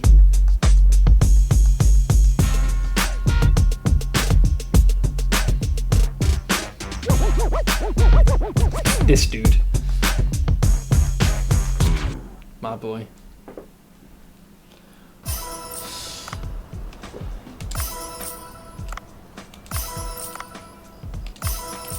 Okay, we can essentially just put the whole 7 on the menu. Fuck it. Use as much as we can. Then we got this one here. I'll take 10 to enhance. I'll do 5. And we got 2 more menu slots. That leaves us with 1 more. Hey Raju! How you doing, man? Okay, then we got this fella, which I have upgraded thoroughly in the past. So we got the zebra shark meat. We'll only have 2 of those, but that'll do. Okay, we've gone heavy on the shark theme. Zebra shark sushi, tiger shark, frilled shark, poor beagle shark, rhino chimeridite, a smooth hammerhead, and then the boss food, the boiled shrimp mantis with soy paste. This is like the alpha and omega. Procrastinating from sleeping since tomorrow is Monday. Oh, you're back in the rotation. Gosh darn it. Right, before I continue, and we kick off the serving, I'm going to do a few things. I'm going to go for a bio break and top myself up on coffee. And before my stomach succumbs to anxiety, I think I'll grab a quick snack.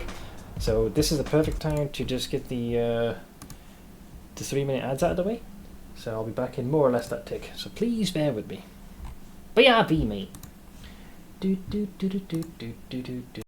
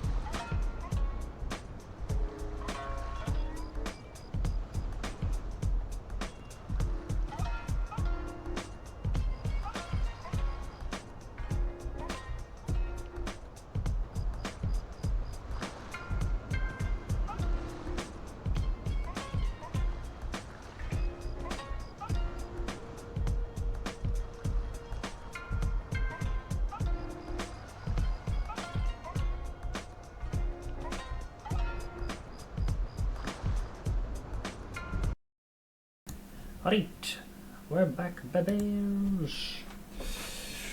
I should probably plonk my carcass down as well since I've been stood for a wee bit.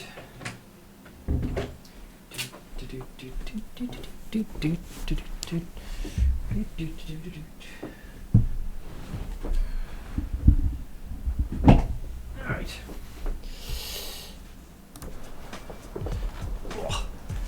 My legs.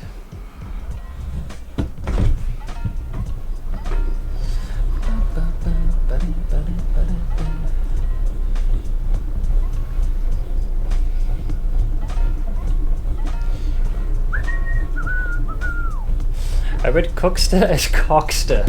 Well, I guess that could be Dave the Diver's version of a grinder, I suppose. Cockster, same difference. Need to get my mind out of the gutter. I feel like, did I make that joke myself at some point? I feel like I might have. Maybe. Sounds like a jest I would make. Definitely.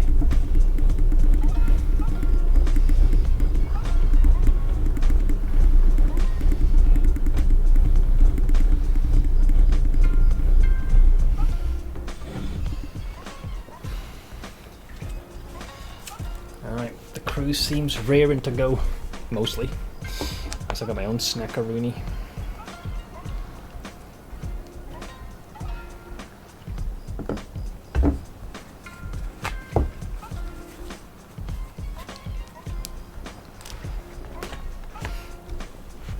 What are you having? Oh, I'll give you a link.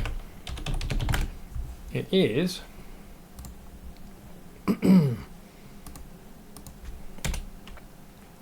Let's see here.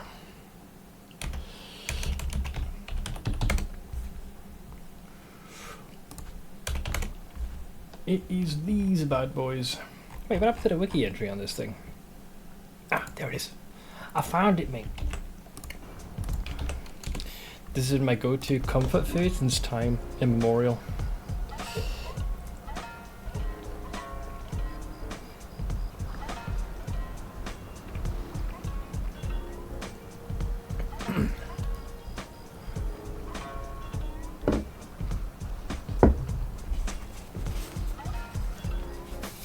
Yeah. Well, I didn't get to know my grandparents particularly well.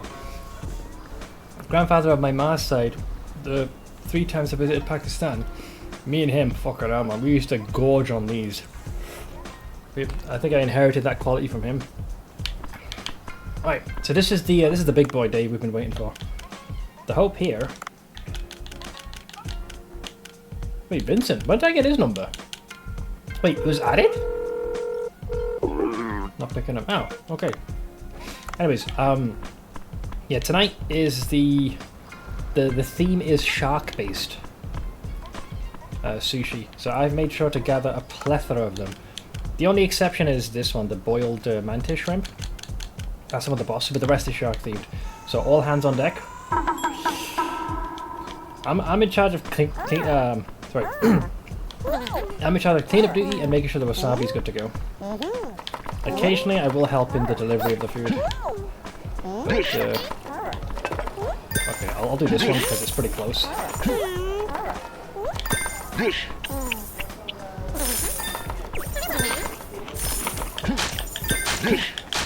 wasabi's good to go. Ooh, a lot of folks want the special. I'll do the nearby folks because. Okay. They get impatient. I think we might have a few angry customers here. Oh no, they managed it, mostly. Oh shit, I pushed Dave too far. Wait, did they leave? Oh, they left. What the fuck? Oh no, I got beaten to the punch with the delivery.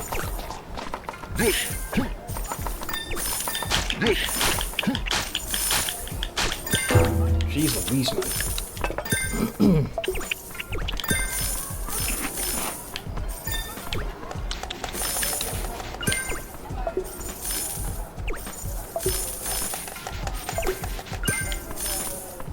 Cool. Alright, they'll finish the pouring. Okay, so only a little bit of the shark went to waste. But the rest of it was pretty much on point. So very little got thrown out.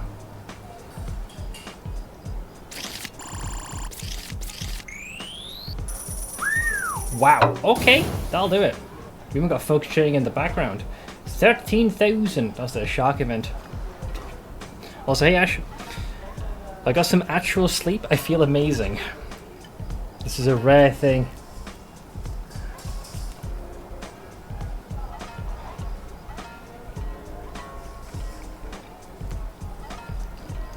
That's the most we've made in a single night.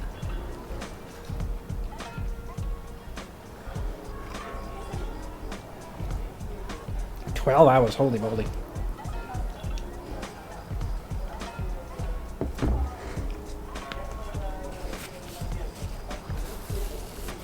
Now that Ash is here, I can finally say that my next D&D campaign has finally begun.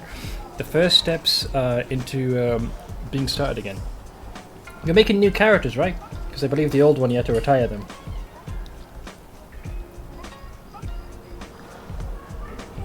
What type of character have you made? I think ours might be picking up again as well. Right now the tentative date, I think, is the 10th of October.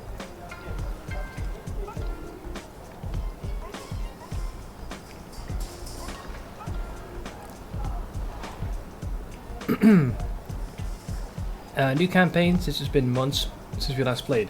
I mean, for us, we're on the same wavelength for months since the last play. Make a marrow. You're supposed to be enjoying D&D, not be tortured by my terrible character choices.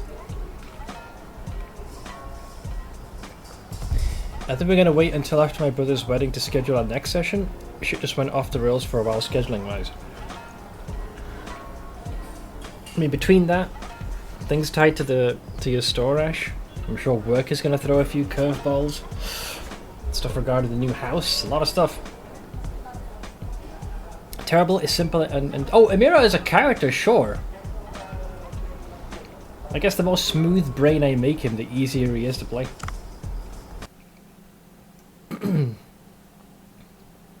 Okay, we made some big bucks in that one.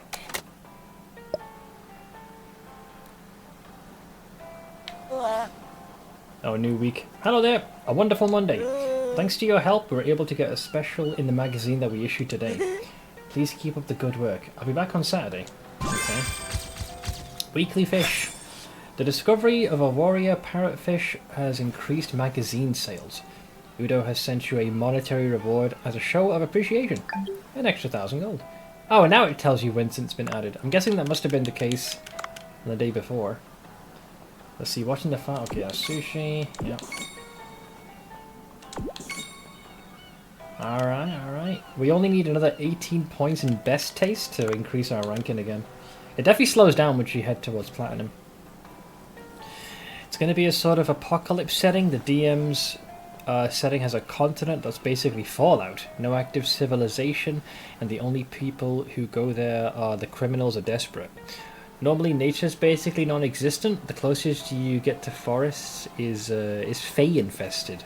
This sounds like an intriguing setting. We're slowly introducing the new rules, at least the ones we like. Oh, for the is this tied to the new edition they're releasing? The 1D&D. We already did a lot of stuff. Everyone gets a feat at level 1, for example. That's such a good one. I'd rather give someone an extra tool, especially when you're that low level. And some of the more complicated stuff will take a while because we have so much homebrew stuff that the code in D&D Beyond is something Stitch has to fuss with to make a lot of that work as we update with the new stuff. Yeah, the more homebrew you have. I've made a few stuff myself, but it can be a little bit finicky, especially if you start using it like a virtual tabletop and have to import that stuff in.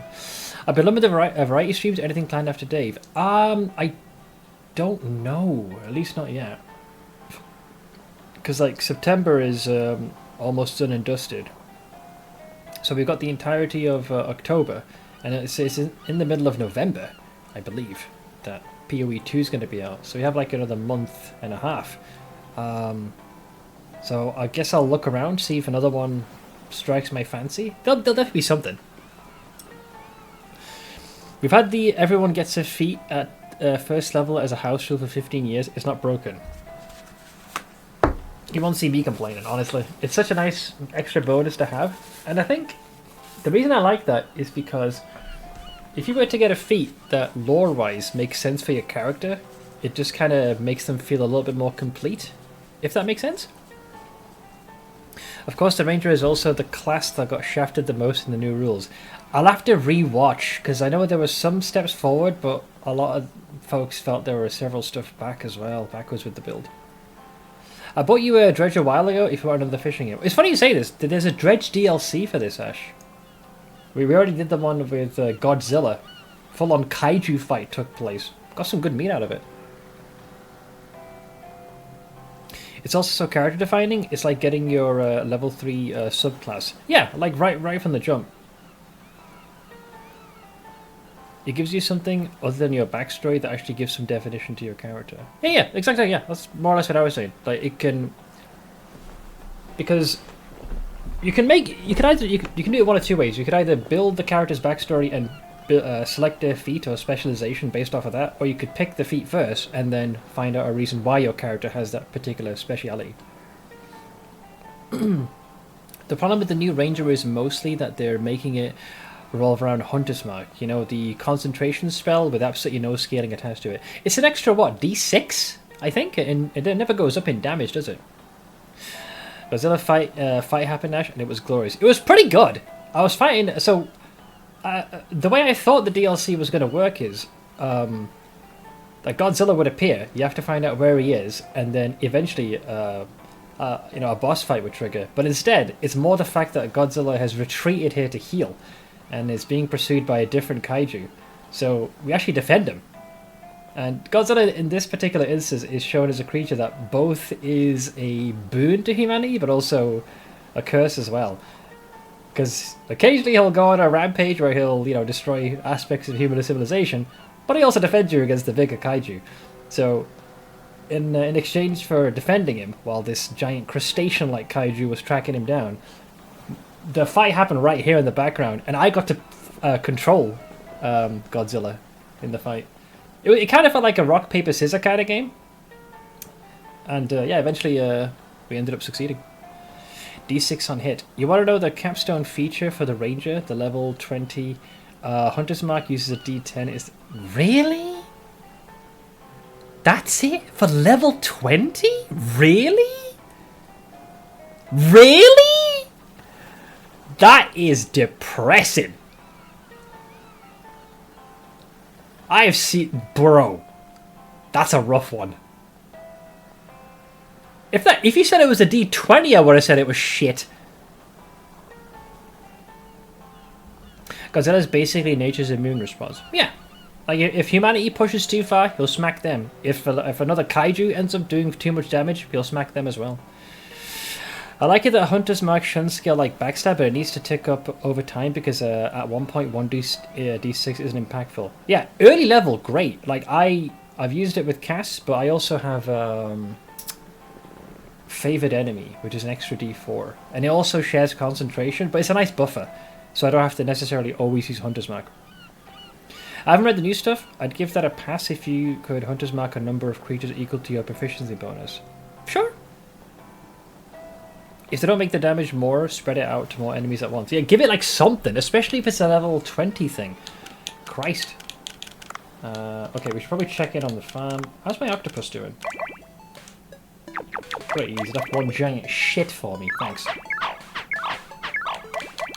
Well, at least it's an octopus. I still have no idea how to increase training. Let me see what happens, because right now we fed him, right? Okay, so the effect... Is it discipline? Let me do like 4 or 5 of these. There's 3. There's 4. He looks very angry. Okay, let's see now. Okay, so it is that. But how many times are you allowed to do that? Until he gets angry with you.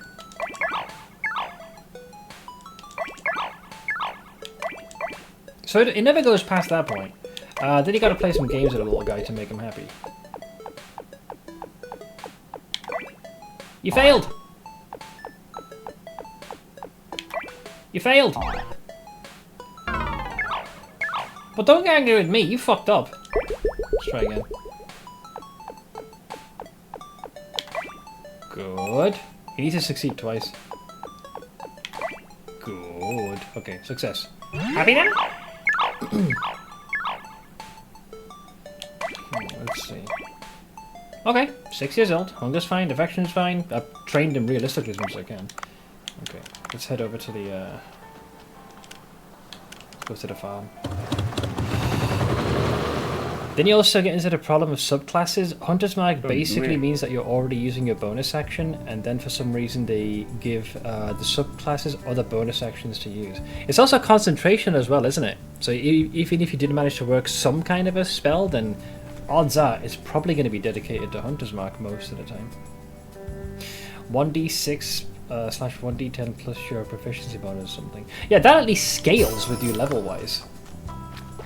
Not immensely, but at least you feel like you're getting this natural, permanent progression. Forget attacking with your companion as Beastmaster if you want to use Hunter's Mark as well. Yeah, that's another rough one, because I think you have to use your bonus to command them to do that. No sharpshooter anymore. Did they also get rid of like that aspect of Great Weapon Master as well? Can't remember. Technically help is a free action, so you can have your familiar slash beast help you attack. The familiar can only use dodge if you don't command it to do anything. I would homebrew that, because I feel like hunters are getting shafted with that one. There's that lawnmower boat again. It's not a lawnmower, it's a boat. You need to use your bonus action if you want to make it do anything, but be a dodge attack. Is that how it works? A bonus action is, I guess, better than what it used to be, which was that they went on your action, but I don't think what you're telling me is a good solution. Yeah, I'd feel like God, that's such a burn of a bonus action. Apparently a bunch of people at Hasbro got shafted while the deadline for the new rulebook wasn't adjusted. People suspect the Ranger is the one who suffered because of it. Like, if it's a digital version you buy, that can just as easily be updated. But if you buy a physical copy, Lord have mercy on your soul. Beastmaster was always the shit class compared to Hordebreaker, and that's not helping. In terms of like flavor, I like having like an animal companion. I think that's cool. But Christ, I learned just by watching Laura Bailey play Vexalia. Trinket kind of lost his shtick pretty quick. This guy is such a rip-off merchant.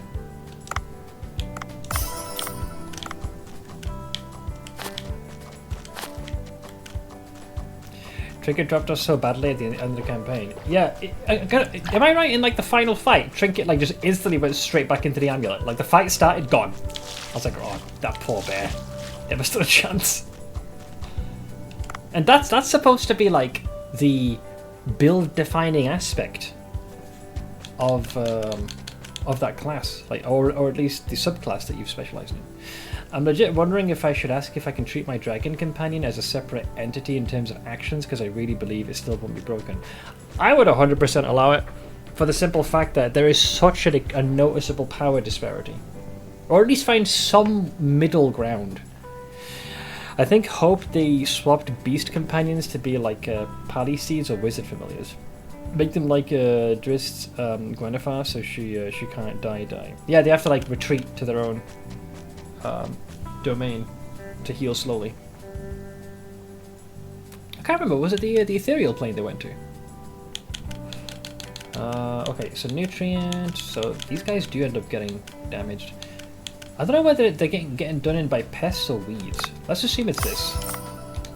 Is it one plot? Oh, you can do it the whole thing. Great. Okay, that should keep the bugs away. We don't need any more eggs. Well, we got the egg. You can use an action to resurrect them, and after a minute they get back up. Oh, that's the other thing, yeah. Them dying. God, that'd be brutal. Let's check on the fish. We'll see what's going on with the fish. The fish... Okay, we're getting a few more. I might just sell some of these now, because we've got plenty of fish in waiting. So any excess, if it's more than 2, we'll just we'll vendor them.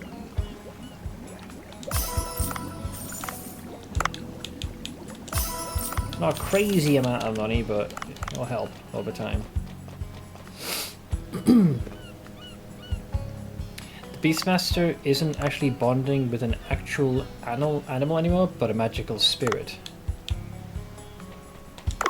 That makes a lot more sense.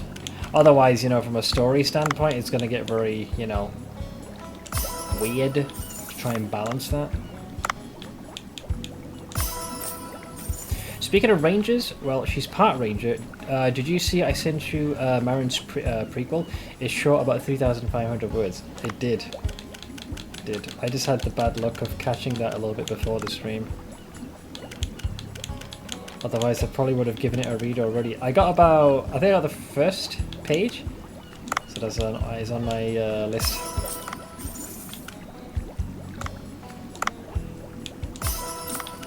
Okay, get rid of that.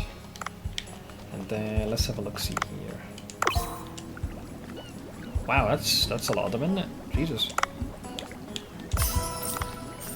They do go for a decent amount of coins. I'll sell the weaker ones.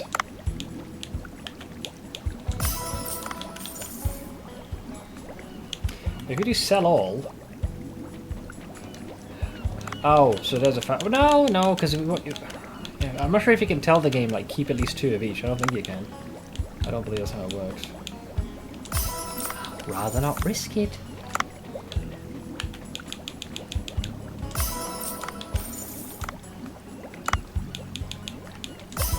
I think we found our money maker here, lads.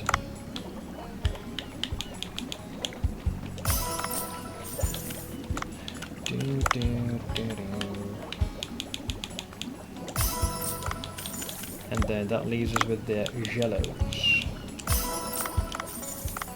Okay, this is good. Rangers are tough as they have 2 primary stats, a little more nuanced to the build. What's a skill with? Is it their wisdom? Because I feel like you want a mix of... I mean, Constitution is definitely going to be chief among them for hit points. Then you have Dexterity, and I imagine it'd be Int. I forgot what their scaling modifier is. Okay, let me head on over there. Then you have Marin, who's a Gloomstalker Ranger and a Circle of the Earth Druid. God, she's terrifying.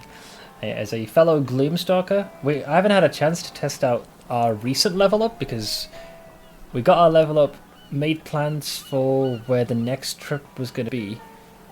And then yeah, we had our hiatus from that point on. Read my post to Ash. Oh, if you added Ash, I would have. My brain would have filtered that. Let's see, Ranger, Centaur, with the new free rules. Strength Ranger with Polar Master Feat.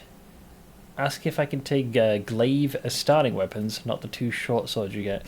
Fey background, then go Fey Wanderer, Misty Step, Abuse Flank Cavalry, Long Strider charges. Okay, so you're basically going to be playing keep away with your opponents. It's definitely more meta, I'll give you that. Christ, I have a character that can fly, so I don't really have I can't exactly judge, can I? Alright, let's so weapon. So to do this we need, so I need to upgrade the knife in order to be able to gather the alloys without having to resort to finding the pick down below. We also need to upgrade the suit once, so we can actually dive further down. So I say, we do the suit. Okay, now we're max level again. Interesting. Okay, and the knife is 7,000. Increases base damage and increases the number of minerals that can be mined. Okay, so the knife's max, so I assume we're good to go on that one. And we keep the rest of the muns. Oh, the fish knight came in handy. I sincerely think she's the only person in the party that could 1v1 Guntarius. I don't have healing. Castile's squishy without a lot of defense, and Sadakis would be okay with prep time and feeding Guntarius through a maze, but not 1v1. I could take out Guntarius, but he can heal, and I can't. So I think I'd be down to how much damage I can get to stick to him. Yeah, if you had like a very strong opening, maybe like you out DPS him, I think you'd probably have the best chance.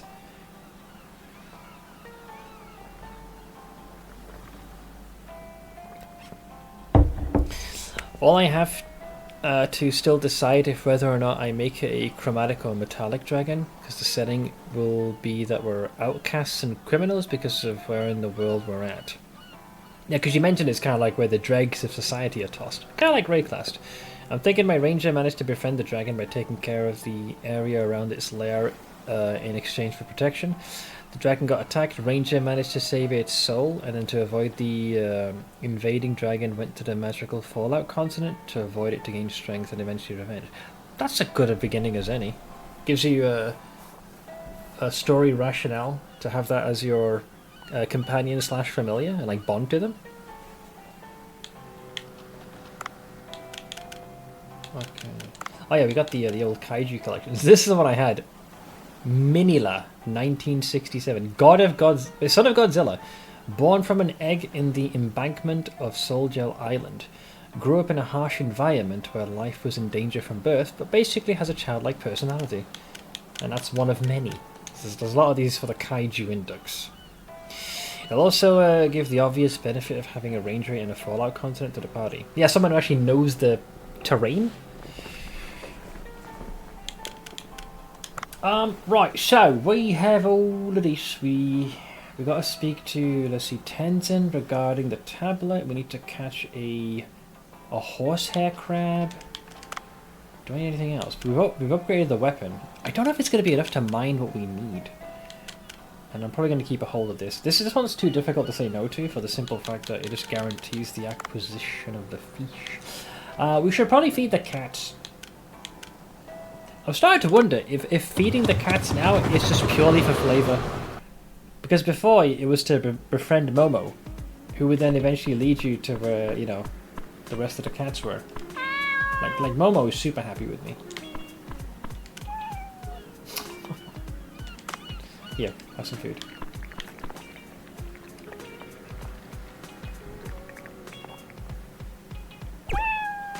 Okay.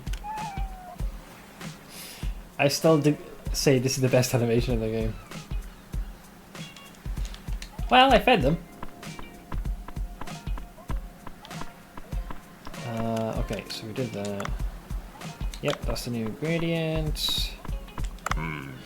Operation costs increase the more employees there are. You may end up running at a loss if you only sell cheap dishes.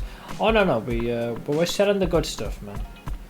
We are selling the good stuff. So the VIP is going to be arriving tomorrow.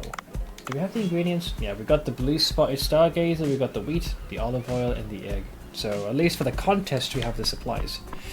Yeah, I think we'll go to where the sea people are, because we can speak to Tenzin, which will progress the main story.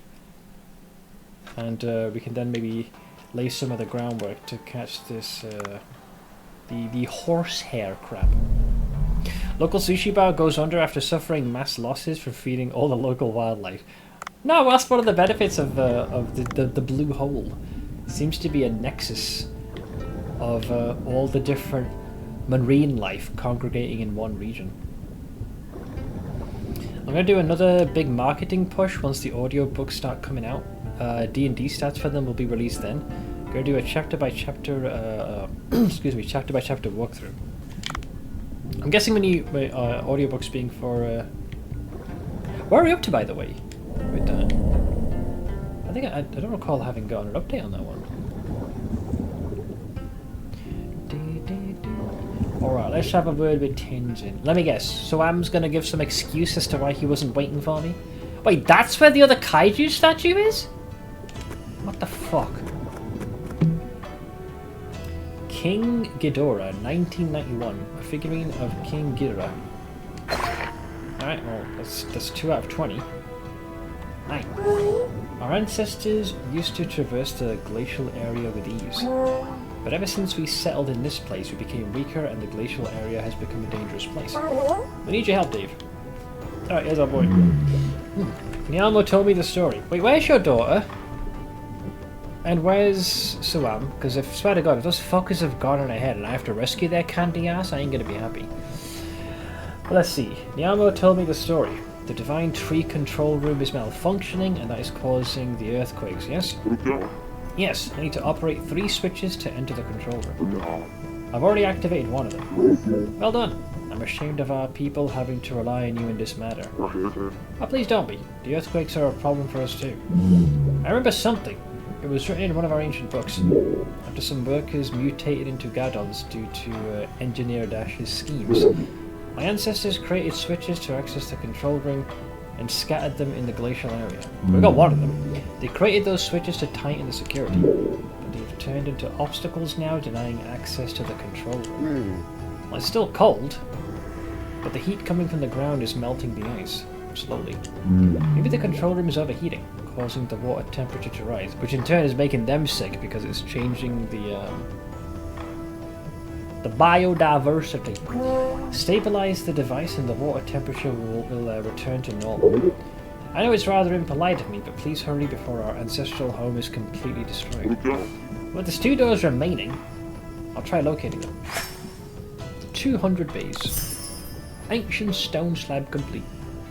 Progress. Baby, progress. Amanda isn't super fast, but we're past the halfway point. Amon just defenestrated, that's a word, our girl, and wow, did she nail that scene. Listen, all I can say, Ash, as someone who is a rank amateur at this, and hasn't gotten the full flow cycle correctly, Jesus Christ, is it difficult to narrate anything, at least to a quality where I would think I would not mind other people hearing this, because holy moly. It took me so many takes. I would listen back and be like, that is dog shit, do it again. You lost so much value removing it from the box set. Original packaging is key. Kind of reminds me of that Dexter's Lab episode. You know, you ruined the collector's value! Never remove from box! NRFD, I think was the phrase. I'll make the Centaur on D&D Beyond tomorrow. I mean, Centaur is a class and a half, man. I feel like some of the racial abilities are kind of broken, but if the DM knows what they're doing, they can certainly hit you with some challenges. You're not an amateur? Okay, this. I'm dead serious that I would pay you to do my entire Warden's writing at Amanda's rate. Well, let me warm up. I'll work towards it gradually. The problem is, if the streaming is the problem, because I was really struggling to finish it. For those who missed it, my birthday present to Ash was she's been periodically writing basically the story and the events that have been transpiring in her D&D games. Obviously, to take a D&D session, turn it into a story, that takes some finesse, because it seldom goes the way you think it would in the story. There's a lot of, overcrossing conversations, and sometimes things happen out of order, and it doesn't always necessarily translate from D&D game to writing as well. So Ash had sent me one of her character, Laharan. Basically the beginning, the early stages of her journey. It was there's a few pages worth, and I essentially narrated that much like it was an audiobook. And I won't lie, I kind of went apeshit on the quality with this one. I don't mean the quality of my voice acting, so to speak, but I mean the quality of the audio itself. I did a considerable cleanup, probably the most I've ever done. And what I also used to flesh out the other characters was I was able to use the 11 AI. So I still voice act the lines, but I can just place the voice of the pre-selected list of characters that are available. So effectively it gave me greater vocal range than I have any right to have. And I think it came to about, 7-8 minutes of audio? I yeeted that over to Ash. I wish you could have seen mine and Sidge's face listen to that. We were just both listening with our headsets on, grinning at one another. But that's very sweet of you. Yeah, the thing slowing me down is I'll say lines, it'll go well halfway, and my voice will just go by the end of it. And nothing's more frustrating when you know that you're on a perfect take, and then just at the end, your voice goes, you're like, fuck! So you have to redo the line, or at least part of it. Let's see, I knew the quality you meant is really clean, and now as a suggestion, I would suggest that you could also stick some nice music under it all to cover up some audio hiccups or something. I suppose, yeah, if I have the appropriate OST.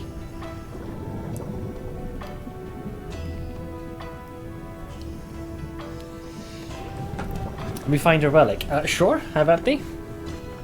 But yeah, as you mentioned before, like, you know, you're free to do with them whatever you wish. But yeah, I don't recall the last time. No, yeah, it would have been at the start of the year that my voice was able to rest. It just never seems to be able to recover. Because, like, since, what, early 20s, I've always worked in a call center. So I've been yapping constantly. And then I took up streaming, which is even more yapping intensive. So it never seems to heal. Or it's, well, there's vocal fatigue. I'm looking through at the Drake Warden and the updated Beastmaster, and I'm noticing a lot of similarities. Oh, are you considering maybe changing, maybe adding a few more things, or hello? I'm not. She's trying to leave, isn't she? Where's Suam? You haven't found it yet. Where did you search? I'm gonna guess now that Suam stole it. I searched the whole village, but no luck. Oh, yo, don't look at me. I just got here. They're gonna be speciesists and blame me. What's going on, Ramo? Oh, Dave. I think the beluga has suddenly gone missing. Oh, that's basically this place's taxi service, more or less. I think it's a dolphin or something. Swear to God, one day I'm gonna get you to take 2 days off in a row. Well, I don't have to wait too much longer. Once it gets to the 1st of January, I think there'll be a 5-day break and then we should be good to go. What is this? Oh god, that was a long time ago. That was Rage Win I did ages ago, right? Yeah. That was not too much longer, 3 months. That's not too bad, that's not too far. I meant 2 days a week. Oh! Oh, well, aren't you precious? Yeah, nah. I scarcely make ends meet now. You know how long it took for chat to negotiate me taking a single day off? 2 days a week? Man, what timeline are you living in? We went from 10-hour streams. You guys negotiated it down to 8. But that was streaming every day. Then Friday became half day. And then a couple of years after that, it became day off. So every like 2 to 3 years, you guys managed to wiggle some time off for me. Aren't you precious? Is up there for me doing that's nice, honey. Yeah, that's my version of it. I wish. No. But that's not gonna be feasible. We did get Seth to take a day and a half off for PvE League launch, but that was because of it's in preparation for the launch, and I think I streamed longer, so it kind of shakes out the same. I'm willing to pay you to audiobook. That would double your yearly salary.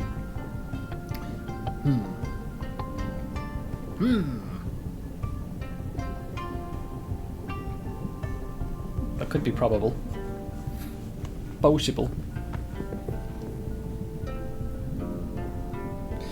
How about Wednesday's 6-hour stream, more rest? Oh, you mean like the day prior to day off?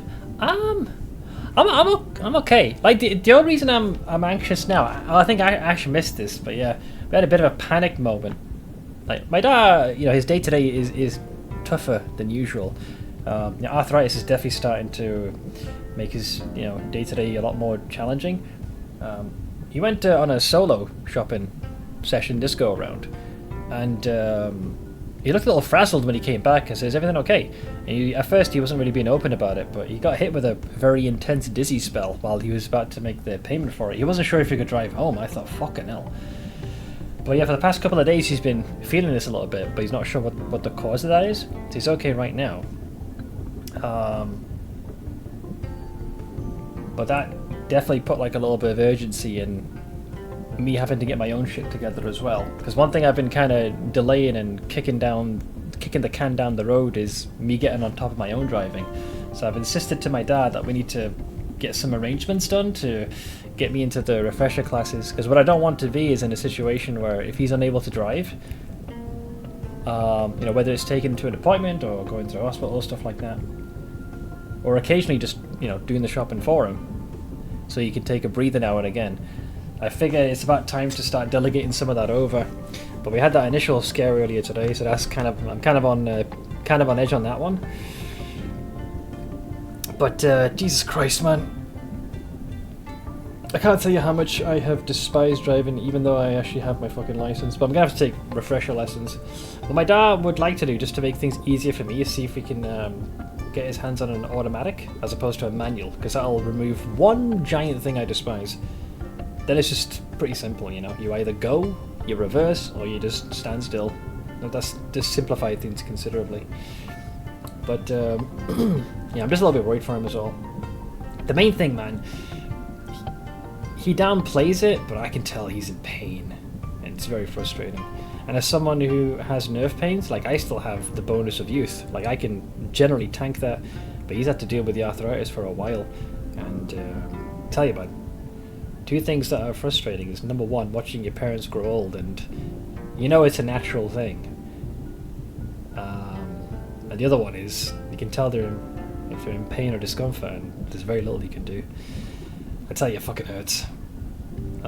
But bless my dad, like he's the Chamayan's Chamayan. He tends to keep a lot of that to himself. I learned on manual, and I don't get all the wank. Yeah, I love to feel the fucking car. Automatics are just so much simpler, and wow, did I appreciate that even more when my pedal foot went to shit. That'd be another thing. I figure that would make me uncomfortable. The constant need of the clutch. I have one singular saving grace, and I appreciate my dad's foresight. He insisted that I get the theory, basically get the driving test out of the way. So legally speaking, I could be behind the wheel right now and drive. I shouldn't, because I'll be a menace to society, because I haven't driven in, what, 10 years? Maybe more than that? So that biggest hurdle of having to, from the legal standpoint, that's done. It's now just a matter of just refamiliarizing myself behind the wheel. I know seeing your folks like that hurts, but you're so blessed with parents that love you and vice versa. Yeah. Don't know, man. It's difficult, especially with my dad. Right. Both of them for the longest time. You know, what's the phrase? They're like marble, perfect marble. But especially like last year, or at least the year before, I kind of just stood there and looked at them. When they both fell, I was like, there's a lot of cracks to these statues, man. There's a lot of weathering. I know it's a natural part of life, but like the logical part of the brain is completely made sense of that. But it's the emotions that are difficult to set aside. Nobody's got a betting pill running on if your folks are going to remember your birthday. They'll definitely know, Jesus Christ. Blank has the best start. Trust me, if there's someone that Blank would fall, would hope that rocks fall, his dad would be prime target number one. I finally got Heroes of Might and Magic 3 complete working again. That one's regarded as the best in the series. I've listened to some of its OST. I should add that to my list of music to listen to. It's really baller. But let's see, I think the beluga has suddenly gone missing. If he's not in the village, he could have gone to the other side of the glacier passage to the open door. He's a very curious kind, you know? I knew he was going to blame me. You didn't hide him, did you, human? Why? I just got here. Why would I? Alright, I'll let you know if I find him. Thanks. Now Wang. Ah Wang. What are you doing? Go find the beluga. Where's Suam though? That bastard. Where's he gone? The missing beluga. Okay, well it's another quest, so yay. It isn't for good reason. It's fucking fantastic. The closest I've got to experiencing Heroes of Might and Magic, it was the very bootleg off-brand version of Pathfinder Wrath of the Righteous. Wow, that took some doing. It was. Oh yeah, I was close. Well, could have been worse, I suppose.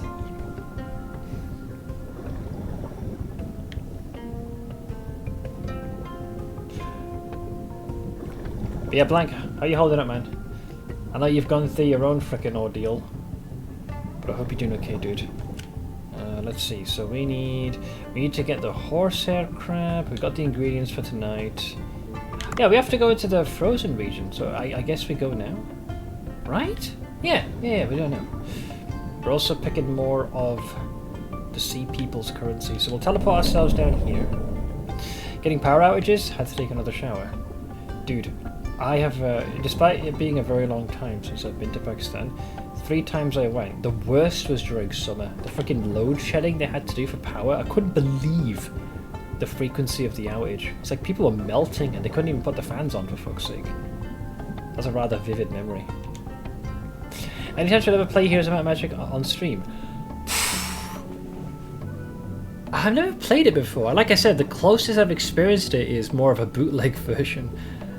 Like a mini version of the game. I don't know whether I would like it.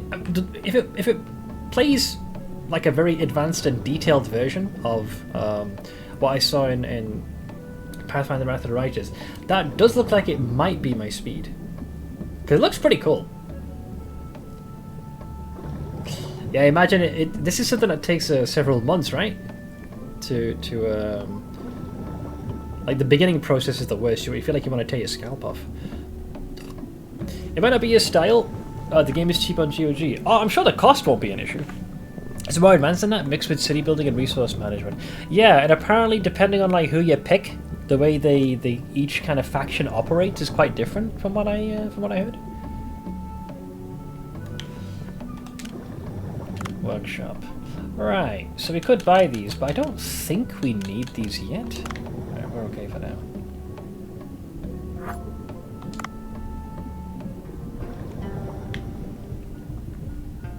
Alright, we'll head to the frozen glacial region.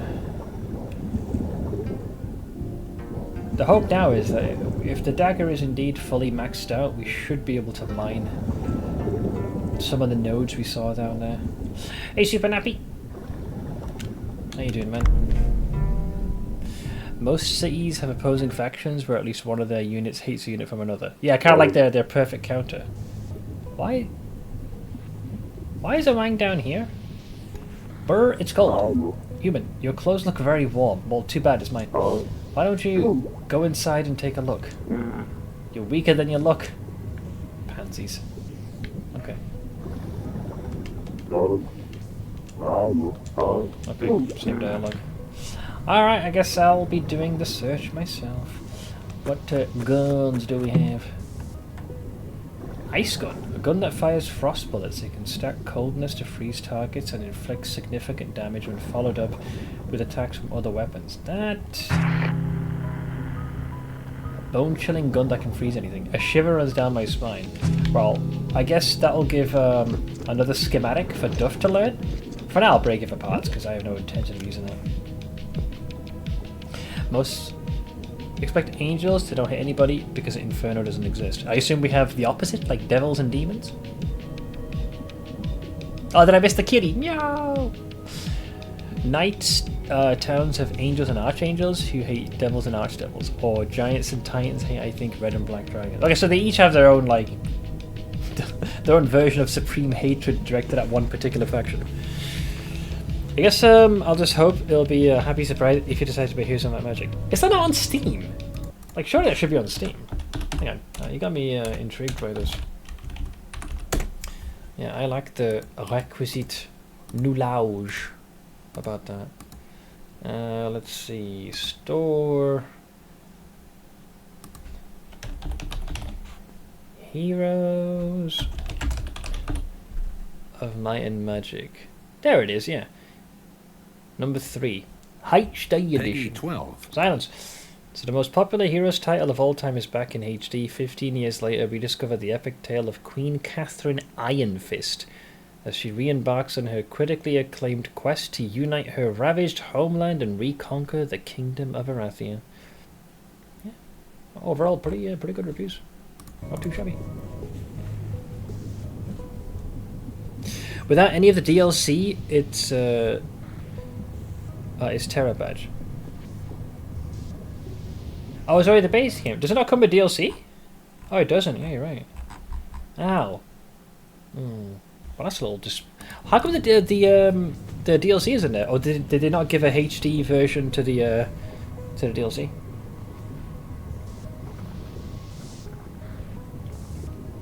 The lack of expansions is right. They lost the... Well, actually, I shouldn't be surprised, because I'm pretty sure I heard something similar with some of the earlier Final Fantasies. 8 in particular, the source code was lost as well. I was about to be like, what? But no, that's not unheard of. Everybody and their mother plays the GOG version with the HD mod. I'm guessing it basically achieves the same thing. I'm not a stranger to it. I did that with Planescape Torment before they did their enhanced edition of that. Or remaster, or HD remake. It's pretty much a glorified cash grab for the base game without any expansion or DLC. Okay, so you'd probably get the GOG version. Okay, so now we're gonna head down here with my new suit. So, I need to find the Beluga. We have enhanced the suit so we can actually go further. This is a Heroes of Might and Magic 3. I was just curious, see where it's at. Atlas lost a source code for Persona 3 Fez in a similar fashion. It's surprising how much more commonplace this is. I guess it must be because, like, the game's out, it's been released, they're generally done with what they feel like, you know, the project's complete, and then... Oh, there you go, there's the... I see bubbles coming from the crevice. I should place the crab trap auto-made for me. Alright, here we go. You can now use crab traps. Put some bait in the trap and place it in certain rocky crevices. Upon catching a crab, the crab trap will start shaking. Remember, unretrieved crab traps disappear when you leave the water. Make sure you retrieve them. Okay, so it has to be done in the same sesh. Very well. Ah, and you have to place that. Once deployed, traps and bait cannot be retrieved. Sure. Good, it's ready. I should come back later. It'll take some time until something takes the bait. So, I think you probably have to, like, swim off-screen for a bit, and then the game will be like, you got it, me! Or something like that. It's basically digging in the ground for nostalgia and then realizing that they don't have all of it. That really sucks because if it is actually, let me do a couple of things. We'll get the 3-minute ad out of the way and I'll switch to my feetsies and then I'll respond to that. Just give me a sec. Because I have been sat for about an hour. Please bear with me, ladies and gents. Fear not, the game doth be paused. But yeah, what I find frustrating is if Heroes of Might and Magic is like the most popular of the series, as I keep hearing, and they're like, oh yeah, we're going to do like a HD remaster. I imagine initially folks were like, holy shit, you know, it's my favourite one. And then it turns out like the basically none of the DLC is there. And if that adds a boatload of content, it kind of feels like a soft remaster rather than a proper one. Because imagine if they'd done the whole shebang.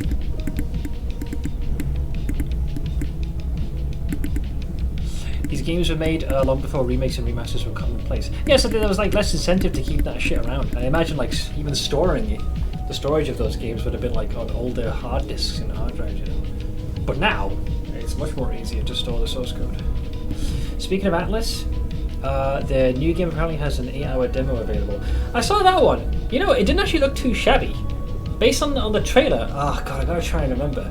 But it sounds like you're making a bid for like the throne. And the character you play, you effectively need to bolster your standing.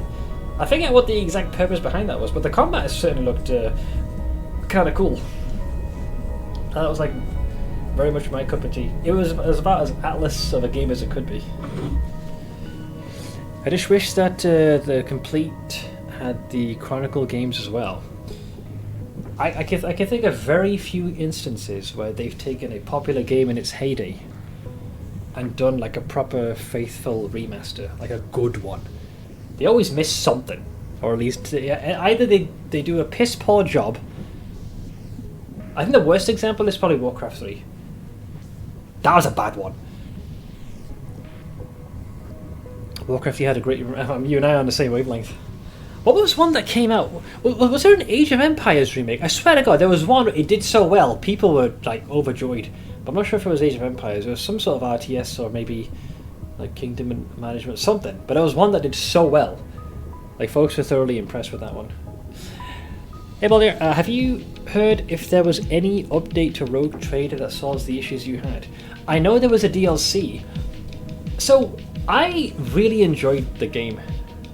But for me, once I started to progress through the chapters, the problem I was having was the way combat was designed there are so many enemies you have to kill, and so many what I would call like fluff encounters to act as padding. It just drained me, which is a real shame because I was actually invested in the story and the setting, but eventually I just got hit with fatigue and set it aside. I don't believe the DLC has actually resolved that. I can see why, the way combat was designed, because you had that like system of morale. You had to kill like trash enemies to build up that kind of momentum in the fight, and that would give you access to those additional abilities. So that was an example where it almost got everything right, but after several hours of like doing those encounters over and over, it just wears you down. And I thought, do I want to continue this? And I said no, because these fights are not particularly engaging. The boss fight, those are actually pretty well done, but the encounters in between, those are just draining. I'm not sure if it was Age of Mythology. My brain genuinely doesn't remember. Best remaster remake I have watched, I'm aware of in recent years, must be either RE1 remaster. I know the one on GameCube, that was done really well. And RE2, yeah, I watched both of those games on 3Dog's stream. I think he's actually doing a subathon right now. But his playthrough of the Res 2 remake was an absolute blast. Is he on? Oh yeah, he actually hit his subathon goal, so he's actually played another game which actually surprised me. It was called Vampire the Masquerade. That game definitely had its flaws, but what it had, pretty robust. I reckon if that game had more time to cook, that was an absolute blast to play. The RE4 remake is also pretty solid. I haven't looked at that one. That I remember there was a divisive element to that because it deviated heavily from Resident Evil 1, 2, and 3. Also, I think we're done with the ads here. Because like they gave up the tank controls, you had a over-the-shoulder view, and it was a lot more combat focused. Although I'll say Resident Evil 3 had a fair bit of combat. There was a lot more shooting going on that one. But I actually enjoyed it. I thought I was going to be the one that was going to die on that hill. That was just I like my inventory management and tank controls and fixed camera angles.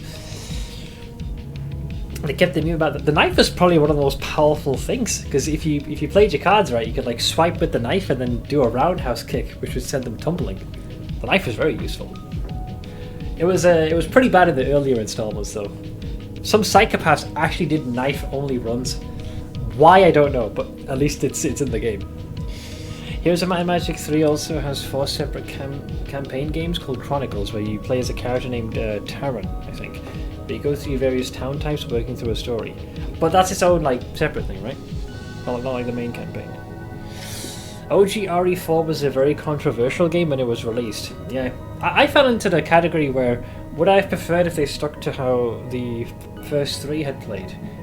Yeah, but I could see what they were looking to do with the 4th installment, and while it was quite different, I was still able to enjoy it. But I was also of the crowd that I could totally understand why folks would be like, this is not an RE game, like it's completely different.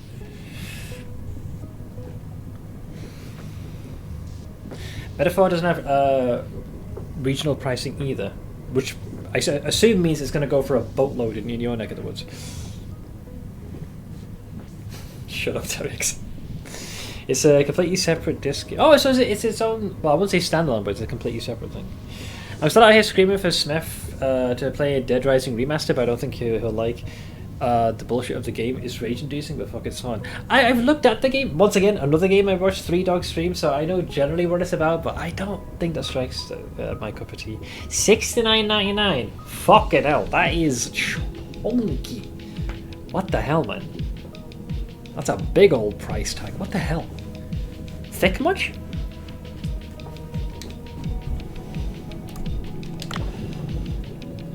Okay, let's see. We got explodies, and I'm gonna grab me a gun. Ooh, sniper rifle. It's a lightning one. It does mean having to forego this thing though. If the narwhal is here, I might take the sniper rifle temporarily. I might say hello then. But I'd like to capture fish. So we'll wait for the Crabbo El Stabbo to be captured. But what else are we doing here? Because the quest is... we're here to find the beluga. Where is the beluga anyways? Oh, here we go. You're stuck behind there? I heard a voice. It's come from inside the cave. How do I break through this thick ice? I have to pierce it through the middle with something pointy, otherwise it won't even crack. Something pointy? Narwhal! Should I try luring the narwhal into the wall? Okay, guess so we have to guide them. Like the games are worth it, but the price is too much for my exchange rate. No, that's a big boy, man. I guess if they wanted to go full memes directs, then yeah. I completed the game, and now thinking about doing the 100% because I had a lot of fun, and every big achievement gives you some sort of power up that'll help you in the next run. I like that when they incentivize you to do replays. Christ, even Resident Evil did that, where the objective, sure, it was to finish the run, but what encouraged replay was to the unlockables you can get, and to get those you often had to complete the game in a certain amount of time with the least amount of saves, with the fewest amount of first aid sprays used. And I remember doing that a lot for RE2 and 3, and some of the unlocks then allows you to go apeshit. You can have like unlimited ammo and alternate like character outfits and stuff like that. Did I Quasimorph? No! So Quasimorph is that turn-based pixel art game, right? I think Seth reviewed that. I was actually looking into that one, maybe could be a fun game. I think didn't it get like a full 1.0 release or something? I haven't seen a digital version of them, so unless I can get my discs that were designed to work on like Windows 98 or XP to work with Windows 10, I'm pretty shit out of luck. Yeah, one of the biggest barriers to entry for me attempting to play Planescape Torment wasn't just the fact that it was text heavy and it had its own freaking D&D rule set. Thaco was in it, but the other problem was that it didn't mesh well with my system even back then. I had to follow, it was the third attempt, I had to follow a detailed tutorial to get like the HD resolution thing to work, and they added a couple of other things like bug fixes and some content that for whatever reason was either not added or cut. But it's a testament to the game's story and characters that alone was a pretty hard carry in me playing it despite despising the combat system and not fully understanding how it worked. BG2 Thaco. Yeah! I mean, I still enjoyed the BG2.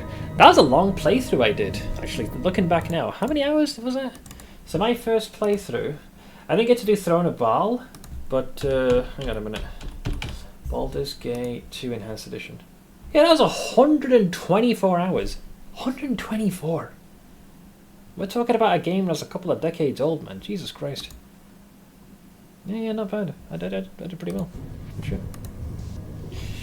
Yeah, good old Minsk. Do you still have the VODs for those? No, those are long gone.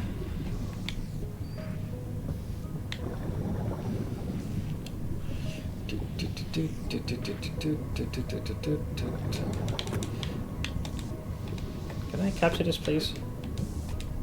Let's go. Okay, we got some bullets. A shock triple axle. That's why you co-stream on YouTube, free VOD saving.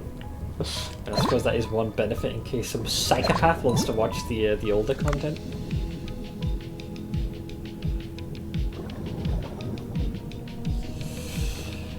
Oh, here we go, I get to test a knife.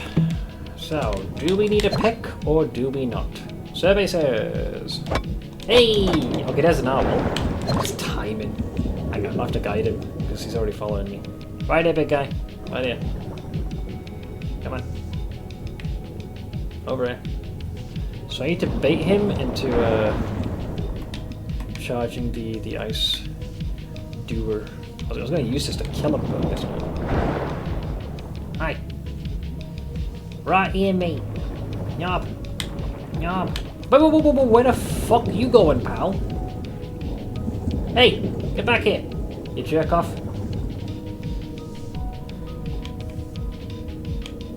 I guess if you go too far away, you'll retreat. Oh, he's being an asshole. Listen, you fuck knuckle, get back here. Is there like a second narwhal I got a bait? Maybe this guy's. I think there's a certain leash range. Maybe if I just give him a little schmack. Bring him a schmack. Okay, he's just straight up not following me. There has to be a second narwhal up here. Because you need to bait them all the way here. And then direct them this way. But he's too far away. Oh, hang on! It's not here! Okay, I caught a horsehair crab. I should take it to Mima. Wait, I guess I'm at the wrong place. So it must be further down. No wonder he wouldn't follow me. I like watching the old content in VODs. I watched the Brotato one several times months after. Brotato? Really? I also would hella go back and watch BG 1 and 2, because I know I'm not reading that shit myself. I mean, the only way I think that this could potentially work is...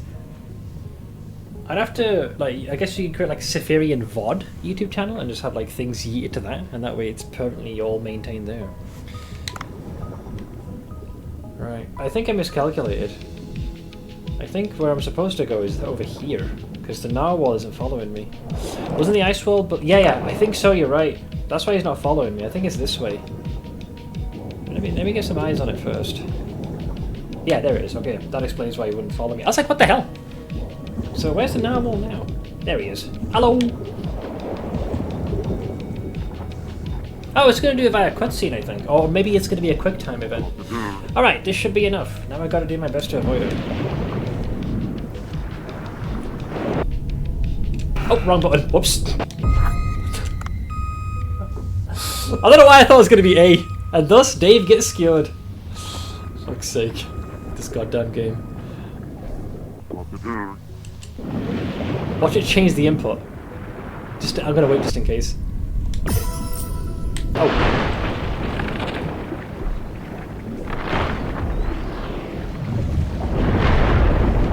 Jesus. Oh god, you're gonna get sucked in.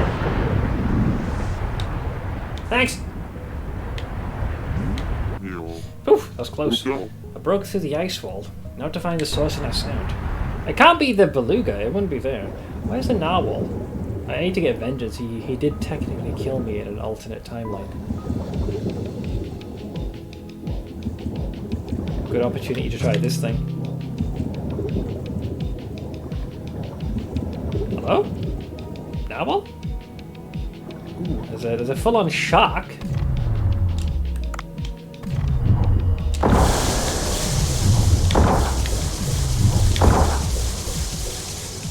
He's still alive. That's something.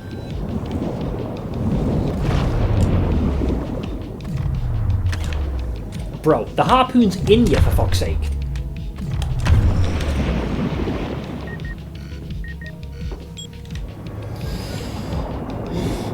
That was an old video. Narwhals, narwhals, swimming in the ocean.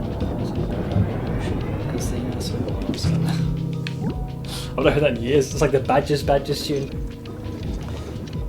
I'm not saying the VODs would get more than 10 to 20 views, so a lot of work, but I do like the thought of you saying, yeah, I played Darkest Dungeon 4 years ago, and it's right there. I think it's definitely possible, because like Twitch does have an option where I think you can just directly export the VOD, so maybe? I might have to look into that. Smith is back to being his spiteful self. Of course! For me, spite is a significant driving force to get things done. Always has been.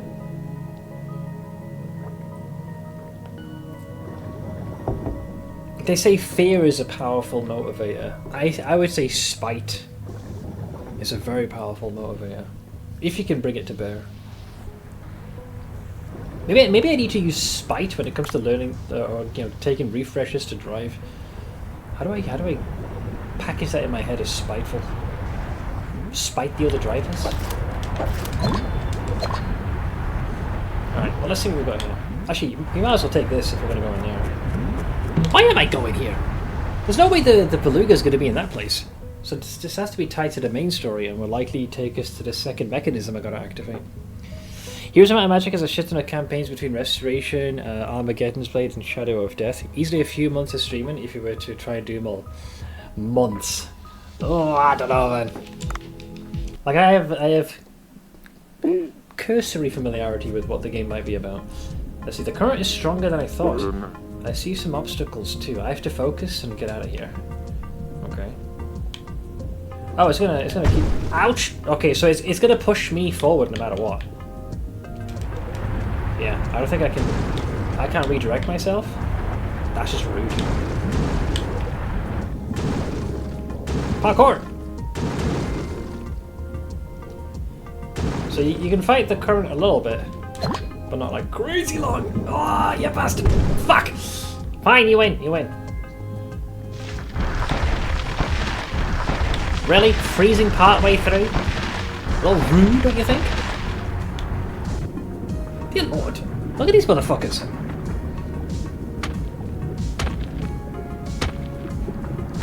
Oh, this the seaweed version, and of course there's a kaiju statue there. Yeah, what's Suchi doing all the way? How the fuck he get in? I mean, I know I opened the way, but why would he come here? I guess he's looking for rarer seaweed now that the glacial area is open now. He even came with his pet tortoise. What the hell? That's for the way you stream. Probably, yeah. I think I played Heroes of Might and Magic for 300 hours and never touched the campaign. Doing skirmish with random maps was more than enough for me. But I assume there is a story campaign you follow, right? Even though I looked at the Steam description, it made it sound like there's a campaign you follow. I wouldn't say it would take months, but again, that's my opinion on that. I guess it depends on, well, how good I get at the game, I suppose. Let's see, Suchi? Whoa. Oh, you're that human from before. What brings you in? I heard a sound coming from inside. Are you trapped? Yes, I came in here to find some new seaweed with Donna and got trapped here together. We've been living off of seaweed up until now, but we were just about reaching our limits. You came to help us. It's a coincidence for sure. Thank you. I think I'm trapped here too. You useless! We might be able to get out of it if we manage to break through this ice wall, but it's too thick. Donna would have been able to ram through it, but Donna is in no shape to do so. What happened?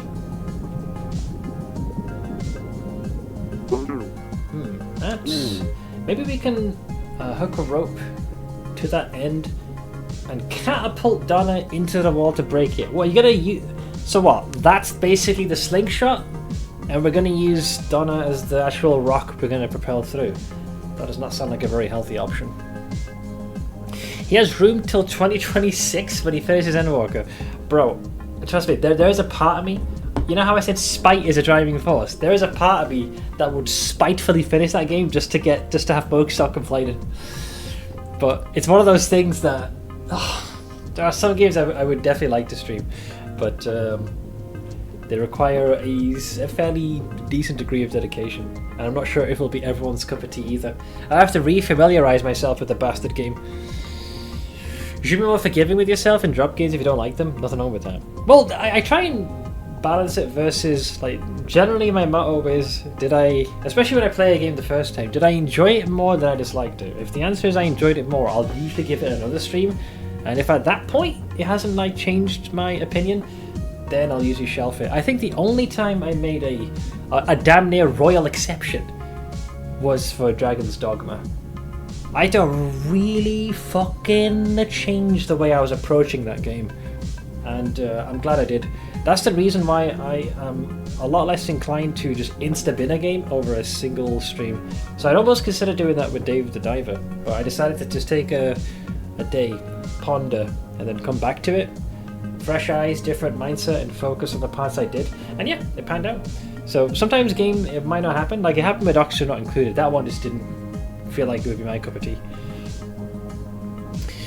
Doesn't know how to play the game. The minutiae of different towns, some of the campaigns are very, very challenging. Oh, I'm sure I'll struggle. Very much so.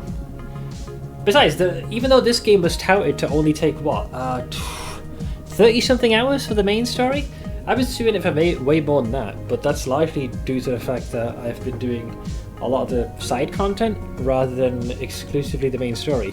And, of course, I'm streaming, so it's very easy to get distracted in the midst of conversation. So maybe we can hook a rope to that end and catapult Donna into the wall to break it. He's like, Nani? Sure, Donna's shell is rigid enough to break through the wall, but how do we throw Donna? I don't know, maybe use the fucking seaweed to make a seaweed catapult? I don't know. Well, if we tie your clothes together... Oh boy. What? My clothes? It's the only way. Come on now. Eek! He's gonna have to freeze his balls off. Poor guy's freezing, man. This'll do. Cold. It's too cold. Just hold on for a little longer. You can't escape if we do nothing. Send Donna here. I'll launch Donna into the wall. So I need to make sure my aim is damn near pristine. I've got this. I'm a professional. I am him. I am him. Watch this. Watch this. All right. Behold.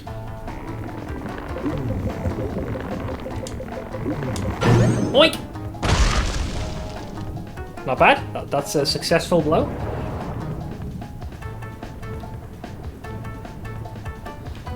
So far, so good. So far, so good. Okay, now we need a slightly lower shot. Why you didn't let go, don't I? Boink! Hit! Now we just gotta hit it square in the middle and we're good to go, I guess?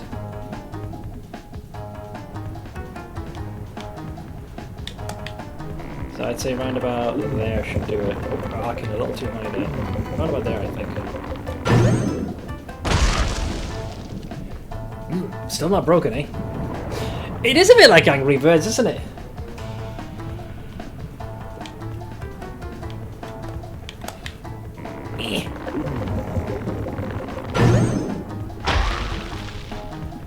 Okay, maybe I'm not him. That was perfect on the power, but not the trajectory. This is really... Wait, is it Crash Bandicoot music? I'm not sure. Maybe it has similar vibes. The turtle's fine, don't worry, it'll be fine.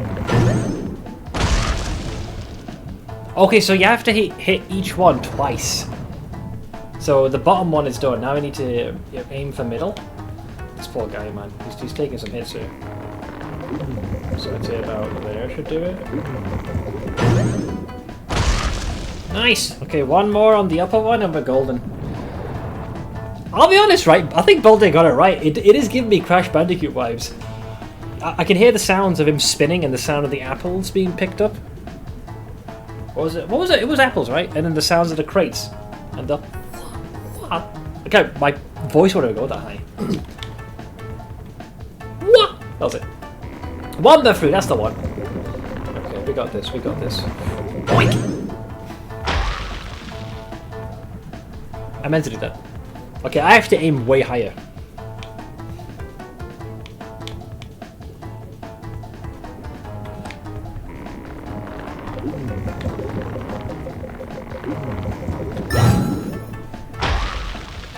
Okay, maybe a little lower.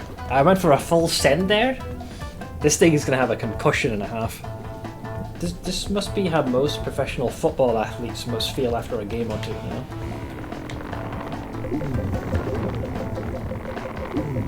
Easy. A little lower. How's that? Come on! That was clean and you fucking know it. You know what would help? Is if you could actually see where the bastard's going.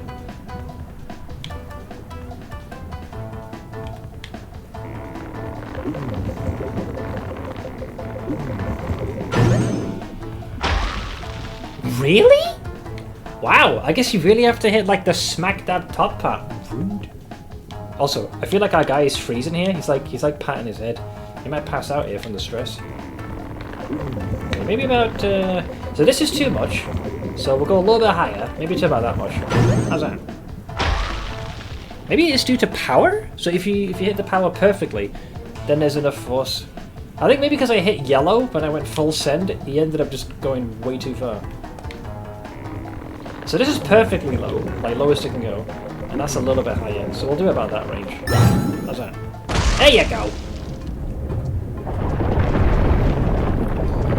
Okay. You might want to put your clothes back on, because you're going to freeze to death here, pal. Let's see, that was a success! Good job, Donna! Achoo! We can head through that door. We're assuming it's not another dead end.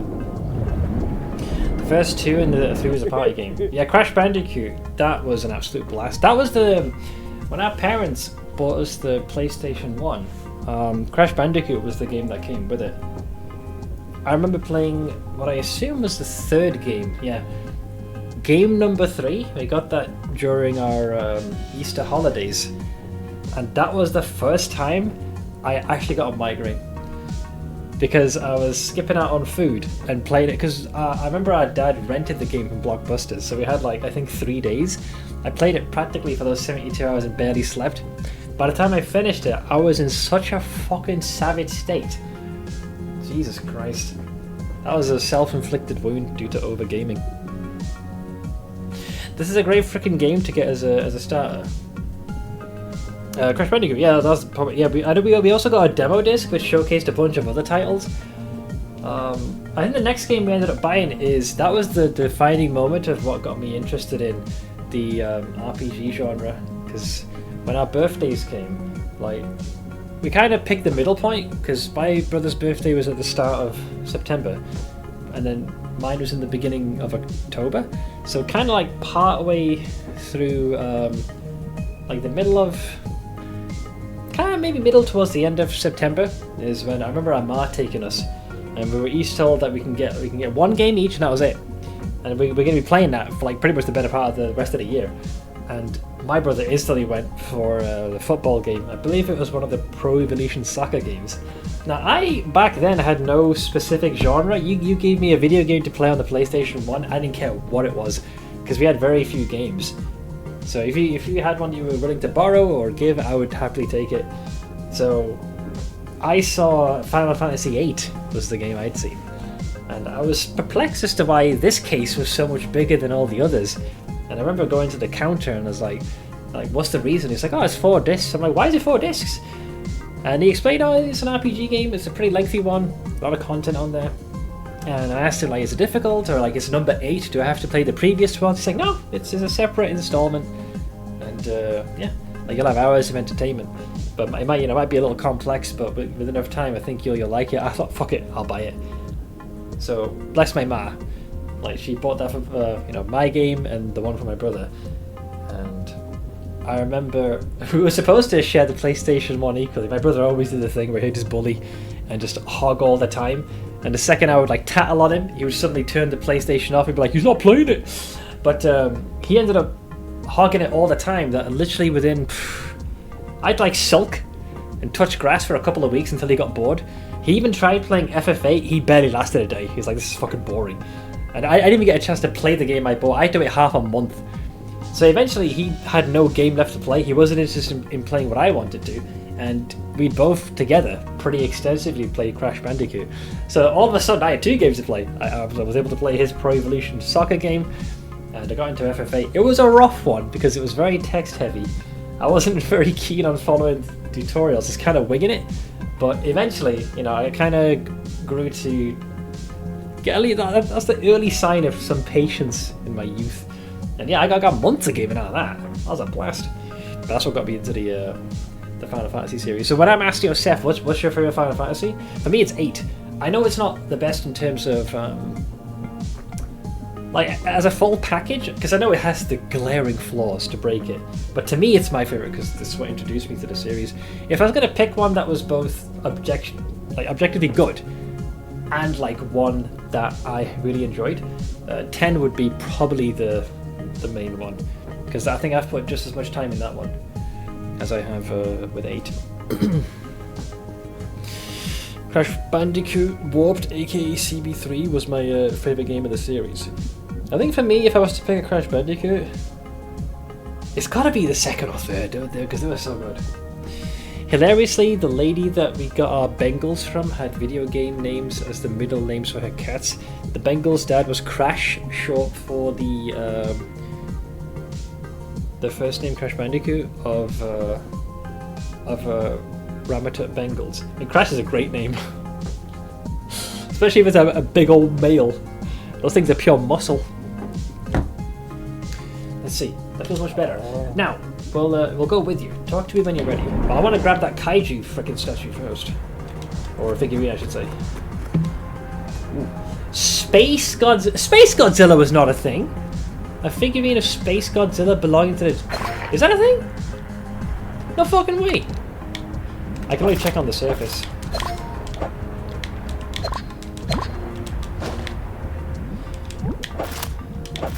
So that. What else have we got? Let's we'll get some oxygen. I also saw a rare seahorse. The yellow one, yeah. I think I just caught that. What is this? Oh, that's a new one.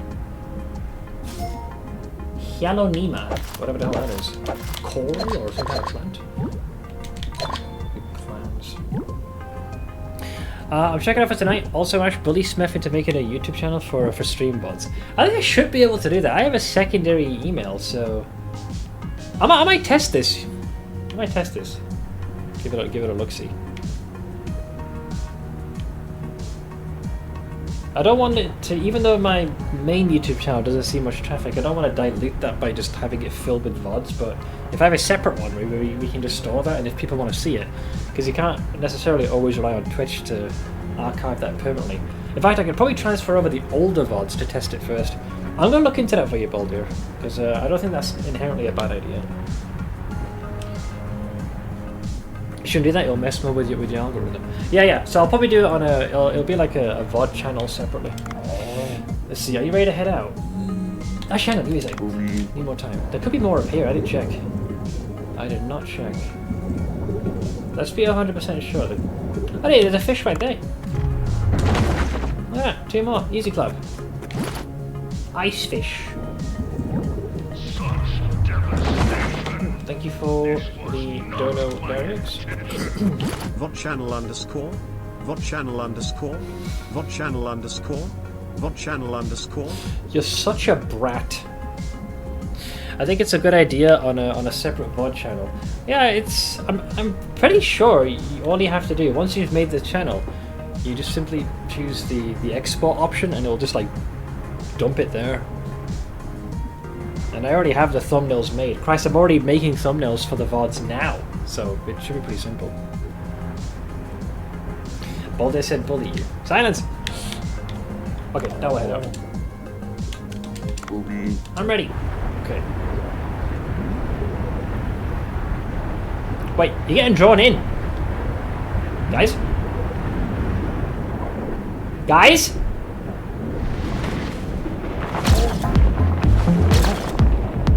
Oh my fucking god, this game!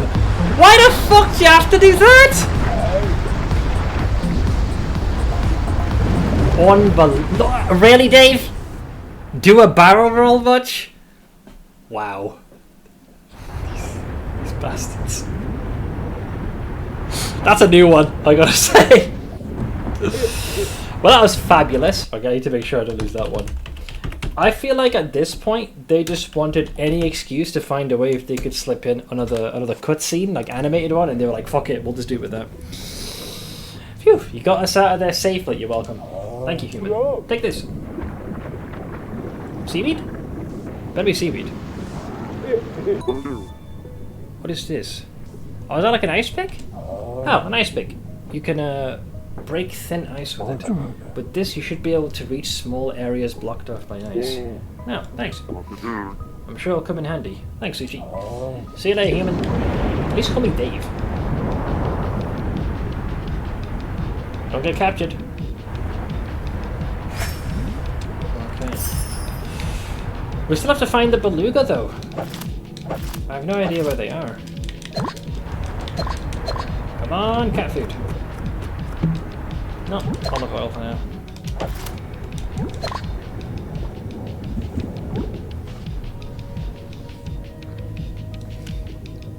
So let's see. I'm not an expert because okay, we got that one.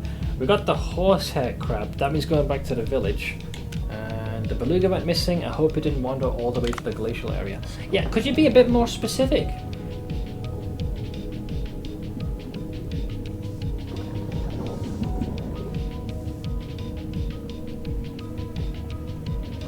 This area is broad, man. Okay, I think we should do it like a grid by grid search. We'll start from the top and then slowly work our way down. We've already caught all these fish, or at least one of them. Although there are bullets here, or reloads, so we could technically get some free fish. Relatively risk-free. There's 2 of them. Hey! I love it to get 2 of them. Good. I got 1 more. You bastard, get over it. Cool. Arctic cod. This area really spans a huge area. Yeah, it does. It's far more open compared to the other ones. Like, it still shares similarities to some of the previous ones. Like, you'll see solid formations like this, but you also have like just a vast, more open area. Okay, so the blue gate there. Let's try the bottom left. Come on, where are you? You know what else is huge? The US's national debt? Oh, this guy. You know, he didn't attack me last time. Is he just... Never mind, I was going to say. Wait, I feel some heat coming up. No, not now! I can't go further. They're gonna push me into the... That's not good. Help. Help. Help. Help. Help. Go away. Don't think I won't kill you, dipshit. Okay, so he fights similarly to how Klaus does.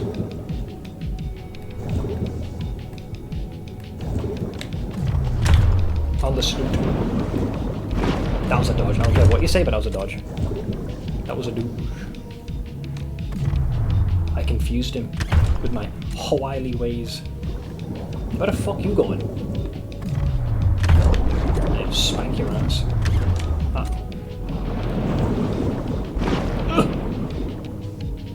I don't think I can parkour this. Nope, too close. Wow, the damage! Okay, we'll have to bring out the big guns. Give me a sec. Hold. Let me go! Go away! I'm good. He almost got me. Okay, there we go. You felt that one, didn't you, bastard? Where the fuck you going? Thing is, I think he might be able to one-tap me if I'm not careful. You know what? There comes a time and place that a person must learn when to cut their losses. I can always come back at a later time. I see Seth would like to survive to his birthday. Wise man. I have my moments. They're not many, but I do have my moments. Now we get our revenge. I hit him a few times, so hopefully I should be able to... That's one way to travel, I guess. Wait, that kind of works like a dash ability almost. I didn't even think of that. Okay, where'd he go? Where's the big guy? There he is. Okay, here's the plan. We're gonna bait him. Hi! Challenge you. Dead ass. That's right. Take the bait. Right here, big guy. Guys, he's still alive. Why is he still alive? Okay, he is bleeding a little bit. Just a bit, though. Actually, no, he's bleeding a lot. I think he might be a hit away. Hold! Parkour! Yes! Okay, let's bring out the submersible. One ticket, please!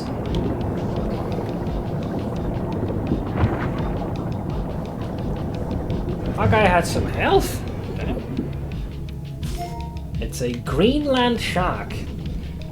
Okay. He's blind.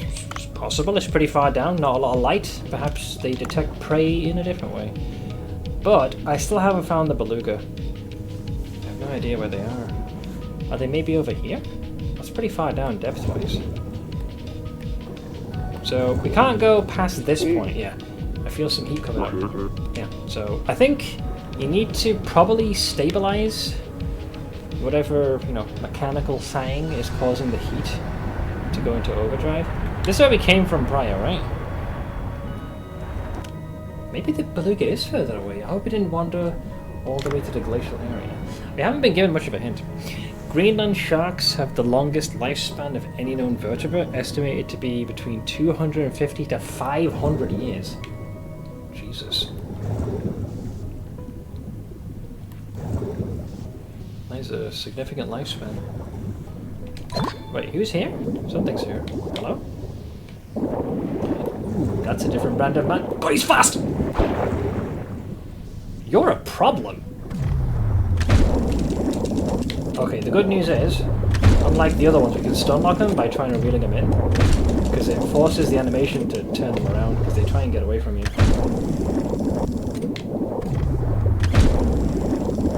Got some hit points, though.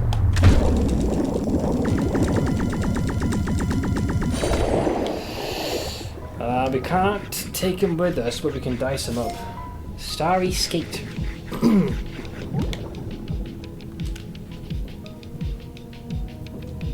Well, yeah, compared to the size of Dave, that shark was a freaking behemoth. The eyes of Greenland sharks. I got two bots here, by the way, Ash. The eyes of Greenland sharks are rather unique because of their small size. Moreover, most Greenland sharks are partly blind because of the coat pod. The Omatocoita elongata parasite. These parasites attach themselves to the cornea of the eyes of the shark. Oh, wow, that's not what I expected. So clearly we should catch one and chop it up for sushi. Yep. We're going to add that to our collection of fish that we're going to be eating, or marine life. Oh, we can get some more ammunition. We also have our ticket out of it if we want that. I guess, because we have ammo, refill not too far away. Capture these guys.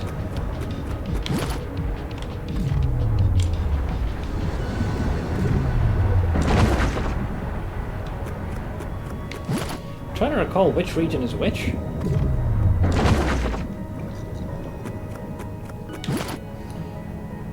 Some good old-fashioned haddock. Okay, we got this fellow as well. Alright, not bad. Now I'll get the reload.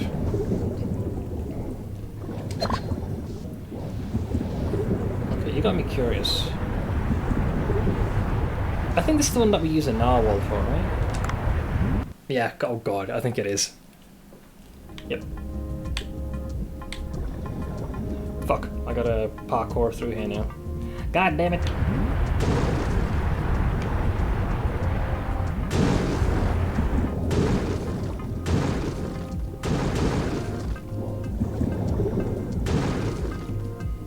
Go on, you got this.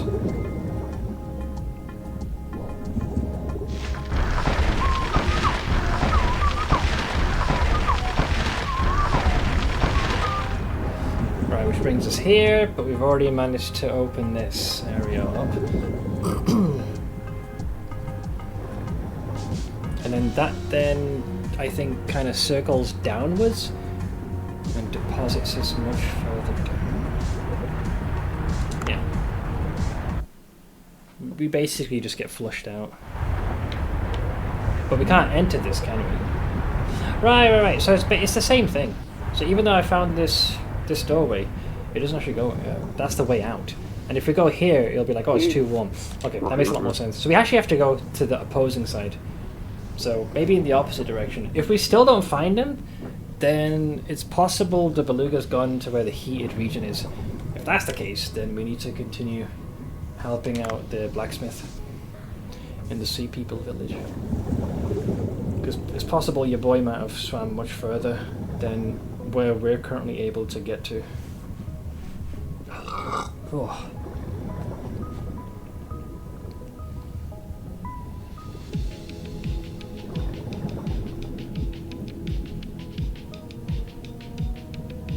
So yeah, around about this depth is what we can handle. So maybe they're over here, who knows? There is some more of that alloy we can gather. I think it was, what was it again? Whoa. Frozen cod. Frozen fish that can be used as a blunt weapon. It has a chance to instantly freeze the target. Has a 30% chance to freeze the target for 7 seconds. Inflicts 30 damage. What's the noise you make? Okay, I got a frozen fish as a weapon. Ah, but the problem is... Oh shit, because I ditched the dagger. I can't mine it!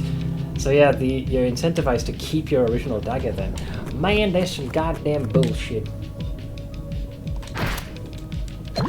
Maketh senseth. Okay, so what's over here then? We have a way out. We also got bullets.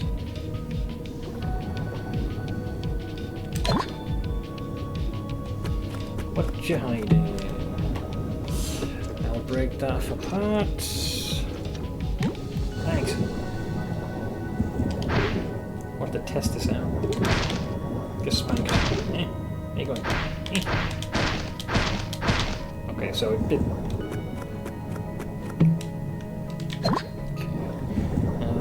Got this. I'm not sure what to do with this chunk of rock or ice block. Did everything here. I don't think the beluga's earlids. I'm starting to think more and more Oh, there's another one. Wait, if it gets too close, and if you time it wrong, you'll get frozen by this. So you want to wait until it dissipates. Right? There we go.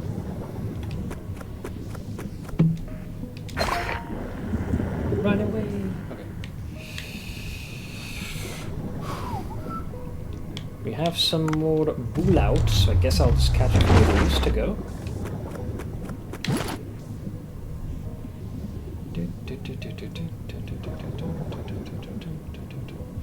Any other local fish nearby?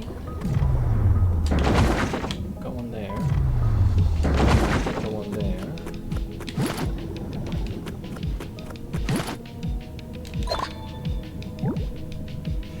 Some more shinies in it. Where you going? Get back here. I'll grab the ammunition. The weight capacity is definitely starting to get there, so might want to be careful not to get too generous.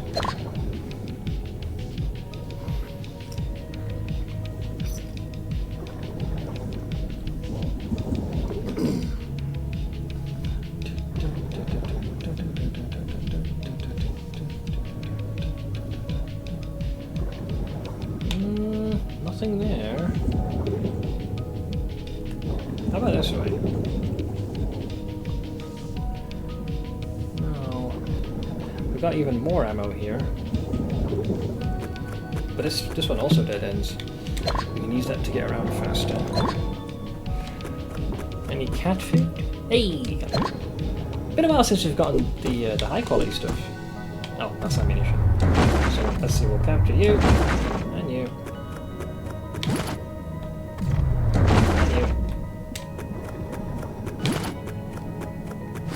Getting close to our weight limit.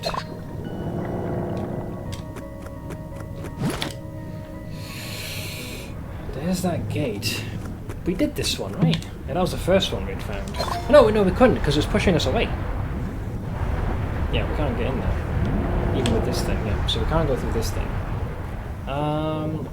So yeah, as far as I can tell, the beluga might not be here. Unless they're like right in the center. So as you emerge in this area, you go straight down. Because I've gone to the far left and the far right, but I don't think we've swam in the middle. The two doorways are on the right of this region. They are basically the same thing. One is it helps you get in, and the other spits you out. And I think the third one was the path to the very first of the 3 switches that you need to activate. I think. Unless they're on this side. Poison, I take it? Yes. More scrap parts. How about you, friend? What do you got? It's a baseball. Unless, I'll pick it up, just in case. How would this work anyways? Oh, yeah, there's a limited number of them. Oh, that's funny.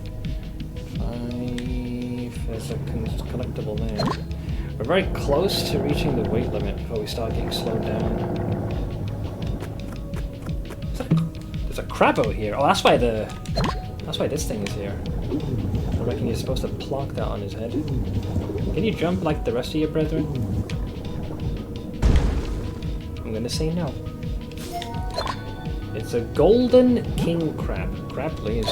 Okay, well, we're over encumbered now, so I think finding a way out of here might be something imminent in our future. That's a free upgrade to the harpoon for this run. Okay, let's try and head upwards. We're assuming we can. Yeah. So yeah, I could not find the beluga. They must be further down. Hello! Sorry friends, I tried, but our friend does not appear to be here.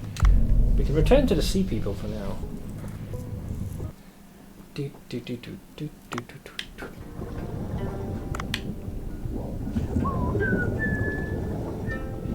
So let's get that meal prepped for our smith. Let's see, a horsehair crab, yes. How'd you get one? Magic meat. I used a crab trap. You can lure them into the trap with bait. Yeah, I think I've read about it. Anyways, this is great. Horsehair crab is most delicious and nourishing when steamed. I have a steamer. Under the sea, right? I can cook it for you in no time. Here, allow me. Okay. Oh god, now we get to see her technique. She's better than Bancho, I tell you. Let's see. That seems pretty simple. Divine fruit to heat it up? Or in this case, to steam it?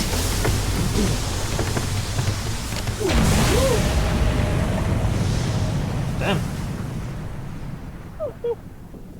Okay, not as flamboyant as the other scenes. You steamed this crab to perfection. It almost makes you want to eat it. Make sure you don't. Here, come to the door so I can give it to you. Right, so she'll probably deposit it just outside. I need to give it to our friend. Here, I packed it up for you. Please give it to Dua. Thanks. Although I'm kind of over encumbered myself. But I shall take it.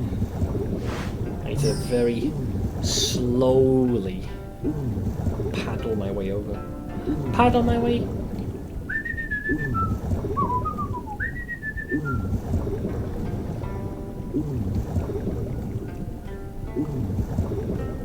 La la la. Dee dee dee dee.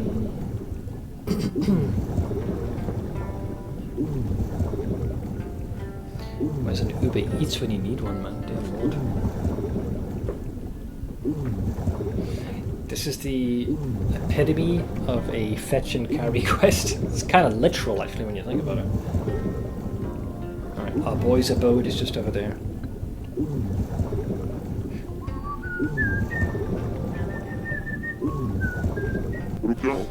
Let's see, Dua should be inside, right? I should give him some steamed horsehair crab for his coughs. Okay, there we go. He'll be like, how'd you get this meat? Magic. Magic. There he is. Here, have some of that. He's still coughing. So, that nasty cough still hasn't gone away. Here, why don't you try this? A steamed horsehair crab. Where did you... I caught one in the glacial area and gave it to Mima. She cooked a delicious meal out of it. They say it's good for coughing. Try it. Yeah, it looks warm and delicious. Let me try. Oh no, are we gonna have another cutscene where this guy is gonna like suddenly start taking his clothes off and flash his six-pack? Don't, just don't. Oh no. Oh no. He's like the Giga Chad of the sea people. Let's see.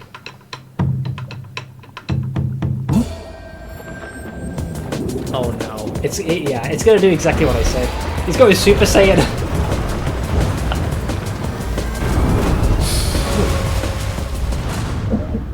Okay, he wasn't fully healed. Let's see, I feel strong. I feel like I'm bursting with energy. It's been a long time since I felt this way. I've never seen you so energetic before. Thank goodness. I doubt I'm completely cured, but still it's given me a good boost. Thanks, Dave. Can't give you much right now, but here, take this. I wasn't hoping for a reward, but thanks. I'll put it to good use. For the sake of everyone who's worried about me, I'll do my best to get my health back. Drop by the workshop anytime. Hey look, we're friends. You went from totally distrusting me to... Ooh, we got a divine tree fragment for that one. Nice.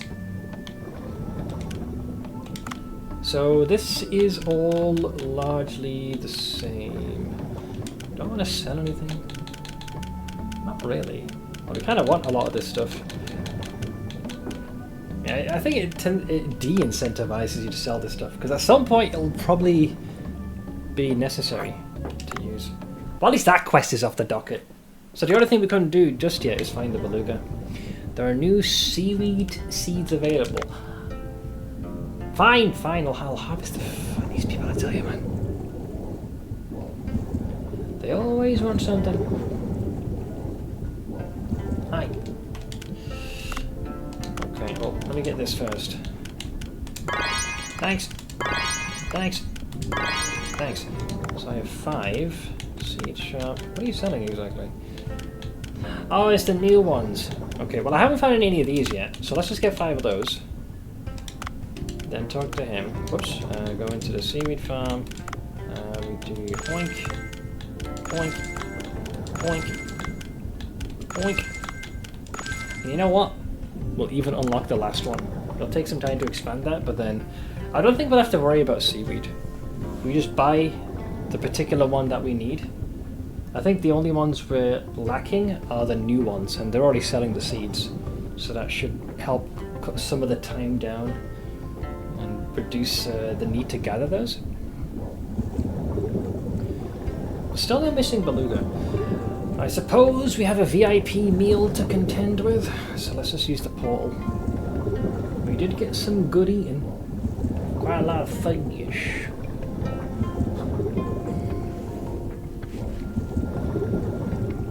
Alright. To the top. Home, James!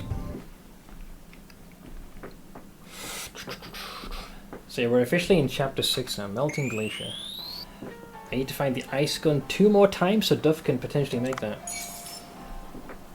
We'll toss one of them for maybe seahorse racing, but we're going to eat the other. So the Greenland Shork was the big guy. Good. Alright, we're definitely ahead of schedule. This is also a good time for me to switch to sitting, and we can also get the next round of ads out of the way. Please bear with me a moment. Flena, we'll make sure to pause the game. Oink!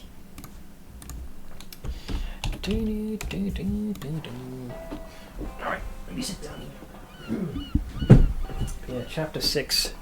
So it's looking more and more like the source of the tremor appears to be the sea people's own technology, which they've kind of long since forgotten how to utilize. So if we can get to the bottom of that, likely stabilize it, that'll do away with the tremors, stop the temperature from going any further up, and maybe we'll be good to go? I don't know. Or don't fucking know. Ever seen the effects of Brinicles? I've no idea. You're welcome to yeet it into Discord.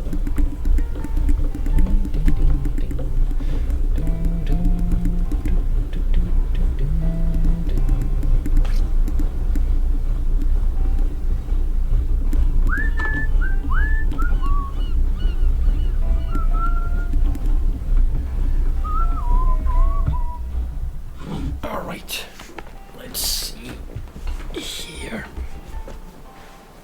Oh, my carcass, I tell you. Apparently we completed more of those, but I'll let the ads run their course.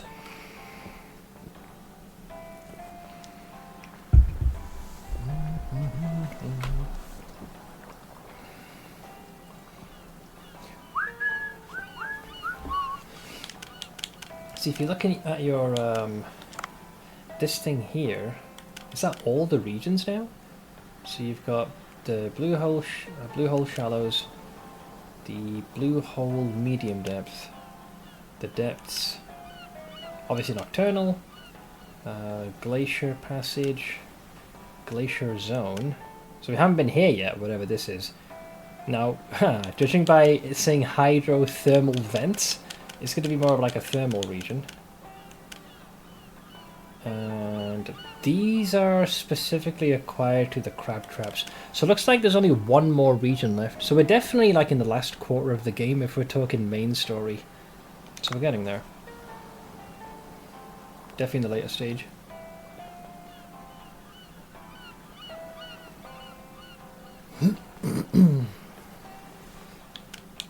I should probably take care of this darn little shit kicker.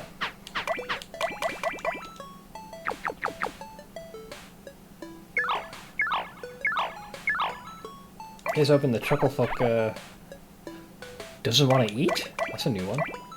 Oh, I guess I did a pretty good job. He does like his snacks though. Then we got a disciplined little gremlin.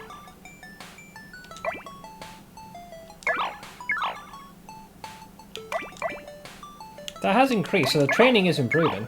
So yeah, I guess discipline is what increases training, but will only increase a certain amount each time you do it. So 6 years old, 11 kilos. Alright, he's mostly happy.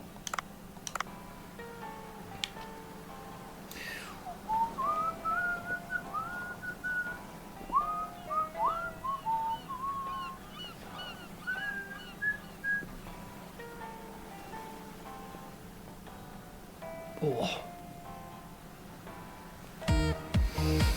Let's see, Capri Boy! Thank you very much for the resub, my friend. Appreciate the 7 months as well as the Prime.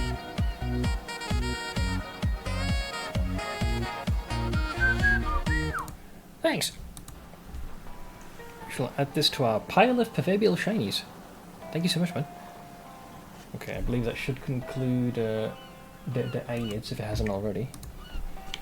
So, I think we've also completed more of these. There we go. Yep. Investigate the glacial marine plants.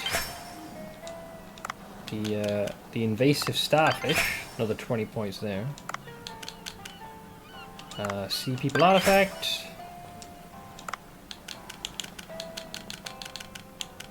Apparently we did the part 2 already. My incessant gathering pays off.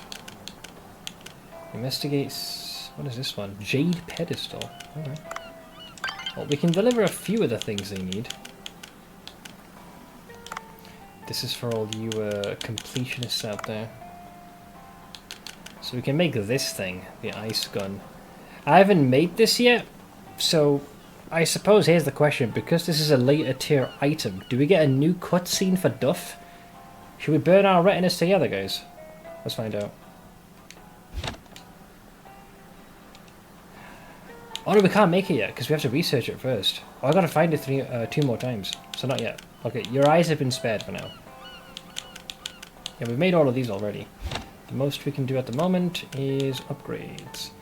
But we need Trevally Fin and Amethyst ore, so... you're okay, you've been spared just for the time being, just for now. Oh yeah, so the kaiju that we found is this one.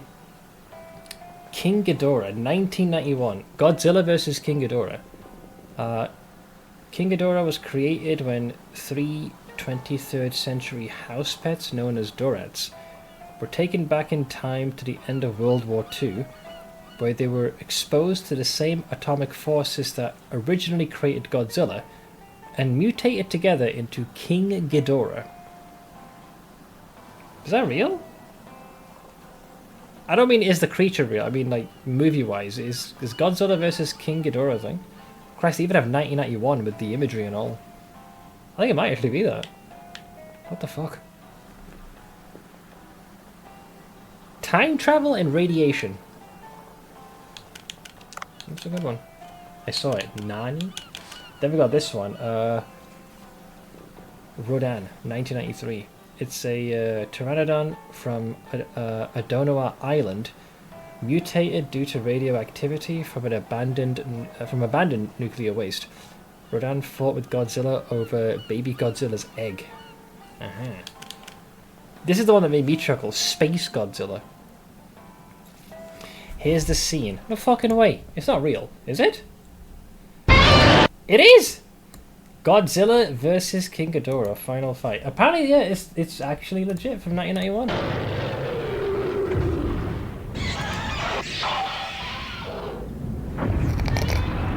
Classic. I will say the heads are pretty well animated. Go on, son.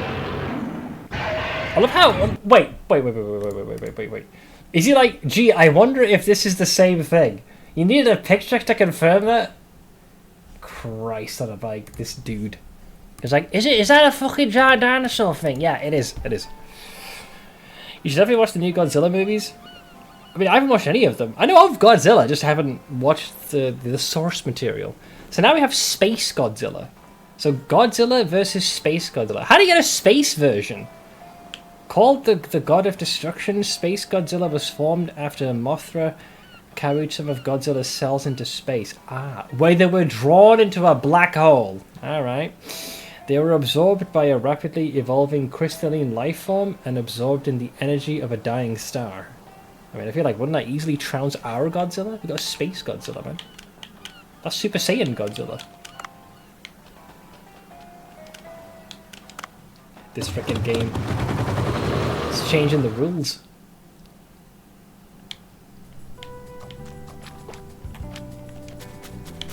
Okay, get rid of the weeds.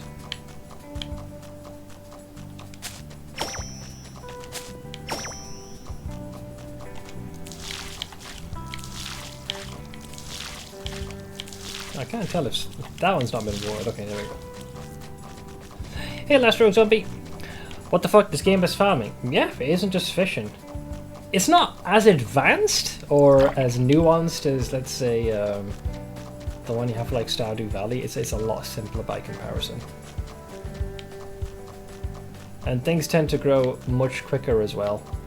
But it can be difficult to keep track of all this stuff because there's a lot of like smaller mini games all wound together. But they still managed to make it work in spite of those limitations, you know? Okay, we have enough room to plant 2 more things. Let's do, we did garlic before. I'll get a couple of carrots, why not?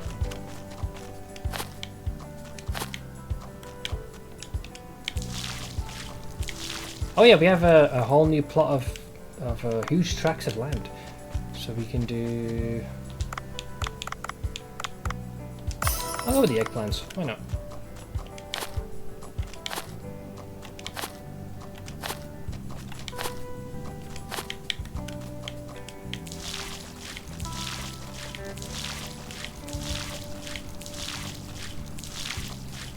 That'll do it.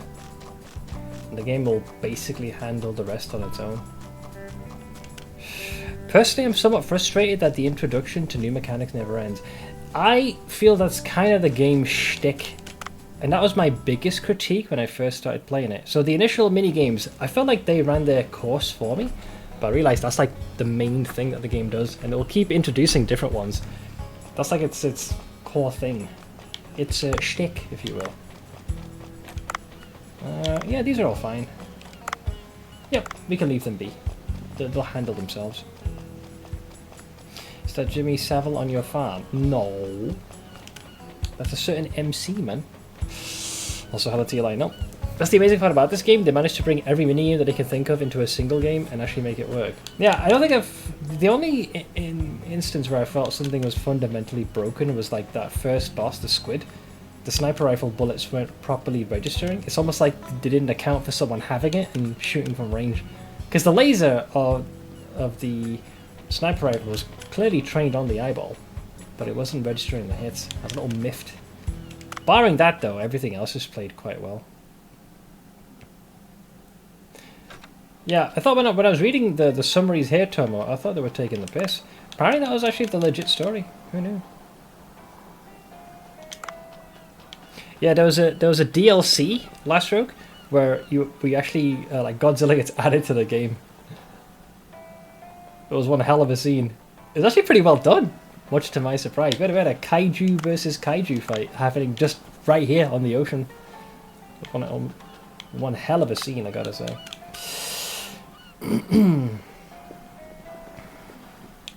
So now we've got to figure out what to do. We can't reach...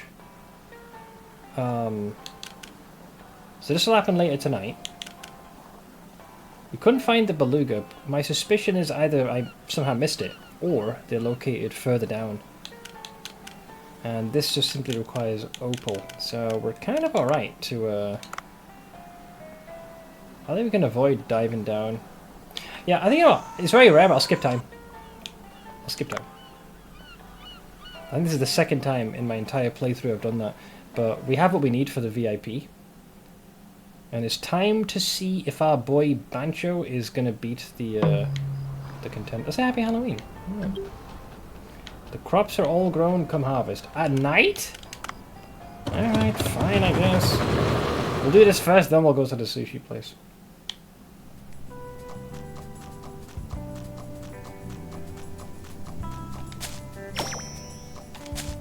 I got me a couple of eggplants. That does leave 2 of them free, though. Let's get a couple of wheats. I'll get those in there. Alright, that is care of that. Should do... Wait, is that a wheat that's growing? Bastard. Good thing I was actually stopped by. I was going to stifle the growth of my rice. There's also Godzilla Cthulhu. That sounds like it'd be scary. Research. Let's see. Hyalonema tuna sashimi. Senrock. Oh yeah, these are the ones that we unlocked based off our encounter with God Fakinzilla. That makes sense. Wait, is the VIP tonight? Not tonight, is it tomorrow? Did I fuck up the calendar in my head again? Oh, I did! That's fine, but yeah, we got time then. The VIP visit is tomorrow. Then, I guess we'll just make money? Why not? Yeah. We got plenty of things that we can prepare. So this is like the big boy meals. The fact that he actually takes the carrots and the eggplants though. Yeesh. Wait, I need to be careful not to consume... yeah, as long as we don't use the wheat or the eggs. Sloppy. Should be fine. Seth, what do you call a crab that likes to paint? Leonardo da Vinci. Okay, that was pretty good. That's also a very cutesy name. Thank you very much for the piece.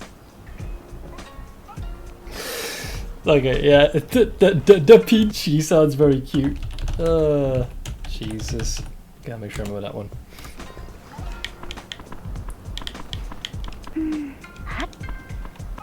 Alright, let's see here. You made me lose my train of thought. Yeah, wheat and eggs. As long as we don't use up wheat and eggs, we should be fine. Which I don't think it's any of these. Yeah. So yeah, you know what? Yeah, I'll do 3 of them. That. No. Seaweed, miso. You could definitely work. Takes 6 to enhance. Salt bait that shit. There you go. Yeah. Yosh. Good. Is that a Bancho OK emote? Yep, he does that when you come back to the surface and you've gotten enough for the day. I will do 5 of those, that's going to be worth some coin. I have a single smooth brain of these. That was the shark we just caught, the Greenland shark, so we can definitely enhance that meal a couple of times. Okay, now it's a thick meal, so we'll do 2 of those. What else? Sure! Yeah, we'll go through the rest of the shark meat.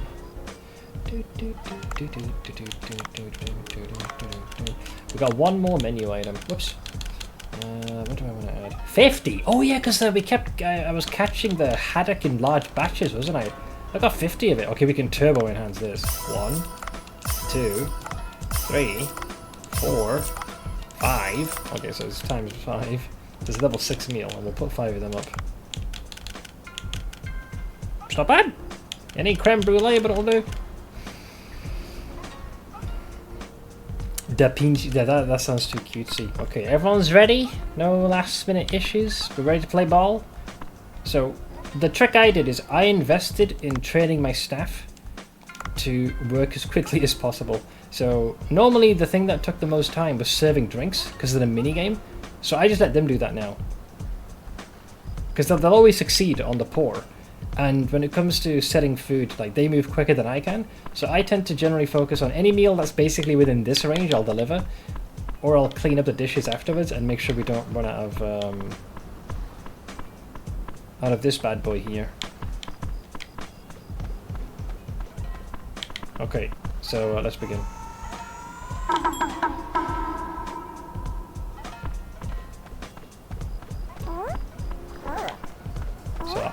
So they're gonna start pouring the tea, which basically gives a buff. They got this. I'll wait. I'll wait. So check how fast they are moving. Like, they don't even need me. I'll grab 1 more to help them.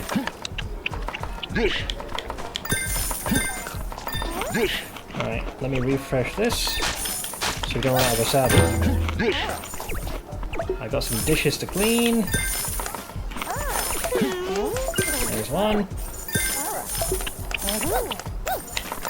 Okay. 2. 3. It's just to give space for other people to be able to sit down. Same again. Perfect.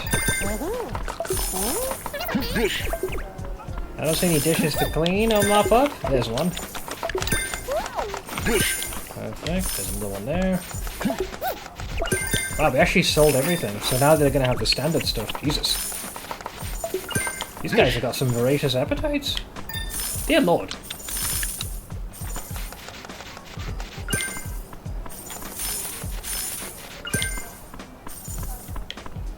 We sold out, and then some. Not bad. Not bad at all.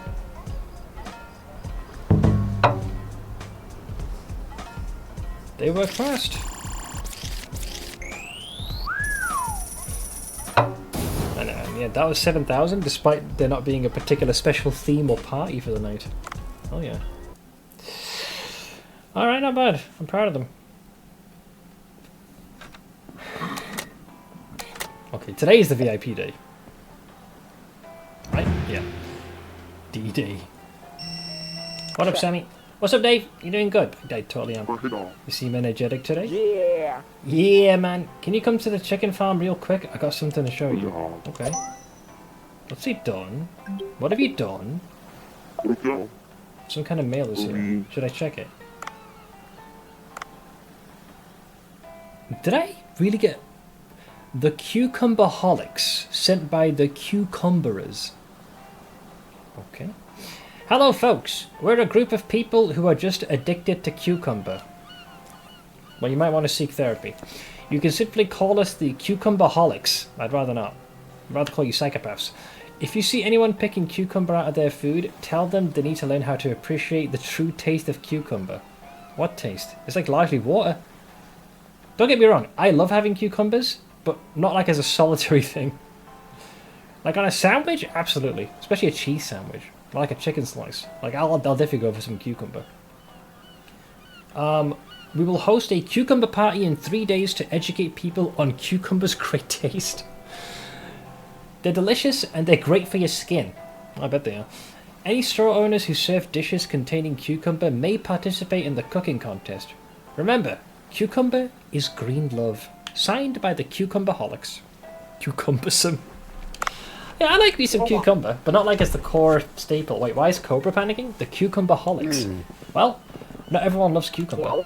In fact, I don't like cucumber either. I can't stand the smell. Cucumber doesn't have a particularly pungent odour last time I checked. There are many recipes that use fresh cucumber. Anyways, they're hosting an event around here. I need to be prepared to boost revenue that day. By the way, have I seen any cucumber at the farm? No, I was going to say we haven't had the option to grow any. We just recently got things like carrots and garlic and eggplant, wheat, rice, no onions. But yeah, cucumber's not an option. Maybe that's why we've been called to head to the farm. Cucumber party sounds like a ladies' late night party. Well, if you're doing it as a euphemism, sure.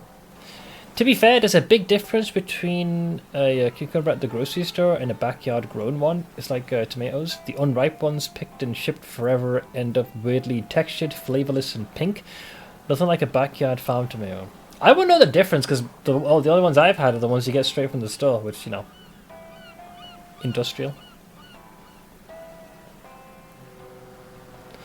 Store cucumber from supermarket are 99% just water, which is, I'm pretty sure, the only brand I've had. The flavour difference is wild. I have to see what you would get from an actual, someone's own farm rather than the more corporate stuff. So by the way, have I seen any cucumber at the farm? I should go ask Otto. Well, we're heading to the farm anyway, so I might as well. Alright, sure.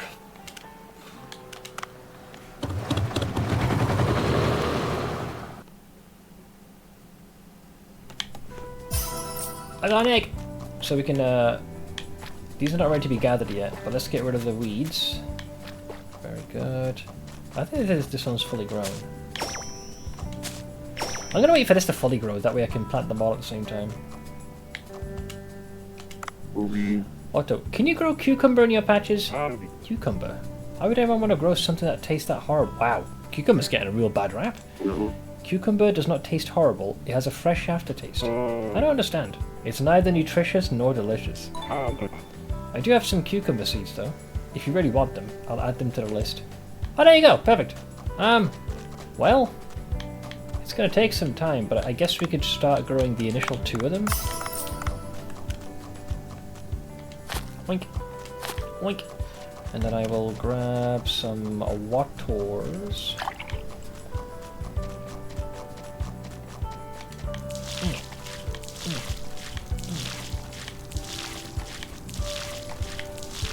I think I have to do that for this next batch because they do seem a tad dry.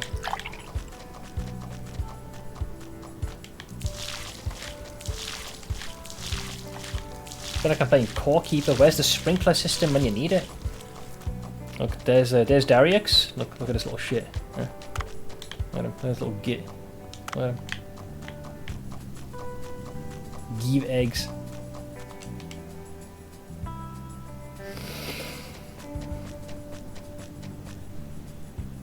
My family has homegrown jars of pickles now because last year and the year before we had cucumbers in the garden. I like pickles. I got weepy when I found one of my grandma's handwritten recipes the other day. Aww. That's one of those things that can... One moment you're fine and the next a sudden like punch to the gut. Let's see, what's going on, Sammy? Yeah. I was browsing the internet to buy a new instrument. Such as? Yeah. And I found some awesome stuff on sale for a limited time. So I bought them just before the sale ended. Yeah. Now you don't need to worry about coming to the chicken farm when you're busy. Huh? Awesome stuff. What exactly did you... Here it is. The first item is the egg storage box. This storage can keep up to 50 eggs. I'm struggling to have just one extra. Yeah. Now you don't have to collect eggs every day. You can just wait until it fills up and collect them all in one go.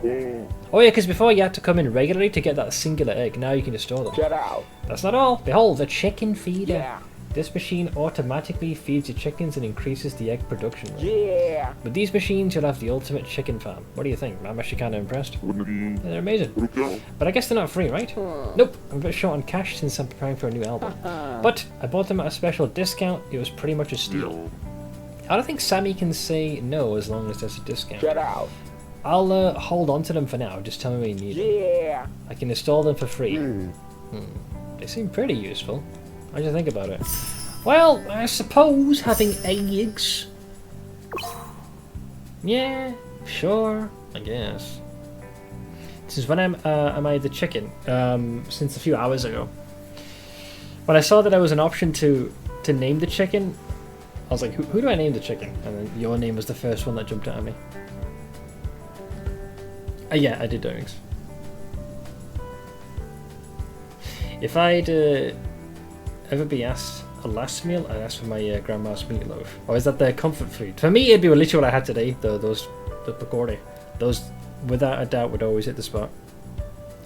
Seth, this year my parents didn't plan on growing a garden because we had so much stuff from last year. Well, surprise! More tomatoes, some pumpkins, and even some acorn squash from the ones Ma threw in the old garden last year after having them on the porch. Surprise vegetables? It's the best kind. You fucking mollusk. Don't go using my insults against me. So you can now purchase a machine that will help you run the chicken farm. If you purchase an egg storage box, you can store up to 50 eggs without harvesting them. You can use a chicken feeder to automatically feed your chickens. You can increase the egg production rate depending on the type of feed. Then, sure. What's the cost though?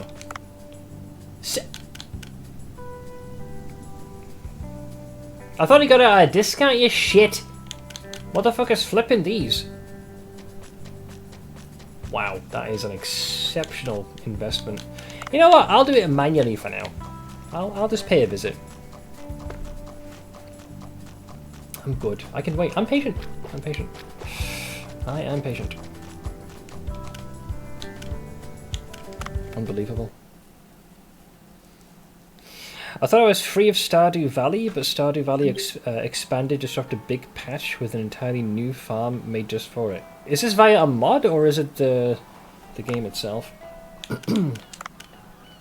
Cookstar. So that was from yesterday. Whoa, McSammy did a tweet. You can see dolphins from Bancho Sushi. This is what you call peace of mind. Hey, those are the ones we helped out. We need another 18 points for best taste before we really kick things off. How's my virtual pet doing? Okay, they're all under the weather.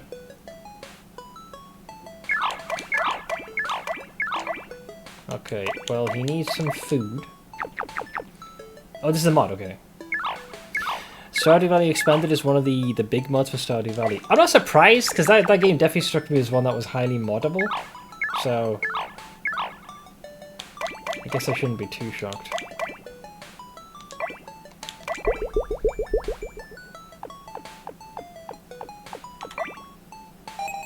Attaboy. You failed! He succeeds. So this is all part of Dave the Diver. Yeah, there's a lot of different like mini games and little side hustles. This one is a random one. I don't know if you get anything for this, but I mean it's on the guy's phone. I'm just training up this little shit kicker. I don't know if you get anything, but he's getting there. I've been steadily training this little wanker up. He's mostly behaved. By big I mean it adds a ton of stuff, NPCs and quest lines. Especially 1.6 introduced official modding tools that Concerned Ape worked with mod developers to implement, including the SVE dev. Well, that's probably one of the best things you can do for games like this, because if having official modding tools cuts away so much of the frustrating red tape, because otherwise mod makers have to find... Well, they have to go through a few more hurdles. I think for BG3, Larian did the same.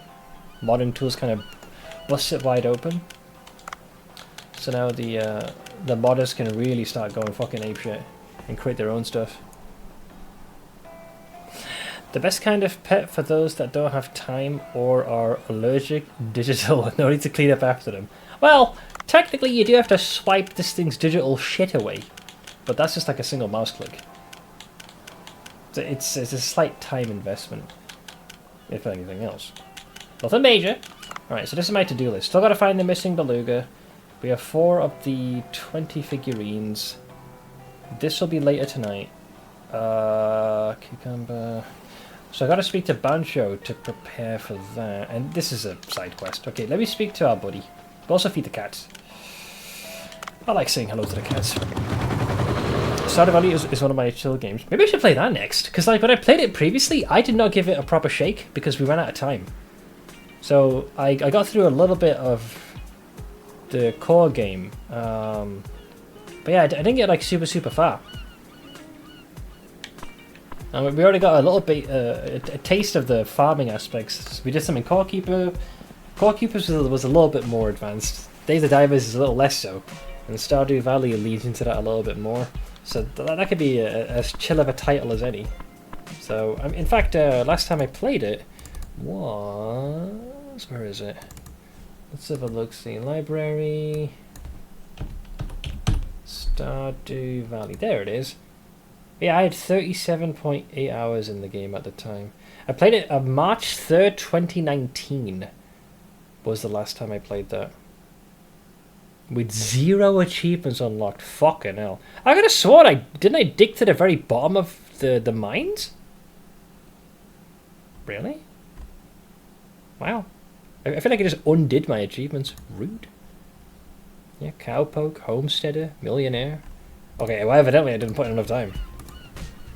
Can I suggest some quality of life mods for it? This would be things like adding UI elements and such, not content mods. The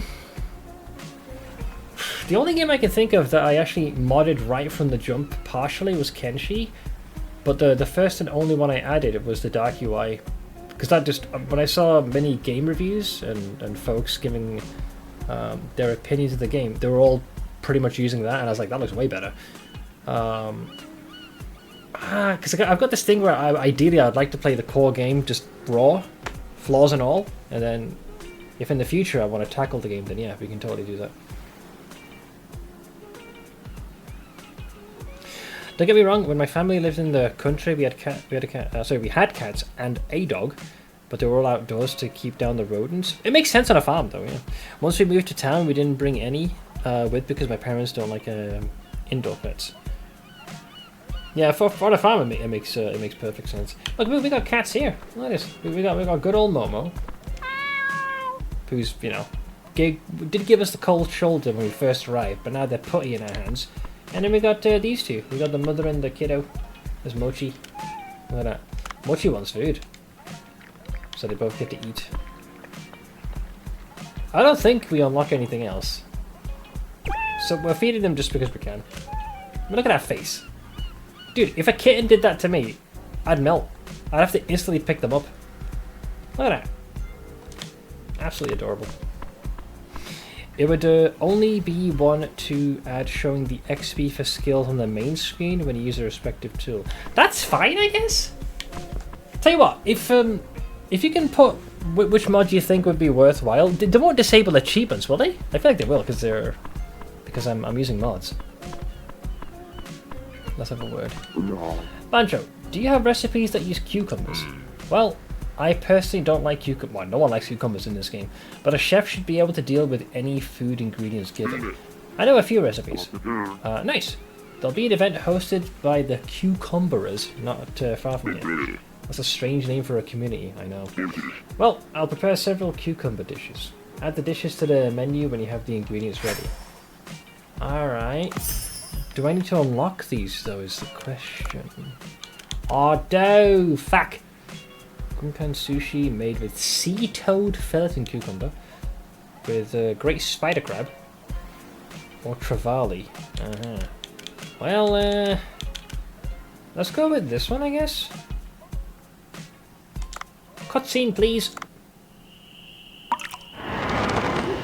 He's meditating.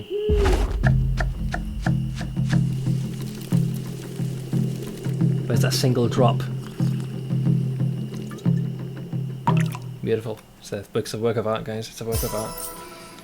Okay, well, we've mastered that one. So what? We've got 3 days to prepare. I've got to find trevally. Do I even have any trevally? Hello? Where is it? There it is. We need giant trevally meat. Big-eyed trevally, giant trevally. Well, it's not crazy difficult to find, I guess. Onion! Can we grow onions? That's a good onion. Cucumber. Well, eventually we'll... Yeah, we've planted some cucumber, right? I think. And they just have just cucumber. Skinned cucumber is skewered. The ice under the dish preserves the crisp texture of the cucumber for a long time. Is that a thing, or am I being fucked with it? Pickled vegetables. That one I could definitely get on board with. Deep fried vegetables. The Kikona option, I see. I don't think mods have ever disabled achievements. Honestly, it's not a big thing. I just prefer it, so I don't have to constantly check the skills tab. I think I'll be fine with the base game. If I do feel like it's starting to annoy me, and it's a relatively non-invasive mod and doesn't mess with achievement acquisition, then sure. My time is on point. I updated a Minecraft mod pack and joined a server literally in time to see the 5-second countdown to server restart. The closest thing I've had to this in recent memory trolls, it was back when I was still leveling with Jake on the classic World of Warcraft server for hardcore. I told him that I was going to catch up on the engineering profession. And coincidentally, I finished stream, I rested for a couple of hours, and the second I fired at WoW, the servers were going to go down in the next 13 minutes. I was kind of miffed, because usually I'm drained after streaming, so the last thing I want to do is any additional gaming. I was like, really? Just when I'm about to do this? You bastards.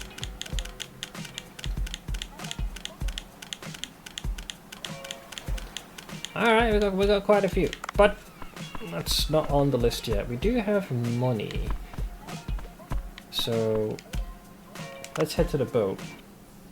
I don't believe I can progress any further unless we find that darn beluga, because that's the main quest thing, right? The missing beluga. Kaiju mission, cuisine, that's later tonight, and deliver the opal. Yeah, that's the main mission. The beluga went missing. I hope he didn't wander all the way to the glacial area. But whereabouts, though, is the question. I remember that. I was miffed. I was fucking miffed. Alright, iDiver. We can increase the air tank. The knife's maxed out. I'm not going to worry about the crab trap for now. I guess I'll go with the air tank for more health. Right? We could also boost up the harpoon gun. You know what? I might do that.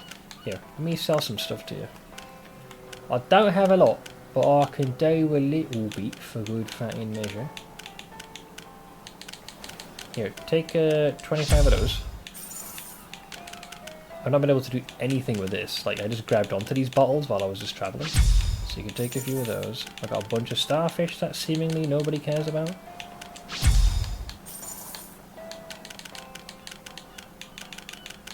We need that for a different quest. The bowls, these always go.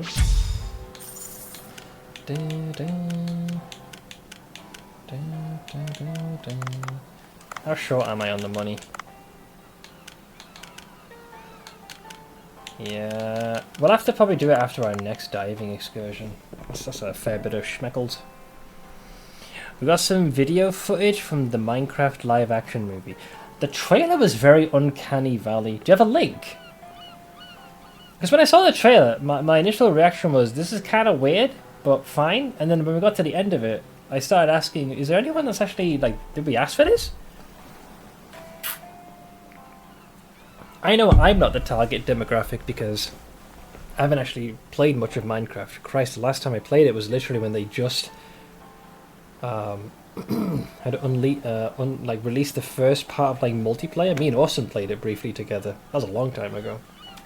After that, I spent more time watching videos and content creators of people playing the game than playing the game itself. Can we just like stop the production of it and pretend they never started making it? Unfortunately, it doesn't quite work like that. Or unless like universally, folks just completely ghost it and there's no like hubbub about it, then maybe. Oh, sorry, I didn't realize your sub had run out. One sec. Permit. Almost. Where you going? We asked for something better, so no, we didn't ask for another movie desecrated game. Okay, let's see. So this is... Okay, so the dislikes are looking pretty rough, man. This was posted a day ago. Simply titled, A Minecraft Movie New Trailer, number 2. Number 2 is probably what it is. But, you know, let's not judge. Let's see what it's about. I'm guessing that's the way to the hell is this place? This is a dangerous place. Welcome to the Nether. Now that you're in this world, there's some things you should know. First off, wood is one of the most useful items in here. So use it. Then there's the night. Crazy dangerous. Yep. TNT. ARFs. What happens here when it gets dark? Pigmen! Monsters. Creeper, classic. How do you even know all of this? Who are you? You know the villagers, maybe? The moment? I'm Steve. And that's not even the half of it. Expect dragons, zombies, endermen,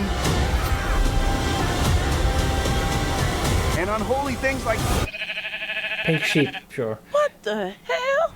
That's my reaction, but for a different anything reason. you can dream about here, you can make. Okay, part of me was hoping, you know, this would be like an April Fool's joke, but, you know, sure.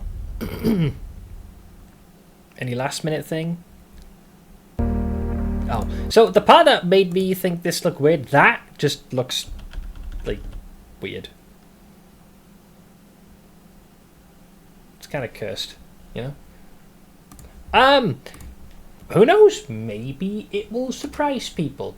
What do I know? I'm just some random schmuck on the internet. That looks rough, man. There's no consistency between the same mobs. Yeah, it looks weird. Did anyone genuinely ask for this kind of movie?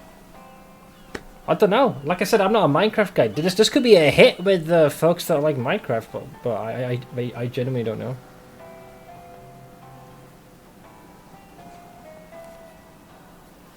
Just look at how bad the Borderlands movie went.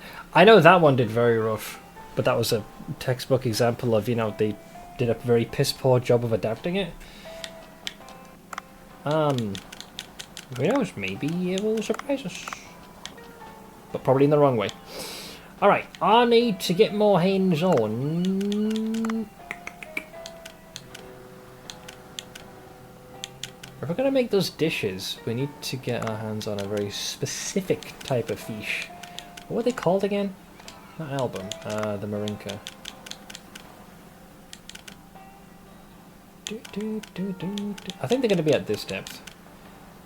Trevally, that's the one we want. We need trevally. An oblong fish with bluish green back. silver white belly, and small spots on its gills. It's found at the depths of up to 100 meters in tropical and subtropical waters, and feeds on small fish. But we need a giant one as well, giant trevally. Okay, so 50 to 130. All right, I'll try that because we're going to be preparing for that particular event. I'd rather we have what we fatty need. Did you see some Minecraft fans remade the trailer? Look like actual Minecraft and looks way better. I did not. Like an actual proper vid. Minecraft story mode died and this is what we got. The monkey's paw finger curled with a sneer. Hey, you need to be careful what you wish for, you know? You gotta phrase it properly. I've recovered my account to where I left off the previous time. That was like 7 hours of progress, right? It looks like I was about 55% through the base game. I don't have any of the DLCs bought. I don't really plan to. Well, I hope you now get to enjoy the next leg of the game. So the fan trailer, much more visually comprehensive. I had no idea that there was a fan trailer. Color me surprised. There's a not in time. Okay, we got I suppose we could. Oh god, all of these fuckers are coming after me. Okay, that's just unfair. That's a lot of aggressive fish. Okay, okay, take your time. We don't want to engage with these fuckers because we're trying to save the drone, the little submersible. So I'm gonna just try and see if I can bypass them. So we want to be at a depth of 50. Are you fucking kidding me, you cunt?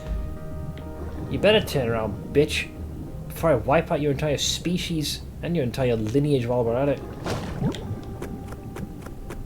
Rude. Fan trailer. Okay, let's have a look-see. Okay, so interesting point. This thing has significantly more upvotes. Like it's the exact opposite of the original. Granted, a fraction of the views, but let's see. So this is what a fan made. I animated the Minecraft movie. Okay, hear me. Yep, portal to go in there.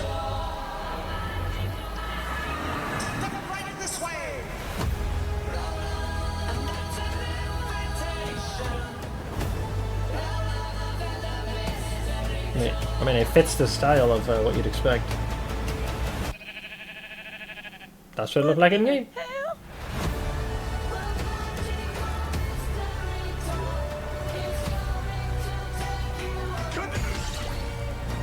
Yeah. Anything you can dream about here, you can make.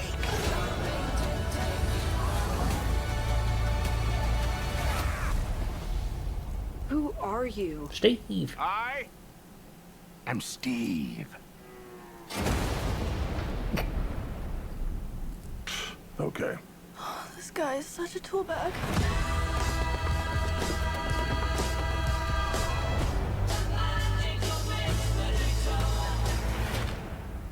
Hi.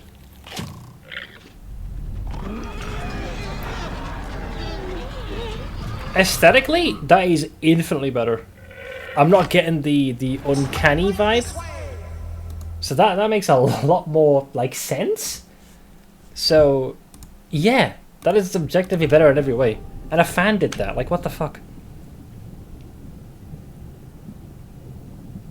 Trust me, this is the peak reaction. Wait, I recreated the Minecraft movie trailer, but animated. Wait, isn't it? This is what I just linked, right? I think I just clicked the same thing twice. This looks better, but this isn't a live action, which is the main promote. True. Unless it would have just been Minecraft the movie. I feel it could have worked a lot better if they did not mix and match between IRL and the animation style they did. Yeah, because you have this weird sort of they're still trying to keep the block-like aesthetic, but it's still smooth 3D against the backdrop of actual human characters. It's like two weird styles that deviate from what the original one looked like. It's, you know, the original one is blocky and pixelated, like it's literal cubes. Oh, different recreation, far better looking. Oh, it's another one? Oh shit, okay, I thought it was the same one. Hang on. Sorry, I didn't realize. Hold. Okay, so this was posted 12 days ago. Wow, it's got way more views. Holy shit. In fact, I think this might eclipse the original. Okay.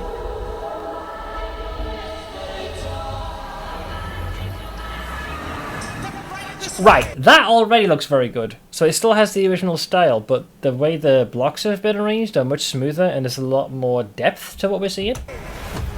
That looks fucking way better.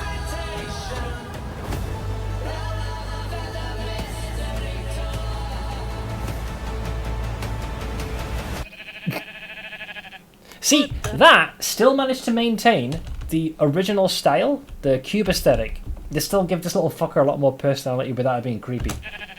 What the hell?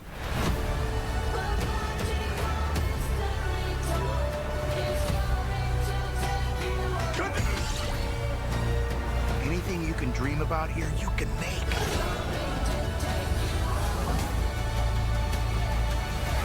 There's your boy Steve. Who are you? I am Steve. Okay. This guy is such a tool bag. This is way better! Just hire this fella! Or lady. Where's the arrow? Yep. That about tracks. Charge! This thing has about my mental acuity. That is way fucking better! How the fuck did it... Jesus Christ, man.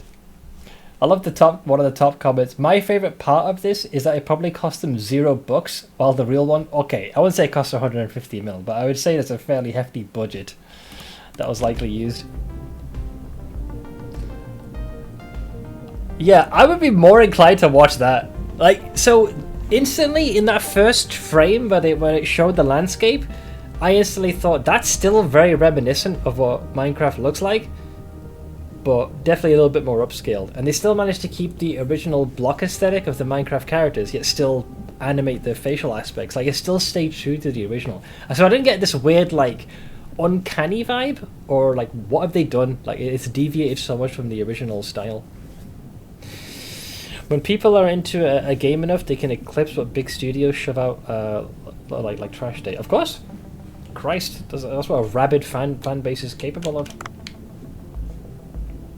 Dear Lord.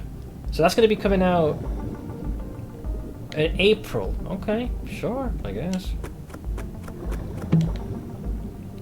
Nope, hang on. I got the power of anime on my side. Now watch this. Power. I've yet to use that for anything conclusive. Okay, we're trying to find the Trevally here. So what passion is capable of? Turns out a paycheck isn't passion. Well, a paycheck can definitely help.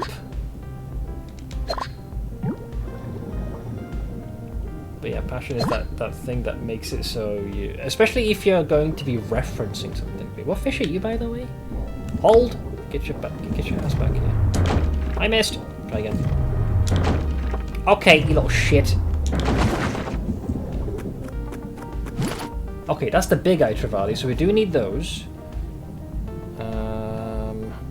We also need the giant one, though. Wonder if fans are going to animate the full movie when it comes out. Let's put it this way. Hypothetically speaking, right? If someone went to the trouble of animating the Minecraft movie in that style, I guarantee you, right, there'd be some hefty copyright-related shenanigans, because they did want to save... Well, I was going to say they want to save face, but it's kind of hard to overcome that. Okay, you're following me? I don't like that. I missed. God damn it! You bastard.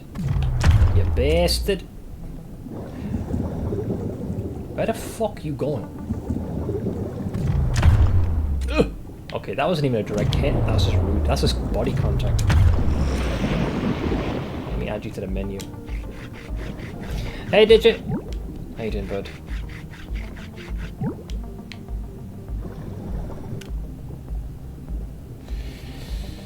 Account created yesterday. First message is a link. Yeah, that's just the bots being bots. They get sued simply out of being butthurt. Yes. Okay, this is the guy we want to capture. I don't believe we can, because it's a big fish. Ooh, it takes a couple of hits to get this guy. But this is the one we need if we're gonna make those recipes.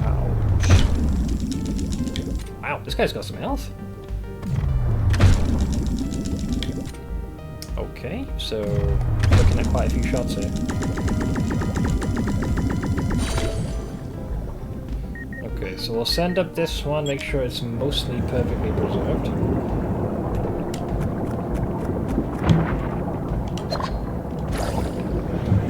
There we go. Giant Chevoli. We need the smaller variants as well, which I think is these. I don't think it's these guys. They look like them, but not quite that one. No, these are the grey triggerfish. You don't want those in your collection, my friend. You don't want those.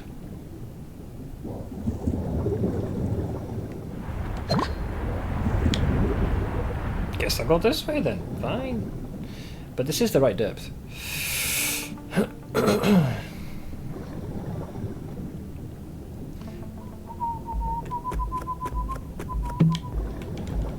Bombs.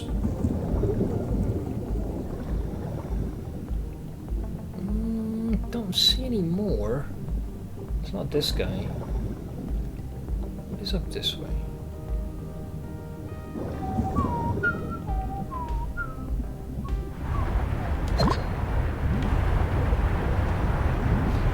This is a bit too high, because it's between 50 and 150. Unless you're hiding something here.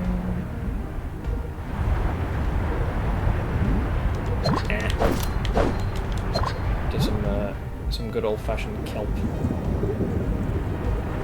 Oof, I was gonna push right back.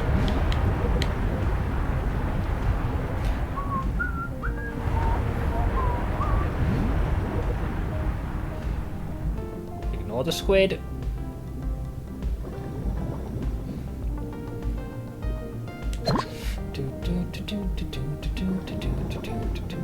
Ooh, this will, yeah, actually I'll take it, screw it. Okay, well we have at least another 50 depth we can go, in the hopes that we... Where are you going? Get back here. We secure the fish we need. Seasoning! That's different.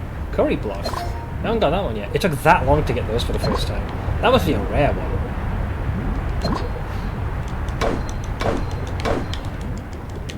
Thanks!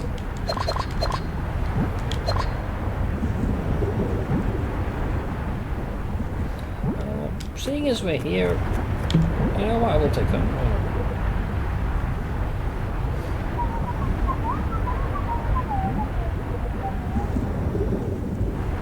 We have another Viton. No, well, I guess I'll break it apart.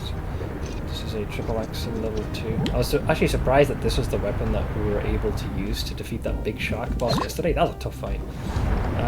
We need... not that one. We need the foot. Oh, yeah, you bastard.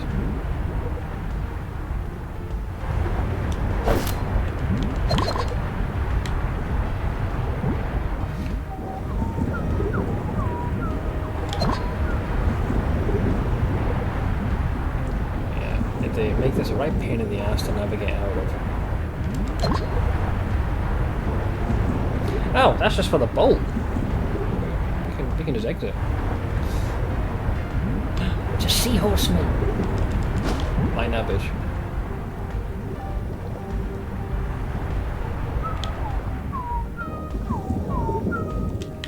I'll take those. Okay, right up here now. More bones. Come on, foot.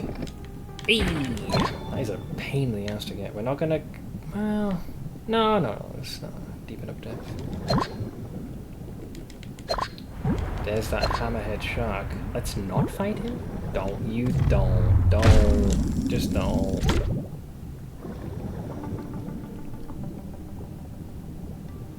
I don't see the fucking Trevally here. Maybe you have to come here at night or something? I don't know. We got time. These are the clownfish.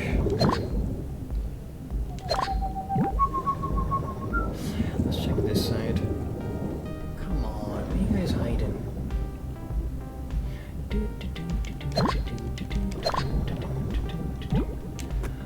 What you got? More bombs. More bones. Plenty of the heads, unfortunately.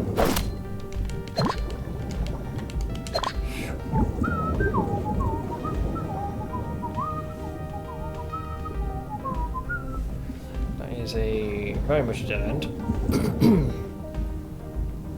I feel like I swam past plenty of those fish in previous instances. We might have just gotten bad RNG and they just haven't spawned as much in this particular run, if you will. Oh, I see the shark. He's looking at me like he wants to eat me. There's one of them, the big-eyed trevally. There's just a slight problem. This fucker's after me. That was not the shark, in case you're wondering. Looked like it was. Can I nab this? Whatever this is. That'll help. Ooh, damn it! Couldn't quite avoid bodily contact. We got guns.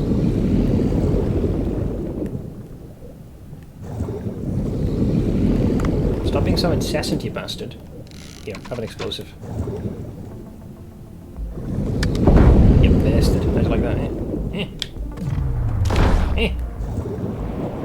We got guns, baby. We got guns. We got guns. You shite. Go away. I'll take that back, thanks. Now I can break this with parts. Okay. I'll gut this guy the old-fashioned way for now, because we need to add the dude up top there to the menu.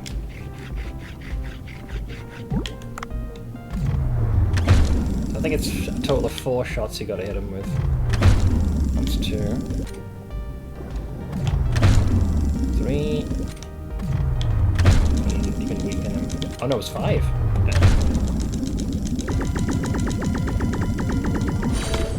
Okay. Now we can send the son of a bitch up. Yeah, I went full on. Get off my land! Okay. Giant Tivoli. Right, fat in 2. Oh, okay, here's what I'm going to do, super quick. Quick bio break. I'm going to help my mount also remove our contact lens as well. We can coincide this with the quick ad break, so 2 birds, 1 stone. Or 1 harpoon. No, 2 fish, 1 harpoon. I guess that works, kind of. But I'll be just a tick. I'll be as quick as I can. Appreciate your patience, me. Baby.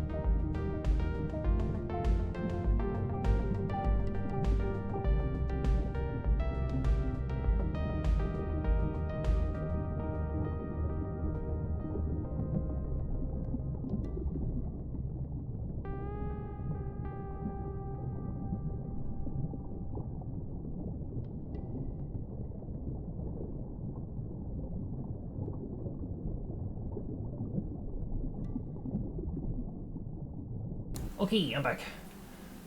Well, I'm mostly back. I will now get on my feet. Was that another bot that just snuck in? What the hell, man? It's getting insane, this.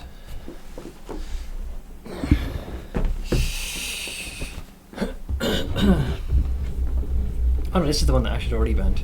I thought another one snuck in. It's insane. This tends to often occur in waves, best I can tell. We'll have them for a while, and then they'll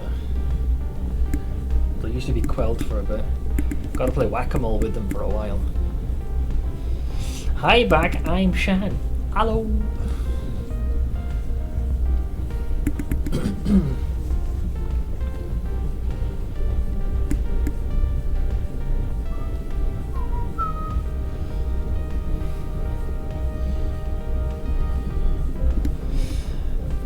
I said it before, it's one of the worst things you can do for the stream. If you're trying to grow one, jeez, it's so freaking blatant as well.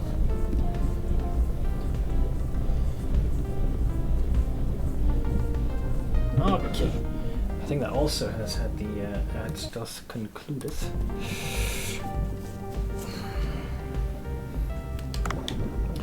Let's see. Got another.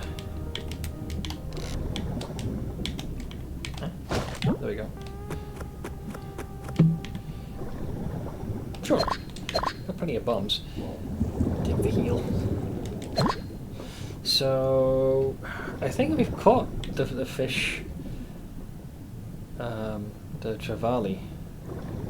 Like at this depth, that's usually kind of where they chill. I wonder, do they appear in this region? I don't think so. It is technically the same depth, but it might not count because it's a different region.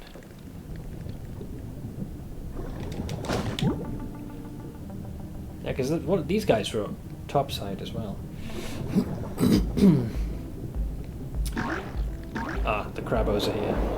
I remember. We also got the Hammerhead Shark. That guy does not fuck around.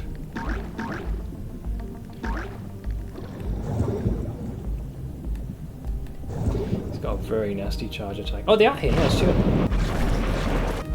If I can give the big guy the slip, we should be fine. I think we did. Hey, there's a. Oh wow, the swordfish fella I was gonna say.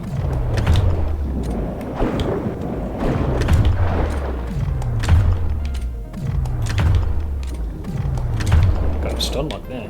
This guy's questioning his life choices after that. The Hammerhead Shark has followed me all the way here. I guess I have no choice but to. Oh, there's one of the Godzilla statues. The figurine, I should say, here as well.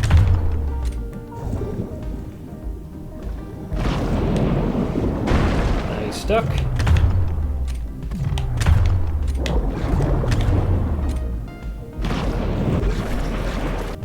Oh, it's a 3-hit combo it is. Still ticking.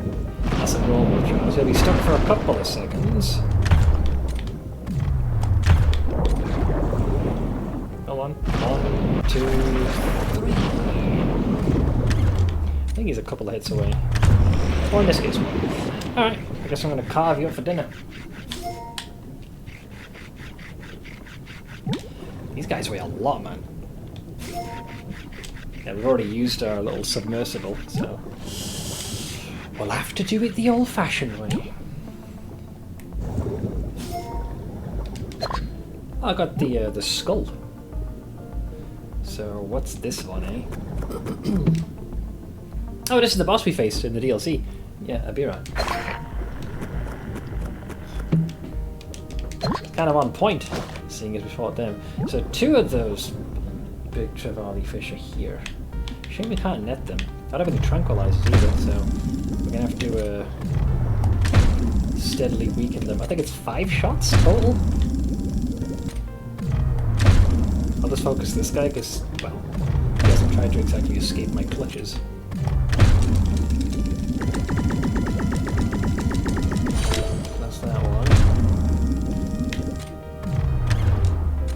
I will get you later. Let's carve you up for breakfast. Yeah, you can still get it on rank 2. That's not bad.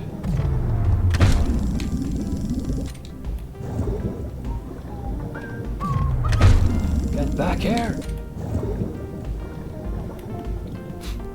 Don't worry, pufferfish, you're not on the menu. At least not yet. I can also hear the crabbos down there. Give it a sec. Is that enough? There we go. I think I'll probably only be able to gather a single batch of this. Oh no, we're good. Just enough we've like hit the encumbrance limit. Alright. I can make this work. I'd like to grab that healing, but though being this heavily over encumbered with those guys can jump. So they could get me in trouble. Oh actually I got a consumable, forgot about that. I got 50% healing on hand.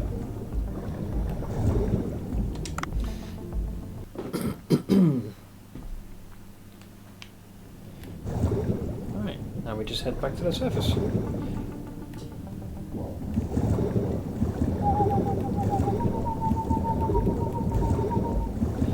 Go away! This is your lucky day.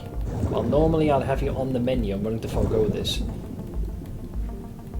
There's two of them, man. It's like the game knows you're over encumbered. It's trying to get you into a ruckus. Rude.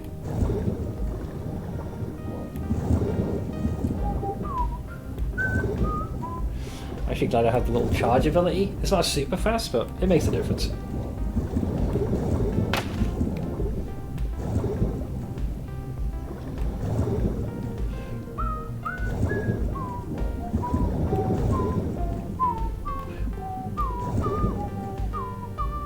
Uh-oh. Now I'm in trouble. So I need to be able to move quick.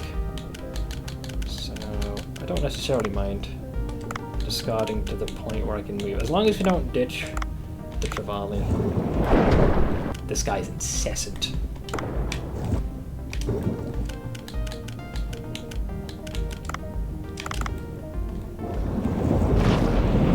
Jesus. Gotta take some cover here for a second while I breathe. Though I suspect that probably he's gonna keep giving chase. I think we can go around him. I'll say this, he's driven. He's still coming! We do need these guys. Okay. Hopefully the shark will stop following. I just need to get 3 of these. These guys don't... Oh, they do usually spawn, but I'm on the way out anyways. Look for the scarpets. Jesus! That rat bastard. Yeah, that guy, he can charge really far and has that tail whip attack, and as you can see, it does quite a bit of damage. Even at a depth that's relatively stress-free. This one will add to the racing collection, but the rest will eat. Alright, Bancho is pleased. The crops are all grown. Come harvest. I will harvest.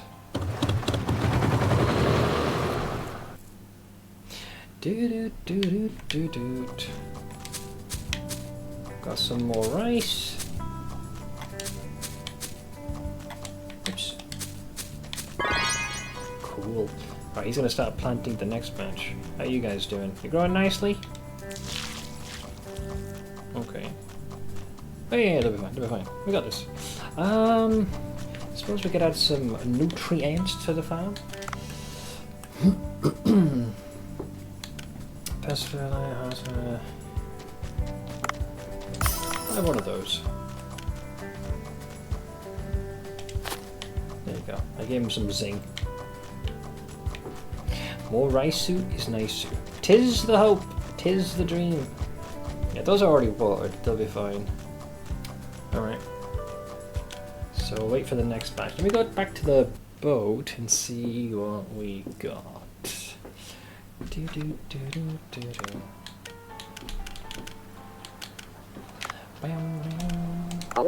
See people! Dr. Bacon was right.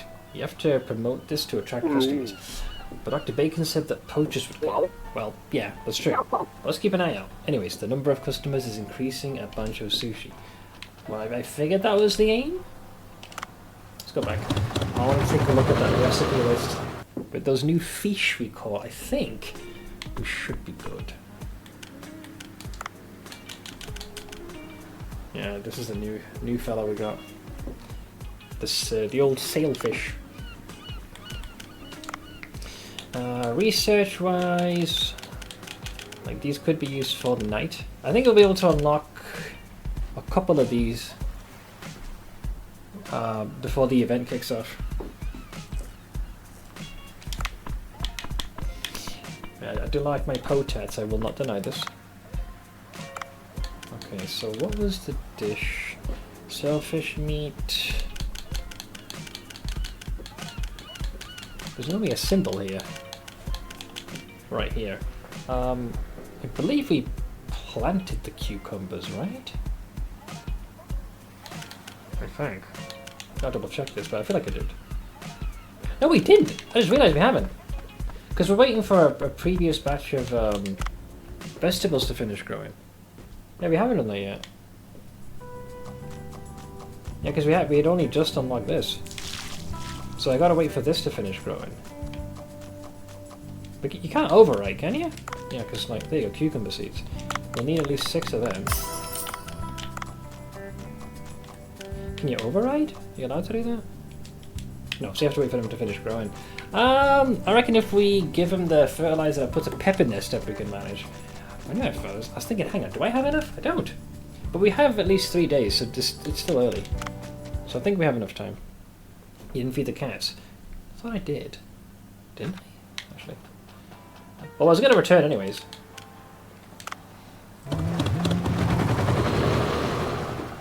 Did I feed the cats? I'm not sure now. Oh shit, I hit the farm again, god damn it. Sushi.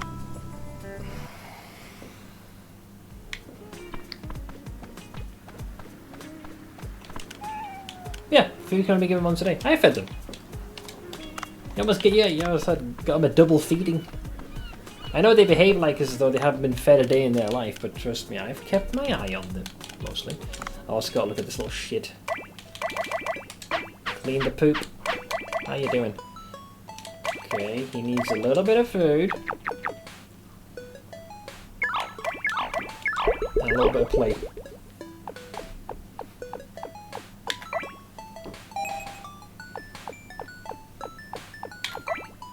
Wrong!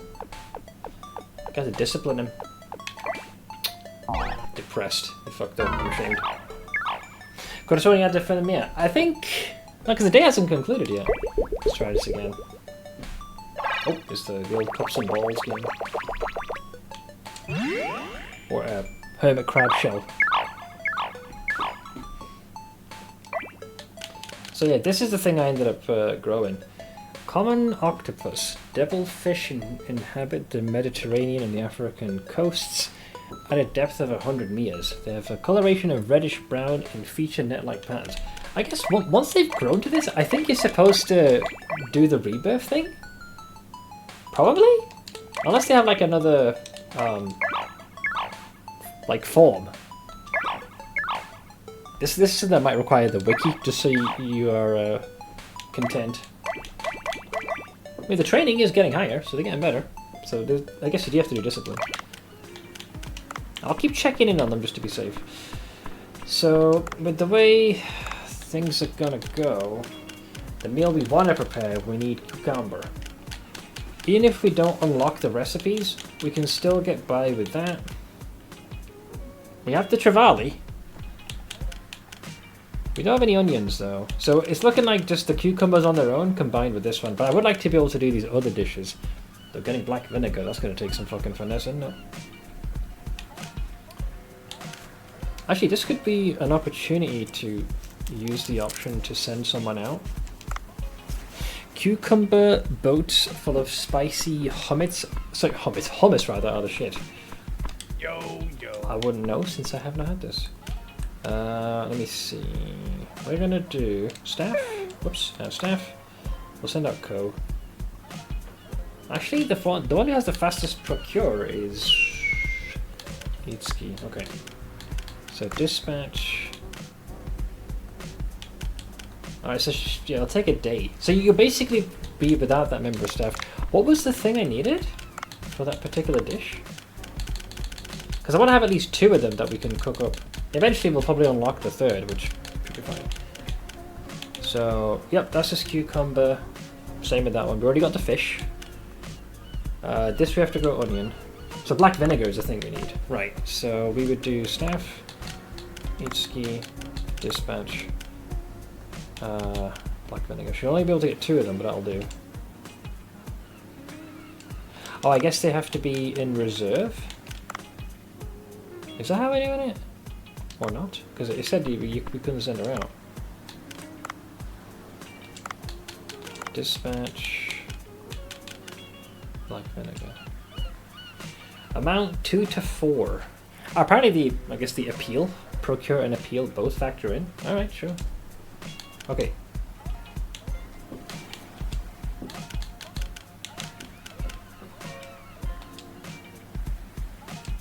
So we done? Oh, we do have to do dispatch. Okay, there we go. It's keep dispatching. So this is the first time I've actually sent someone on a mission, so they'll be unavailable. But I'd like to have multiple of those dishes. You peel a cucumber, cut it in half the long way, scoop out the seeds, and fill the reservoir in the middle with hummus. Oh, that actually makes sense. Now I get why it's called a cucumber boat. Garden cucumbers have seeds. Well, we do have those currently being planted. Oh, you can actually see on the bottom left the staff that you've just dispatched. Oh, maybe that's why it encourages you to have an extra staff, so you have a full team on hand. Right, actually makes a lot more sense now. I was like, why would I need another staff? You should have one that's going to be constantly used to procure. So that actually does change things. Who has a high procure skill right from the jump? 35. I suppose we could find someone, you know, higher applicant, but you know what? Let's add this Masayoshi, because he's got a... Actually no, Charlie has more, he's got 38. Although the rest of his skills leave a lot more to be desired. 55? Fine, I'll add you. Alright.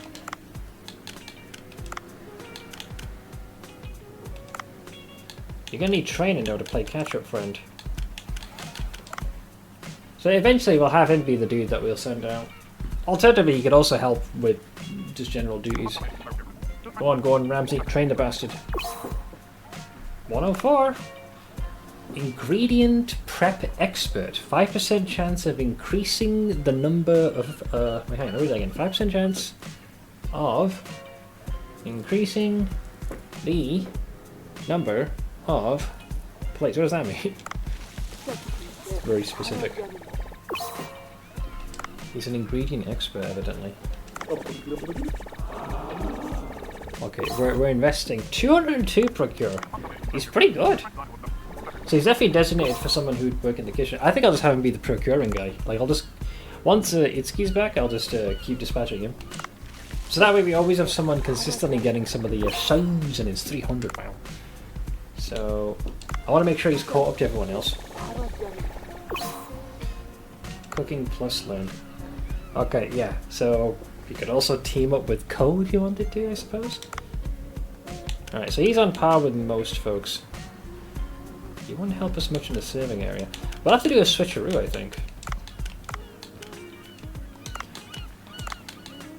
So if we do this... I'll let Yusuke do that. Ko is he's quite versatile. His serving and appeal is still pretty decent, he'll make up for it. But yeah, this guy's cooking is a lot better.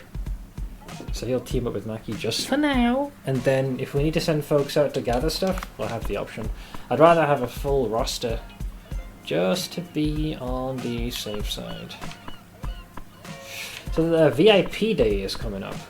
I believe we have everything for that. Pretty sure. I'll double check though. Yeah, we need blue spotted stargazer, wheat, olive oil, and egg. Then, yeah, I guess we do the VIP event and then we'll wrap up after that. Being in a good mood is nice. 12 hours of sleep will actually help you with regards to that, Ash. Yeah, I think we'll avoid dumpster diving in the ocean. I wish the universe made it possible more often. I still haven't figured out the technology as to whether or not I can construct the realm of Na. I haven't gotten there quite yet, though I am working on it. Cookstar, rank up. Yeah, we need more best taste. Okay. So we'll skip time. Alright. VIP night, guys. VIP night. We got a. It's a full-on competition. Bancho versus this motherfucker. We'll see who is the superior cook. Wait, he said the crops are all ready. Fuck it. We'll do the VIP. That'll be fine. Alright. So they're actually going to be broadcasting this. So we gotta come out swinging. We gotta come out swinging. Right. Be lying if one of the core desires underpinning having my own business is to get to the break point where I can quit the day job and have my own schedule and sleep. That'd be the dream. Having to juggle both. That sounds like it. Well, is exhausting. It doesn't sound like it's exhausting. It is exhausting. Hello everyone. This is Yui from NBC Station. Ladies and gentlemen, as you know, today is the day of the showdown in Challenge the Chef. Bancho, are you ready? Of course. And Wang Tang? The same. I can't wait. Excellent. Then let's begin Challenge the Chef now. Okay, so I guess I have to give him the ingredients, or how what's going to happen? Oh god, we got a full-on cutscene here. There's our boy, Bancho, versus this fuck knuckle.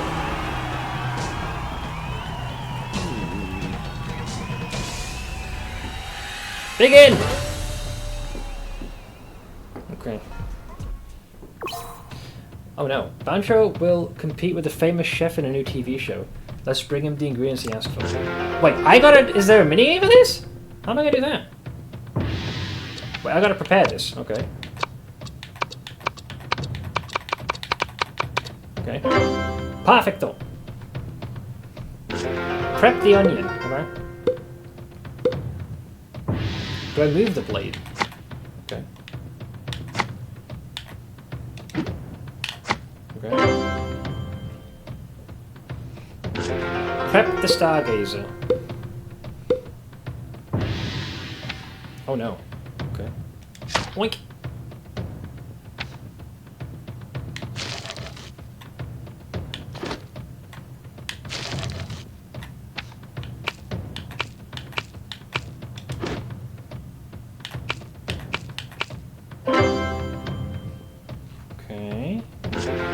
Coat this. What the fuck? They're really screwing me here. Okay.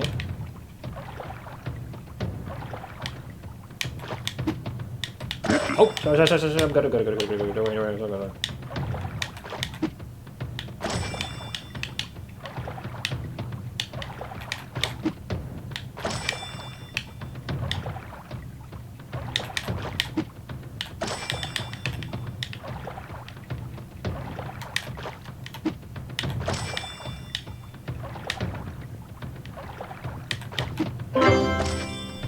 Okay.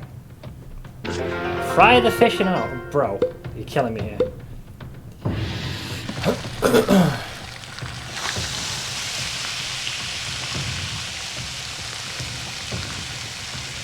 So we gotta get it into the green, I imagine. We gotta keep it there, I assume? Release! Okay. Stir fry the ingredients. They're killing me here! What are we doing? Okay. Oh, I see. So you gotta rotate the analog stick and then toss that bitch. Where's Cole when you need him, man? Okay. Well, we got perfect. I think there was one slight mishap, but that was about it. Who wins? There's gonna be some crazy cutscene. Which one's gonna activate his neurons? So wait, is it, this one has? Yeah. To Momo! Even the cat was watching. Winner is Bancho! Cope, seethe, and mold. Look at that. Even gave a bro nod at the end. Like, that's right, bitch. Get out of here. 99. He scored pretty high. Damn. Sweet and sour stargazer. Bancho's like, get off my fucking land, bitch. Oh no, I lost? but I'm the best chef in Hong Kong. Of course, your dish was excellent, Wang Pang. You used the finest ingredients for flawless taste, but it wasn't good enough to impress me. But Bancho's dish, it gave me a whole new experience of the fish called Stargazer. To be honest, it was my first time tasting the fish. Bancho gave me a perfect blend of the interesting and fresh taste of a Stargazer and the classic taste of the sweet and sour sauce. If we're talking only about the taste, yours was better, Wang Pang. But I highly admire Bancho's attempt to present a foreign taste in a familiar way. My final verdict is Bancho. Congratulations. Well, so it sounds like Wang Pang did do pretty good, just wasn't as good as we were. So Vincent clearly explained the reason for his decision. Bancho wins the match. Bancho, what are your thoughts? My thoughts. I wanted to present the... didn't get a chance. Thank you, Bancho. The champion saves words for more action and we love it. Well, you couldn't plug the establishment? You know, come over to Bancho Sushi. Blah, blah, blah. Yada, yada. Today's winner of Challenge the Chef is Bancho, the defending champion. What a competition. What a judgment. See you next time. This was Report Yui. Well, there you go. Problem solved. Amazing, Bancho. You bested Wang Pang in his area of expertise. Why she keeps saying ooh woo? Why not? That's the real question, Alandrill. Let's see, who cares about nationality when it comes to food? Flavor is fair game. True. Why do I have this feeling that the show will return again? Because they fucking will. But I have full confidence in your victory. Speaking of the contest, I got some new inspirations for Chinese cuisine while preparing for the competition. That means new recipes. I'll write them down. Help me try something new when you have free time. Alright, sure. 1,000 schmeckles and a 50 like. We're gonna blow up on social media. I wanted to know what Bancho was going to say before you interrupted him. Yeah, I was curious what he's actually gonna put forward. Okay, we got a bunch more recipes, dear lord. Fried rice with salty Lightfoot crab, blobfish spring roll, tomato egg soup. That sounds nice. Hang on, what's the description of these? So fried rice with Sally Lightfoot crab. The scraped off meat of a Sally Lightfoot crab is stir fried with premium rice and egg. The egg covering the rice gives off a rich aroma. That doesn't sound too bad. Blobfish spring roll. Blobfish is covered with a thin baked flour dough and fried. The sesame seeds and mayonnaise sauce go well with the dish. Mayonnaise sauce, eh? Tomato egg soup. Tomatoes and eggs are boiled together. It's good for a hangover. Let's see. Miam bao xia, I guess it is. Fried minced shrimp placed between slices of square bread. Boiled white shrimp and black shrimp give it a rich taste. Fried tomato and snail. Wait, hang on. Tomatoes are working in. We don't have those yet for growing. That's 2 dishes now that utilize tomato as part of the equation. So, gelatinous snailfish and pink snailfish are diced and stir-fried with tomatoes. The sweet and sour taste of tomato and the simple taste of snailfish meat are dangerously addictive. I'll need to increase the rank of that one. Technically, we haven't done tonight's normal service yet, so that's still pending at the moment. Let's see, I've got faster hands than anyone else. I'm so talented. Oh, and so humble as well. You fucking knob. So that's one of the new meals that have been permanently unlocked. For now, we'll go for the, shall we say, the least of the invasive meals. Okay, if I upgrade that, that'll be too much. We'll do 5 of those. 5 of them.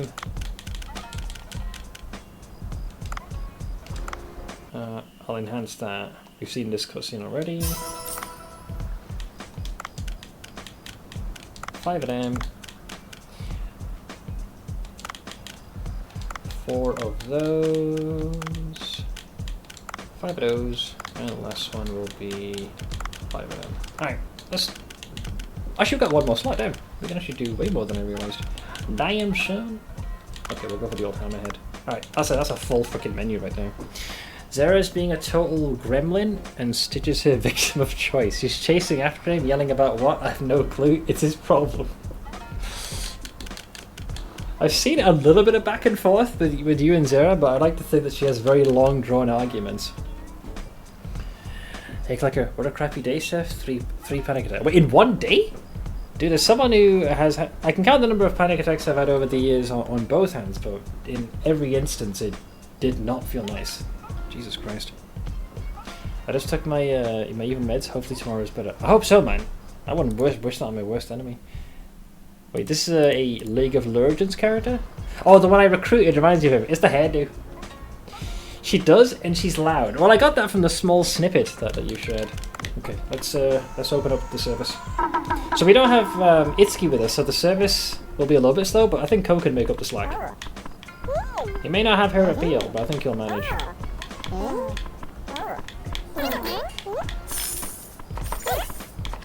Okay, why is Ko not moving? I'm confused. Okay, he's off. I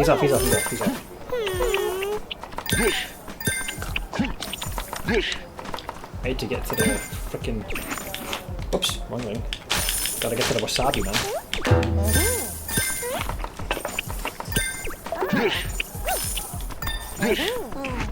I don't see any dishes that need cleaning, so I think we're good. We're crushing it.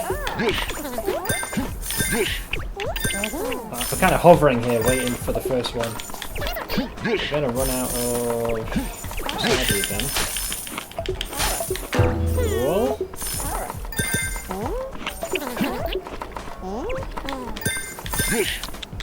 There's one. There's another one.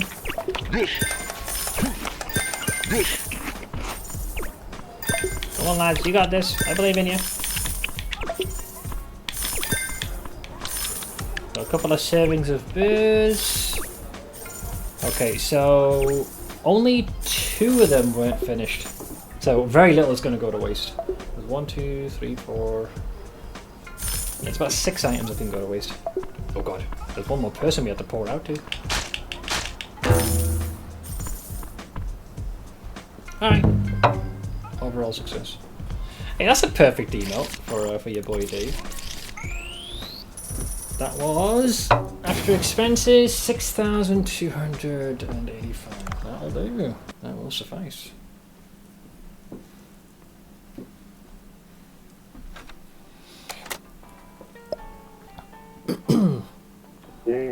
The fog sure is thick today. If this was Persona 4, that'd be a bad sign. Never thought Bluehole would see any fog. It's kind of creepy. Okay, we'll get the crops in due course. Oh, they posted on Cooksta. Look at her. Vincent is still eating it even after filming it stopped. He must have really liked it. Damn straight. That's our boy. Okay, we still need another 18 points on the best taste. He's attempting to get her to lay down, i.e. attempting to put the toddler down for a nap. She's such a royal, you know? So this was the thing that we fought in the kaiju battle. Ebirah, Horror of the Deep, 1966. Okay, now how did this thing become a kaiju? A terrorist organization known as the Red Bamboo, that's a name, operates from a secret base on Lechi Island where they experiment with nuclear energy. When their radioactive waste is washed into the ocean, a strange mutation occurs, spawning the giant lobster-like Ebirah.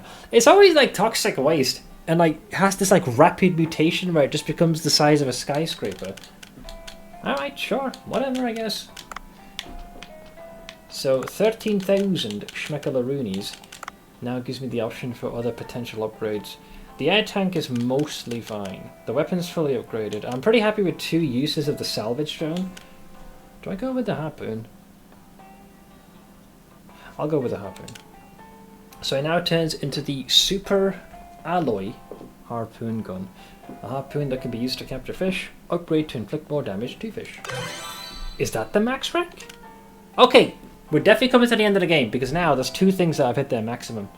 So I guess level 10 is the max for some of these. So we're getting there. Alright, that's good to know. We'll hang on to the rest of the coin. And then we got the event in a couple of days. Let me check the farm. I want to make sure we've got those cucumbers planted. Yasuo is an infamous character, very high skill cap, very easy to mess up. I assume there's a specific lane that they also adhere to? Okay, gather that. Gather that. Gather that. Play the weeds. Gather that. Gather that. One of those. These 2 are still growing, I'm pretty sure. Okay, so we need to plant those cucumber seeds, and I'm already prepped. 1. Whoops. Can you move your frickin' immense girth out of the way, you rotund shit? Get lost.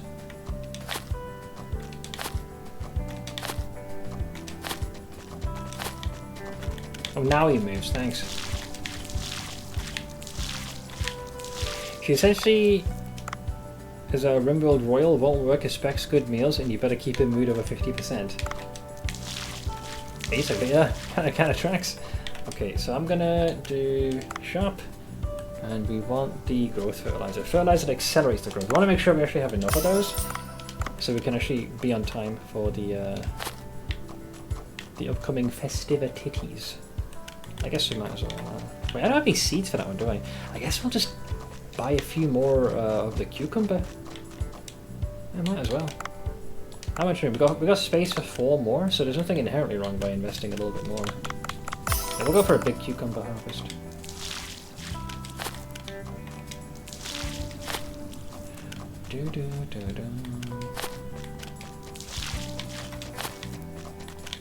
Okay, so these should grow with enough time to spare before the event kicks off, and the money we get from that I think I'll probably end up using to upgrade the carrying capacity. So because we're definitely starting to get to the later stage where we can hold quite a few things. It's not too shabby. Farming report available. Good. We're making solid progress. What does this little shit want? He's a little under the weather. Right, take one of those. That'll be fine. Okay, he needs a couple of feed-ins. Once again, no clue if it will evolve past this point, because it's already achieved a form. But I just want to see if you keep raising the same guy. I don't know where the leveling plateau is. Okay, you just got to play with the little git. Wrong! Bad octopus! Wrong! Bad octopus! Don't pout at me, you fucked up! This is your mess!